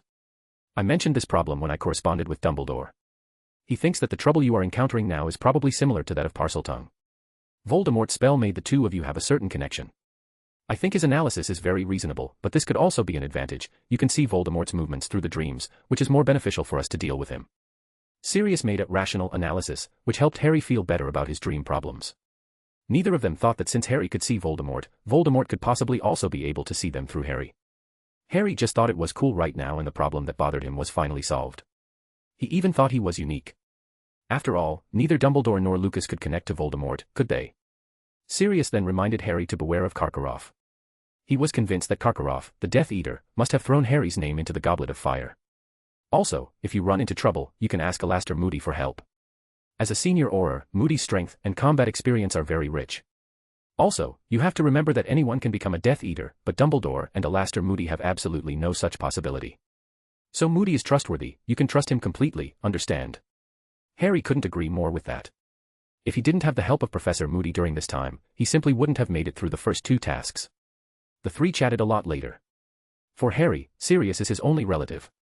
So after not seeing each other for such a long time, the 2 naturally had endless topics to talk about. Especially when talking about the Triwizard Tournament, Sirius praises him for his performance. "I'm proud of you, Harry." This affirmation from his family made Harry feel elated. "But you'd better have as little conflict with Lucas Grindelwald as possible. To be honest, I can't see through that kid. I've corresponded with Dumbledore about it." Dumbledore's answer was also unclear. Later, I went to find out about Grindelwald's influence in the magic world. At present, the Saints Group has taken root in the British magic world, and many industries cannot do without the Saints Group. I think this kid from the Grindelwald family must have a big ambition. Harry looked at his godfather in surprise. "Is there something wrong with Lucas too?" "I don't know." Sirius shook his head. "I can't see through him, but I know that Dumbledore seems to trust him. There must be something wrong with that guy Grindelwald. He's always doing things mysteriously. That guy must have some evil plan." Ron also expressed his point of view at this time. Hearing the words of his godfather and friend, Harry frowned. In fact, he also had some doubts about Lucas recently. He couldn't figure out why the other boy continued to go to school when he already had so much strength. He felt that if it was him that had such power, he would have probably left school early and went out to make a living. With that strength, whether it is becoming an Auror or a professional Quidditch player, it should be easy. Fortunately, Lucas outside the cave didn't know what Harry was thinking at the moment. Otherwise, he would have laughed out loud. Possessing quasi-legendary strength, in the end, he just wanted to be an Auror or a Quidditch player.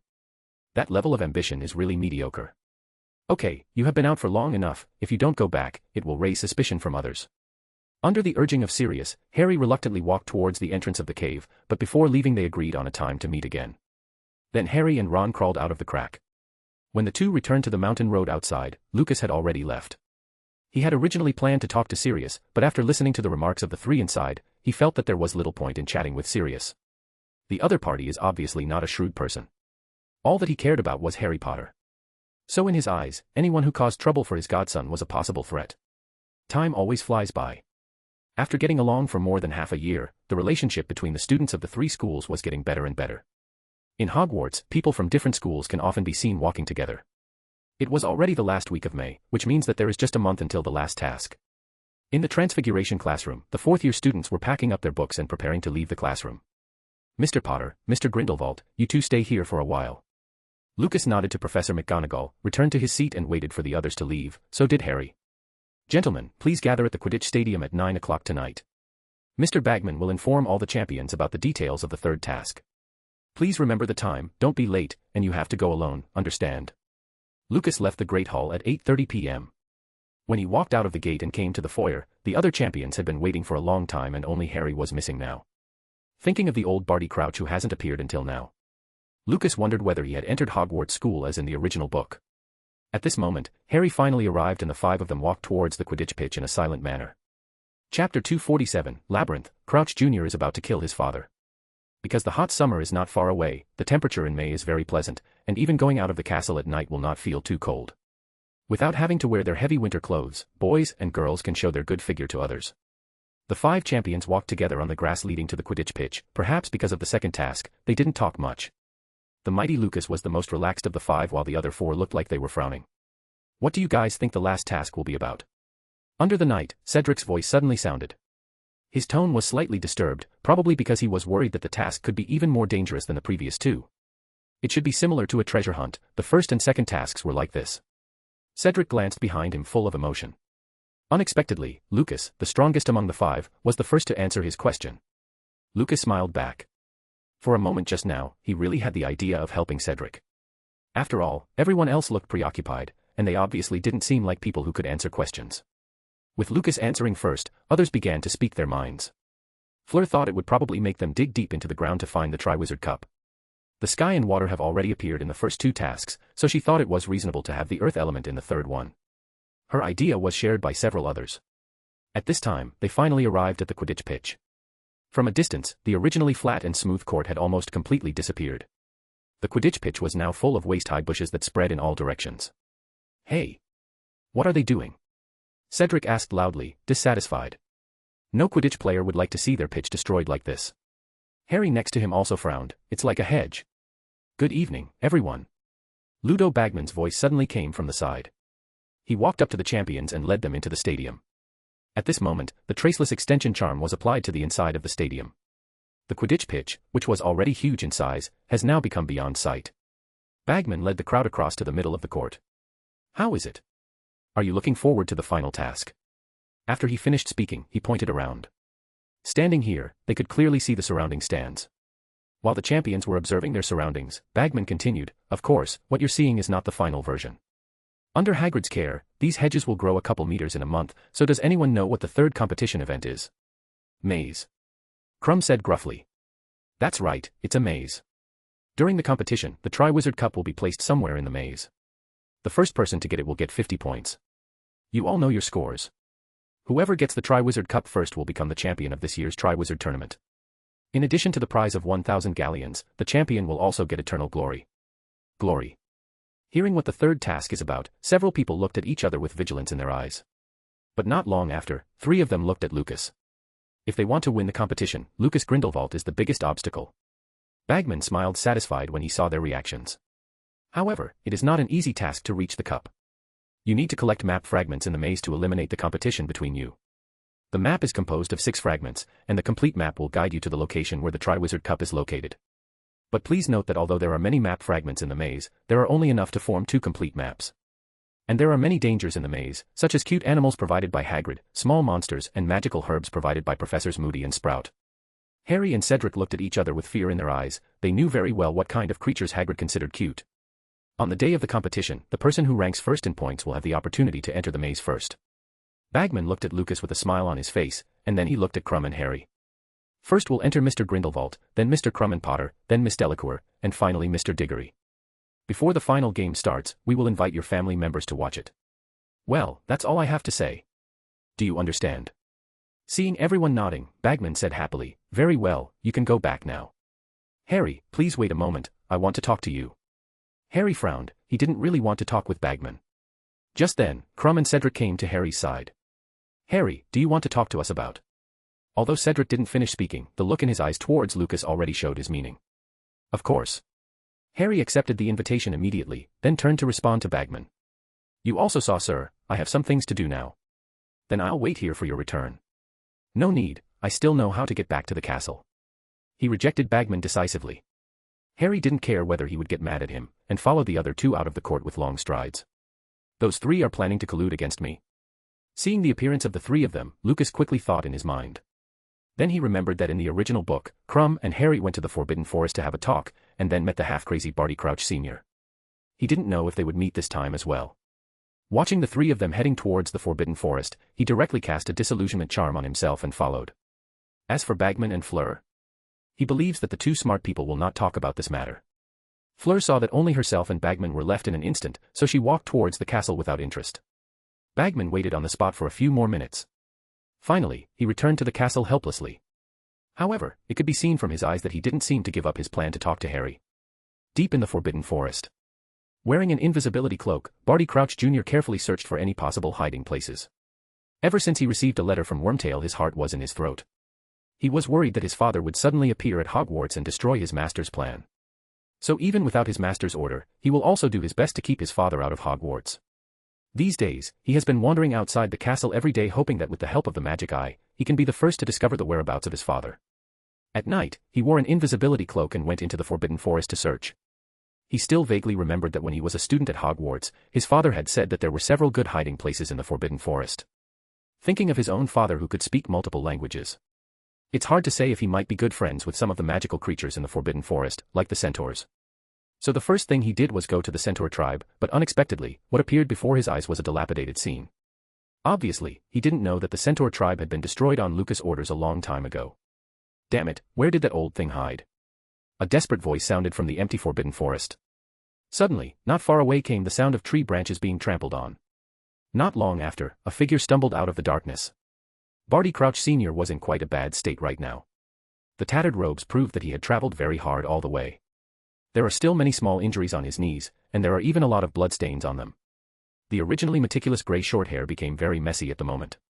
Old Crouch looked pale and haggard, with many blood streaks on his face. He muttered something inaudible to others in a low voice, looking like a madman. Being controlled by the Imperious Curse for a long time caused serious damage to Old Crouch's brain. Seeing his father whom he hadn't seen for a long time, Barty Crouch Jr.'s expression became a little excited. He took off the invisibility cloak and walked to the other side. When he saw his father whispering to a big tree, he leaned close to the other's ear and whispered, "Father, why are you running away? If you didn't escape, maybe you could still survive. It's a pity." Barty Crouch Jr. drew out his wand, intending to use a spell to end his father's life.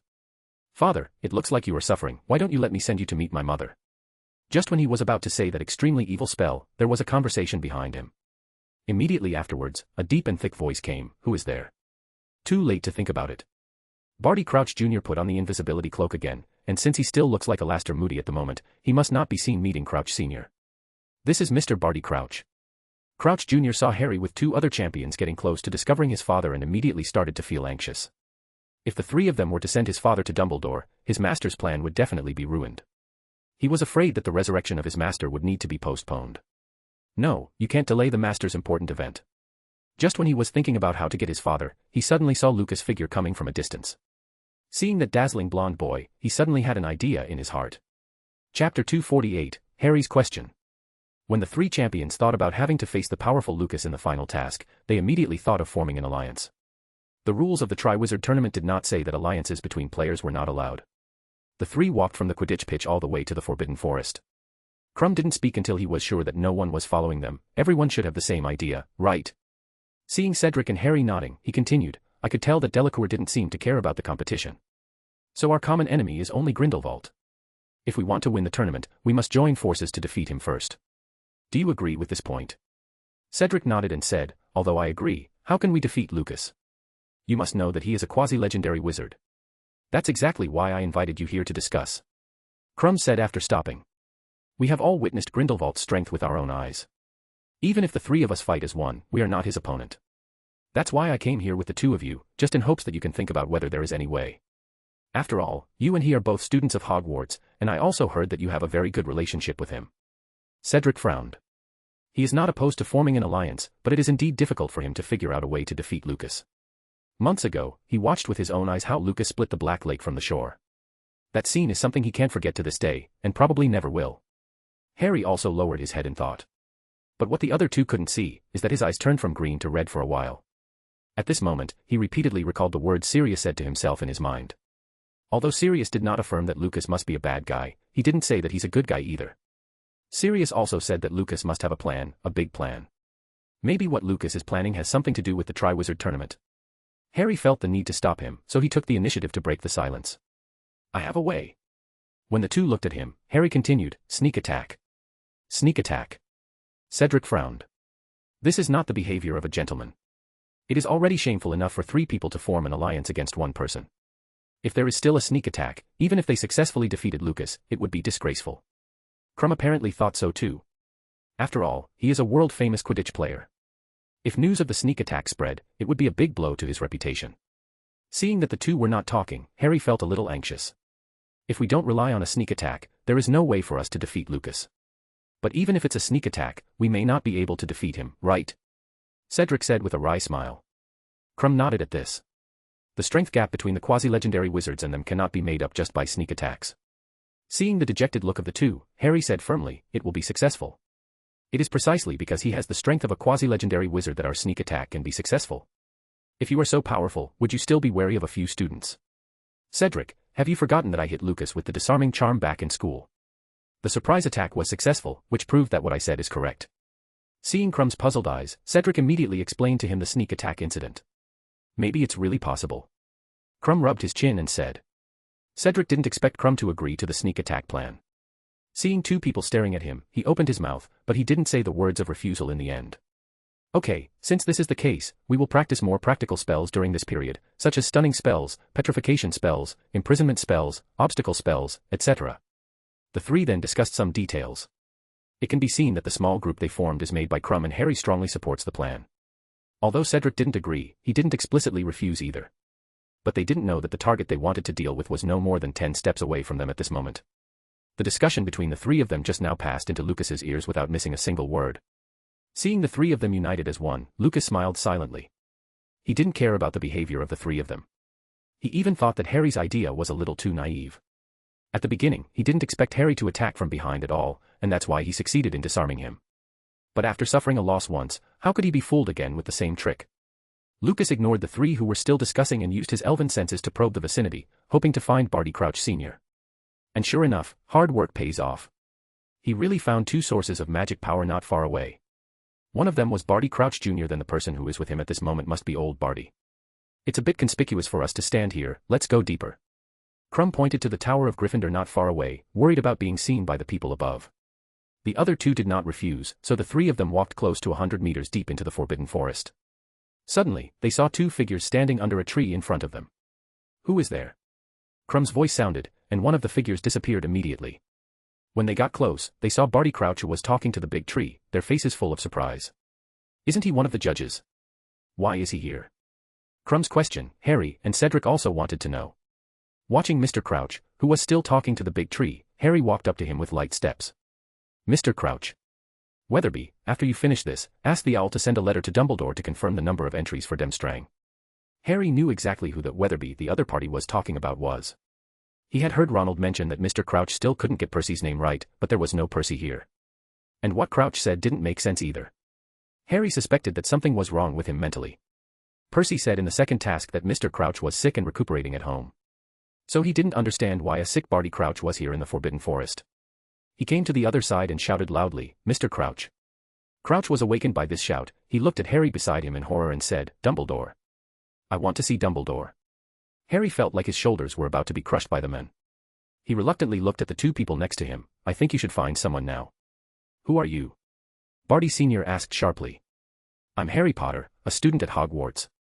You're not him, are you? Old Barty's eyes were full of panic. Seeing Harry nod, he breathed a sigh of relief. Take me to Dumbledore, I've done something very stupid and I have to tell him. Okay, don't worry, I'll send someone to find Professor Dumbledore right away. Seeing Harry's beckoning eyes, Cedric turned and walked towards the castle. But after walking a few steps, he saw a blond boy walking towards him. Lucas. Harry and Crumb hurriedly looked the way they had come. Seeing Lucas, the two suddenly felt guilty. "Oh, Mr. Barty Crouch," Headmaster Dumbledore became very worried when he learned that you had sneaked out of the house. Lucas ignored the three of them but walked straight to Barty Crouch. Harry, who was already full of doubts about him, immediately blocked old Barty with his body. "Lucas, stop, are you trying to do something to Mr. Crouch?" "What can I do? I just want to take Mr. Crouch to the headmaster's office, that's all, because the headmaster asked me to find Mr. Crouch's whereabouts earlier." Hearing Lucas' explanation, both Crumb and Cedric thought it made sense. But Harry didn't think so. "The headmaster asked you to find Mr. Crouch. You are a student, so why did he ask you?" Cedric and Crumb turned to look at Lucas again, waiting for him to explain. Lucas sighed helplessly. "Harry, you seem to have forgotten that besides being a student of Hogwarts, I also control the Saints group. To put it bluntly, Dumbledore may not be as good as me when it comes to finding someone." The other two nodded. The Saints group is not only famous in England. In Germany and France, the group is also a behemoth. As a famous Quidditch star, Crumb is very aware of the influence of the Saints group, and understands that Lucas is right. But what Lucas said seemed to be interpreted in a different way by Harry. "Humph, Dumbledore is the greatest wizard of this century, you can't possibly beat him." Lucas frowned. He couldn't understand Harry's thought process. Did he hit his head or something? He was talking about finding someone. When did he compare with Dumbledore, who was stronger? Lucas, who was gradually losing patience, said coldly, "Harry, get out of the way immediately, I'm going to take Mr. Crouch to see Dumbledore." "Impossible, I will find Dumbledore, but I will never hand him over to you." Lucas shrugged his shoulders. "You can do whatever you want, if you bring Dumbledore, I can save some trouble." Seeing his indifferent look, the wariness in Harry's eyes was even worse. He called Crumb and Cedric to his side and said, "Help me watch Mr. Crouch, I'll go find Professor Dumbledore. Remember, you must not hand him over to Lucas before I come back, he is very problematic." Lucas was standing there, so he heard Harry's words clearly. "You have the problem, your whole family has a problem." He complained silently in my heart, then turned around and walked to the big tree next to him, found a place and sat down. At the same time, Crouch Jr., who was wearing an invisibility cloak, rushed towards the castle at a faster speed. Lucas sensed that he was leaving, and the corners of his lips curled up slowly. There was also a trace of pity in the way he looked at old Barty Crouch. "Old Barty, if you want to blame someone, blame Harry Potter for meddling." Support with Power Stones or comments. Subscribe to my Patreon/Mysterian901 to read the complete fanfic months ahead of time. Snake, Lion, Eagle, Badger, Turtle, Pig, Penguin. Chapter 249, Fake Moody arrives. Harry kept picking up his pace. He was still worried about Lucas doing something to Cedric and Crumb. Now the only way to solve it is to get Headmaster Dumbledore quickly. As for why he didn't stay in the Forbidden Forest himself, he is not a fool. Compared with the other two, the conflict between him and Lucas is greater, so it is much more dangerous for him to stay than for the other two to stay. Besides, he didn't want to bother others with such a running errand task. The oak gates of the castle were within sight, so he took a deep breath and sped over. "Harry." Hearing someone call his name, Harry stopped subconsciously. Looking at the figure coming out of the shadowy corner, he breathed a sigh of relief. "Professor Moody, it's great to meet you. Please take me to Headmaster Dumbledore. I met Mr. Barty Crouch in the Forbidden Forest, he looks very strange." "Crouch? Isn't he recuperating at home?" Fake Moody made a puzzled expression. "Although I don't know what's going on, Mr. Crouch is in a very bad state, and he seems to have a mental problem. He's in the Forbidden Forest. Who's watching him there?" Although Harry was in a hurry, out of trust in Professor Moody, he still named the three boys. "Grindelwald. How can you give Crouch to him? Let's go, Dot." He pulled Harry back the same way. Harry struggled a few times and said, "Professor, I need to tell Headmaster Dumbledore about this." "I'll inform Dumbledore, but Crouch is more important now, and it's not safe for him to stay with Grindelwald." Harry was taken aback when he heard that. Unexpectedly, Professor Moody also had doubts about Lucas. Sirius had said that Professor Moody was a senior Auror who had seen countless dark wizards in his life, and no one can escape his magic eye. "Professor, do you also think there is something wrong with Lucas?" Moody certainly wouldn't admit it, but didn't deny it either. Harry took the other's silence as his agreement. First Sirius had doubts about Lucas, and now even Professor Moody is suspicious of Lucas. Adding Harry himself, there were already 3 people who thought there was something wrong with Lucas. Then there really must be something wrong with him. Harry seemed to have discovered something extraordinary, and his steps couldn't help but quicken a lot. This makes it difficult for the fake Moody who has a prosthetic leg next to him to follow. Woof woof. The sudden barking caught Harry's attention. Seeing the giant black dog looking at him from a distance, his expression brightened. Seeing his godson waving to him, Sirius ran over wagging his tail. "Harry, Crouch is the most important thing now. Professor, I met this dog in the Forbidden Forest, and it would be very convenient to have him lead the way." Moody nodded dubiously. The two of them and the dog set out on the road again, and they appeared outside the forbidden forest not long after. Lucas saw the fake Moody coming towards him, and with a slight movement of the fingers behind his back, the Patronus disappeared in a flash. Wouldn't it be a pity if there were no Dumbledore and others watching the good show that's about to happen? After doing all this, Lucas got up and walked towards Barty Crouch Sr. Seeing him approaching suddenly, Cedric and Crumb immediately became vigilant. "Don't be nervous, I'm just worried that someone is going against Mr. Crouch." After that he gestured to the distance. At this time, the footsteps of 2 people and 1 dog were clearly audible. Seeing Harry bring Professor Moody, Cedric was visibly relieved. Whether it is Moody's reputation or his status as a professor at the moment, it made him relax subconsciously. But Crumb frowned. If he remembers correctly, what Harry Potter had just said was that he was going to look for Headmaster Dumbledore. But now he came back with a crazy old man. "Mr. Potter, are you?" Crumb, Professor Moody was a senior Auror in the past, and he is absolutely trustworthy. After Harry finished speaking, he looked at Lucas again, and found that he was standing in front of Mr. Crouch. "I'm sorry, Mr. Potter, I said earlier that Mr. Crouch had to be handed over to Headmaster Dumbledore.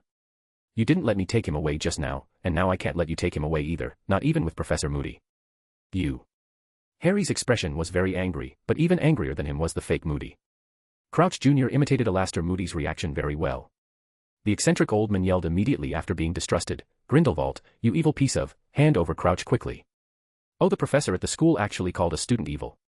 It seems that I should report it to the headmaster. I don't want to listen to your nonsense, get out of the way immediately.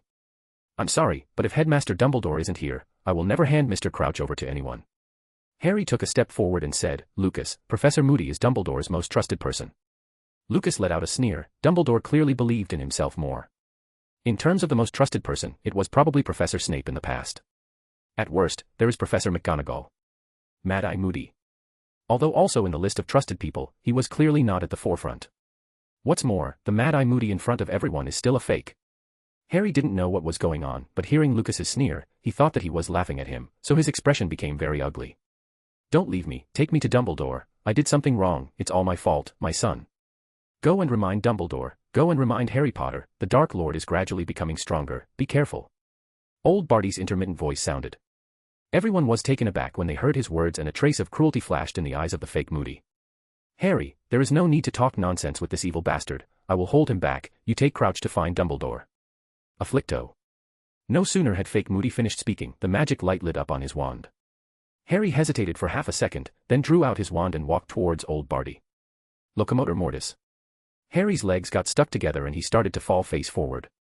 Fortunately, the fake Moody used magic to stop him in time. Otherwise, he might have broken his nose. Serpensortia. Lucas waved his wand, and a giant python appeared in front of everyone. Both Crumb and Cedric were stunned by the giant python several meters tall in front of them. Harry was not much better, the three of them seemed to be intimidated by the huge size of the python. He didn't realize that the strength Lucas was using was still far from that of a quasi-legendary wizard. As the time passed, the spells used by Lucas and the fake Moody were getting stronger and stronger. Sectum Sempra. Fake Moody's arm got a large gash from the curse. At the same time, it also interrupted the spell he was about to cast. Seeing Lucas raise his wand again, Harry hurriedly said to the two people next to him, "Help me. We must not let Lucas take Mr. Crouch away." Cedric didn't think much, and subconsciously pulled out his wand. Stupefy. Lucas didn't give him a chance to make a shot at all. Seeing Cedric passed out on the ground, Crumb looked at Lucas with fear in his eyes and stepped back tremblingly. When he turned around to run away, Lucas whispered devilishly behind him, "Petrificus totalis." After knocking out the two who were in the way, Lucas turned to glance at Harry, which made him frightened, probably thinking that Lucas was going to attack him. Unexpectedly, Lucas really just took a look, and then continued to cast spells on the fake Moody. Feeling humiliated, Harry's face flushed Weasley red. At the same time, the fake Moody also became impatient when he saw that he couldn't attack for a long time. Imperio. Expelliarmus. Bang. The fake Moody and Harry's spells burst into dazzling light at the same time. Even Sirius, who had been watching the battle for a long time, rushed towards Lucas. The sound of two people and one dog attracted a group of people who came from a distance. Lucas's lips curled up slightly. Finally hooked. He waved his wand and performed excellent counter skills for everyone. Not only did he hit the two spells at the same time, he also threw them to the side of Barty Crouch Sr., making it look like an accident. Of course, there was also the help of the fake Moody, after all, the two had the same goal. To be on the safe side, Lucas also used his combination skill to hide a full-level Imperious Curse in the spells of the three of them. With Crouch's mental state at this time, the Imperious Curse he cast with all his strength should be able to easily destroy his spirit. If old Barty is lucky, he will become an idiot. If he is unlucky, he will be killed on the spot. Mr. Crouch. Seeing Crouch slowly fall to the ground, Lucas yelled in surprise. While the fake Moody had a hearty smile on his lips and Harry was completely dumbfounded. As for Sirius, he stopped his biting action in time, and also stared blankly at Mr. Crouch not far away. The reason why Sirius was in a daze was entirely because he was dazzled by the great joy when he saw his enemy die suddenly. After all, it was Barty Crouch who threw him at Azkaban without a trial. Immediately afterwards, the two of them and the dog felt a huge pressure descending from the sky. Looking at the angry Lucas, Harry wanted to explain but found that he couldn't speak at all. Stupefy. Stupefy. Stupefy. With 3 consecutive stunning spells, 2 people and 1 dog were knocked out without any resistance. At this time Dumbledore also brought the professors closer. Lucas, what the hell happened? Lucas replied angrily, Headmaster, why don't you ask this reckless father and son? You said they won't make trouble, but look at what happened now. After that, he walked towards old Barty Crouch. Professor Snape, who had finished examining Crouch by this time, looked at the crowd and shook his head. Professor Moody's imperious curse and Potter's magic overwhelmed Mr. Crouch, who was already covered in injuries. This meaning is already very obvious. Barty Crouch Sr. was beyond saving. Crumb. Crumb. At this moment Karkaroff came to his beloved student. Looking at the petrified Crumb, he asked Dumbledore angrily, I need an explanation. Why did Crumb become like this just after listening to the content of the 3rd task? Dumbledore looked at the crowd and sighed helplessly. Take Mr. Crumb and Mr. Diggory for treatment first, and we'll talk about it in detail after I've asked Harry and Alastair about it. Seeing several professors controlling the unconscious people on the ground and walking towards the castle, Lucas put his hands behind his back and followed slowly. Poor Barty Crouch. Looking at the old Crouch whose complexion had turned completely pale, Lucas said something silently in his heart. Support with Power Stones or comments. You can subscribe to my Patreon /Mysterian901 to read the complete fanfic months ahead of time. Snake Lion Eagle Badger. Chapter 250, Cause and Effect. Dumbledore's CPU was fried. Harry looked at the ceiling above his head, feeling a sense of déjà vu. Looking around, he realized that he was lying on the bed in the infirmary at the moment. Cedric and Crumb were lying on the beds next to his. But he didn't see Sirius, Professor Moody or Mr. Crouch. Mr. Crouch. Harry jumped up from the hospital bed. He remembered that before he fell unconscious, Mr. Crouch was hit by the combined force of their spells. Just didn't know what happened next. Alastair, don't blame yourself, go back and rest first. Dumbledore's voice came from outside the infirmary, and then a clunking sound was heard in the distance. The sound was very familiar to Harry. It was when Professor Moody's prosthetic leg touched the ground. Knowing that Professor Moody was fine, he felt a sense of relief in his heart. At this time, the 2 people beside him also gradually woke up. The 2 were also a little dazed about being in the infirmary. Potter, what is going on here? Harry was about to explain to Crumb when the door of the infirmary was opened. Are you awake yet? I'm glad you're all fine. It was Dumbledore who entered. Harry also took a special look outside and found that there was no one else outside the infirmary. Professor Dumbledore, how is Mr. Crouch? Is Professor Moody okay? And seeing Harry's anxious look, Dumbledore waved his hand to calm him down. Harry, I'm very pleased that you care so much about others. But I need to know what happened just now. Can you tell me in detail? Seeing Dumbledore's gaze, the 3 of them nodded in agreement. It was Harry who spoke first. He told the story of the 3 of them leaving the Quidditch pitch for the Forbidden Forest. However, he chose to conceal the matter about the 3 of them forming an alliance for the last task. Probably because he didn't want Dumbledore to know his dishonorable behavior. Wait, Harry, why did the 3 of you go to the Forbidden Forest together? Well. Seeing that Harry was at a loss for words, Dumbledore turned his gaze to the other 2. Cedric caught his eye and flushed. We were going to discuss the 3rd task together and how to deal with Lucas. If it weren't for Dumbledore's good ears, he was afraid I wouldn't have heard what Cedric said because it was too low because of his shame. So that's the case. What happened afterwards? Keep talking. Harry was secretly relieved to see that Dumbledore wasn't upset about it, so he continued to tell the specific process of meeting Mr. Crouch and Lucas successively. Soon, he finished telling the story about exactly what had happened. Dumbledore stood there in silence for a long time. He probably understood why Lucas was so angry. Harry, why do you suspect that there is something wrong with Lucas? As far as I know, you used to have a very good relationship. Professor, I'm not the only one who thinks this way. Padfoot, do you know who Padfoot is? Seeing Dumbledore nodding, Harry continued, Padfoot also says that Lucas has a lot of schemes and ambitions, and Professor Moody. After I told him about the situation in the Forbidden Forest, he immediately took me back the same way, and said that Mr. Crouch was not safe with Lucas there. Headmaster, I know you trust Lucas very much, but are you perhaps being deceived by him? Harry's question silenced Dumbledore again. There are many things that he can't explain to Harry just yet. But look at Harry's confident eyes. The old bee, who was always good at deceiving others, became speechless for the first time. After a few more minutes, he chose to skip the subject. Please recall carefully, it was Professor Moody who made the first move, right? Crumb and Cedric nodded immediately. Harry also nodded and said, Headmaster, actually Professor Moody had a reason for doing this. At that time, Lucas stood in front of Mr. Crouch and prevented us from getting in touch with him. Professor Moody also acted in a moment of desperation. Dumbledore sighed inwardly. He didn't expect Harry to trust others so easily. It seems that in Harry's opinion, whoever treats him well is more trustworthy. Dumbledore suddenly regretted not listening to Lucas, and should have had a good talk with Harry beforehand. Then why was Lucas standing in front of Barty Crouch? Of course he wanted to take Mr. Crouch away. Where did he want to take him? Well. Seeing Harry hesitating, Cedric said in a low voice, he wanted to bring him to you, Headmaster. Oh. Mr. Diggory, can you tell what you saw? Well, when Lucas first arrived, he made it very clear that he would bring Mr. Crouch to meet you in your office, and that you had asked him to help find the whereabouts of Mr. Crouch. Seeing that Dumbledore nodded in confirmation, Cedric continued, but Harry was not willing to let Lucas take him away, and insisted on finding you himself. Later he asked us to stay and watch Mr. Crouch. He went back to the castle to look for you. During this period, Lucas sat far away and did not try anything. It wasn't until Harry came with Professor Moody that Lucas got up to stand in front of Mr. Crouch, and said that no one could take Mr. Crouch away except you.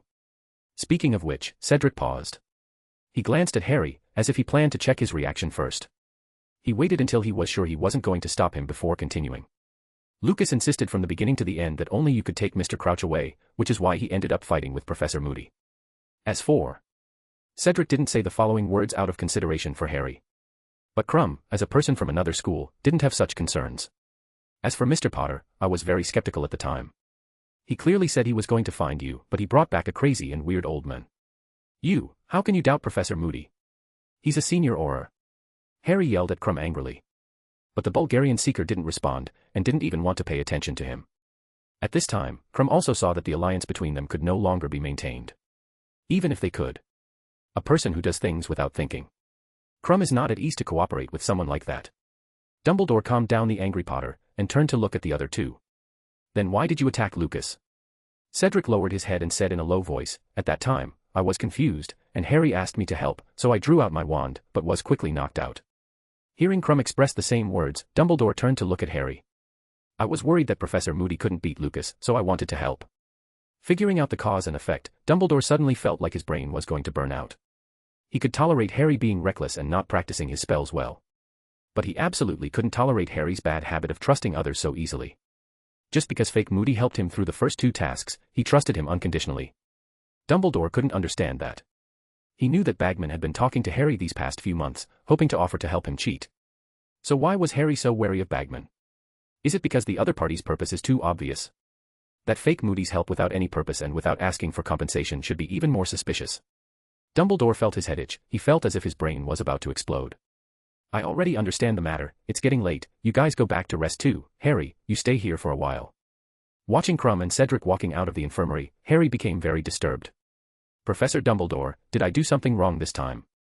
Looking at the worried eyes of the boy, Dumbledore sighed inwardly. The third task is about to start. So for the success of the plan, at this moment, he could only continue to hide it from Harry. It wouldn't be nice to be caught by the fake Moody because he told Harry the truth. No, you should be commended for helping your own professor, Harry. Hearing these words, Harry completely let go of his worries, but Dumbledore's words were not finished. However, you shouldn't attack your classmates either. I remember I told you about this issue some time ago. The most correct choice for you at that time was to let the other two come to me, wasn't it? Harry lowered his head, seemingly admitting his mistake. But he didn't listen to Dumbledore's words in his heart, or just listen to the first sentence. As long as Dumbledore was sure he had done nothing wrong. By the time Dumbledore had finished speaking, Harry thought of poor Mr. Crouch again. Hearing his inquiry, Dumbledore said regretfully, Harry, Mr. Crouch was inadvertently hit by your spell, which was a heavy blow to him who was already in a bad condition. Then he. Sadly, Barty Crouch has passed away. Harry's pupils widened and his expression became very sad. Don't feel bad, Harry, it's not your fault. Seeing Harry nod, Dumbledore felt relieved. Hurry up and go back to rest, and work hard for the rest of the month, and work hard for the third task. Encouraged by Dumbledore, Harry just smiled lightly. On the way back to Gryffindor, he was busy thinking about what happened just now. If he hadn't attacked in the end, wouldn't Mr. Crouch still be alive? Thinking of this, Harry shook his head violently. If Lucas didn't block it, if he directly handed over the person to himself and Professor Moody, then Mr. Crouch would not have to die. That's right, that's it. Harry's eyes suddenly became firm, without the guilt and sadness from just now. At the same time, Dumbledore also returned to his office. All the professors, including Madame Maxime and Karkaroff, were waiting for him there. Seeing him coming back, Karkaroff greeted him aggressively. Support with Power Stones or comments. You can subscribe to my Patreon /Mysterian901 to read the complete fanfic months ahead of time. Snake Lion Eagle Badger Turtle Pig Penguin.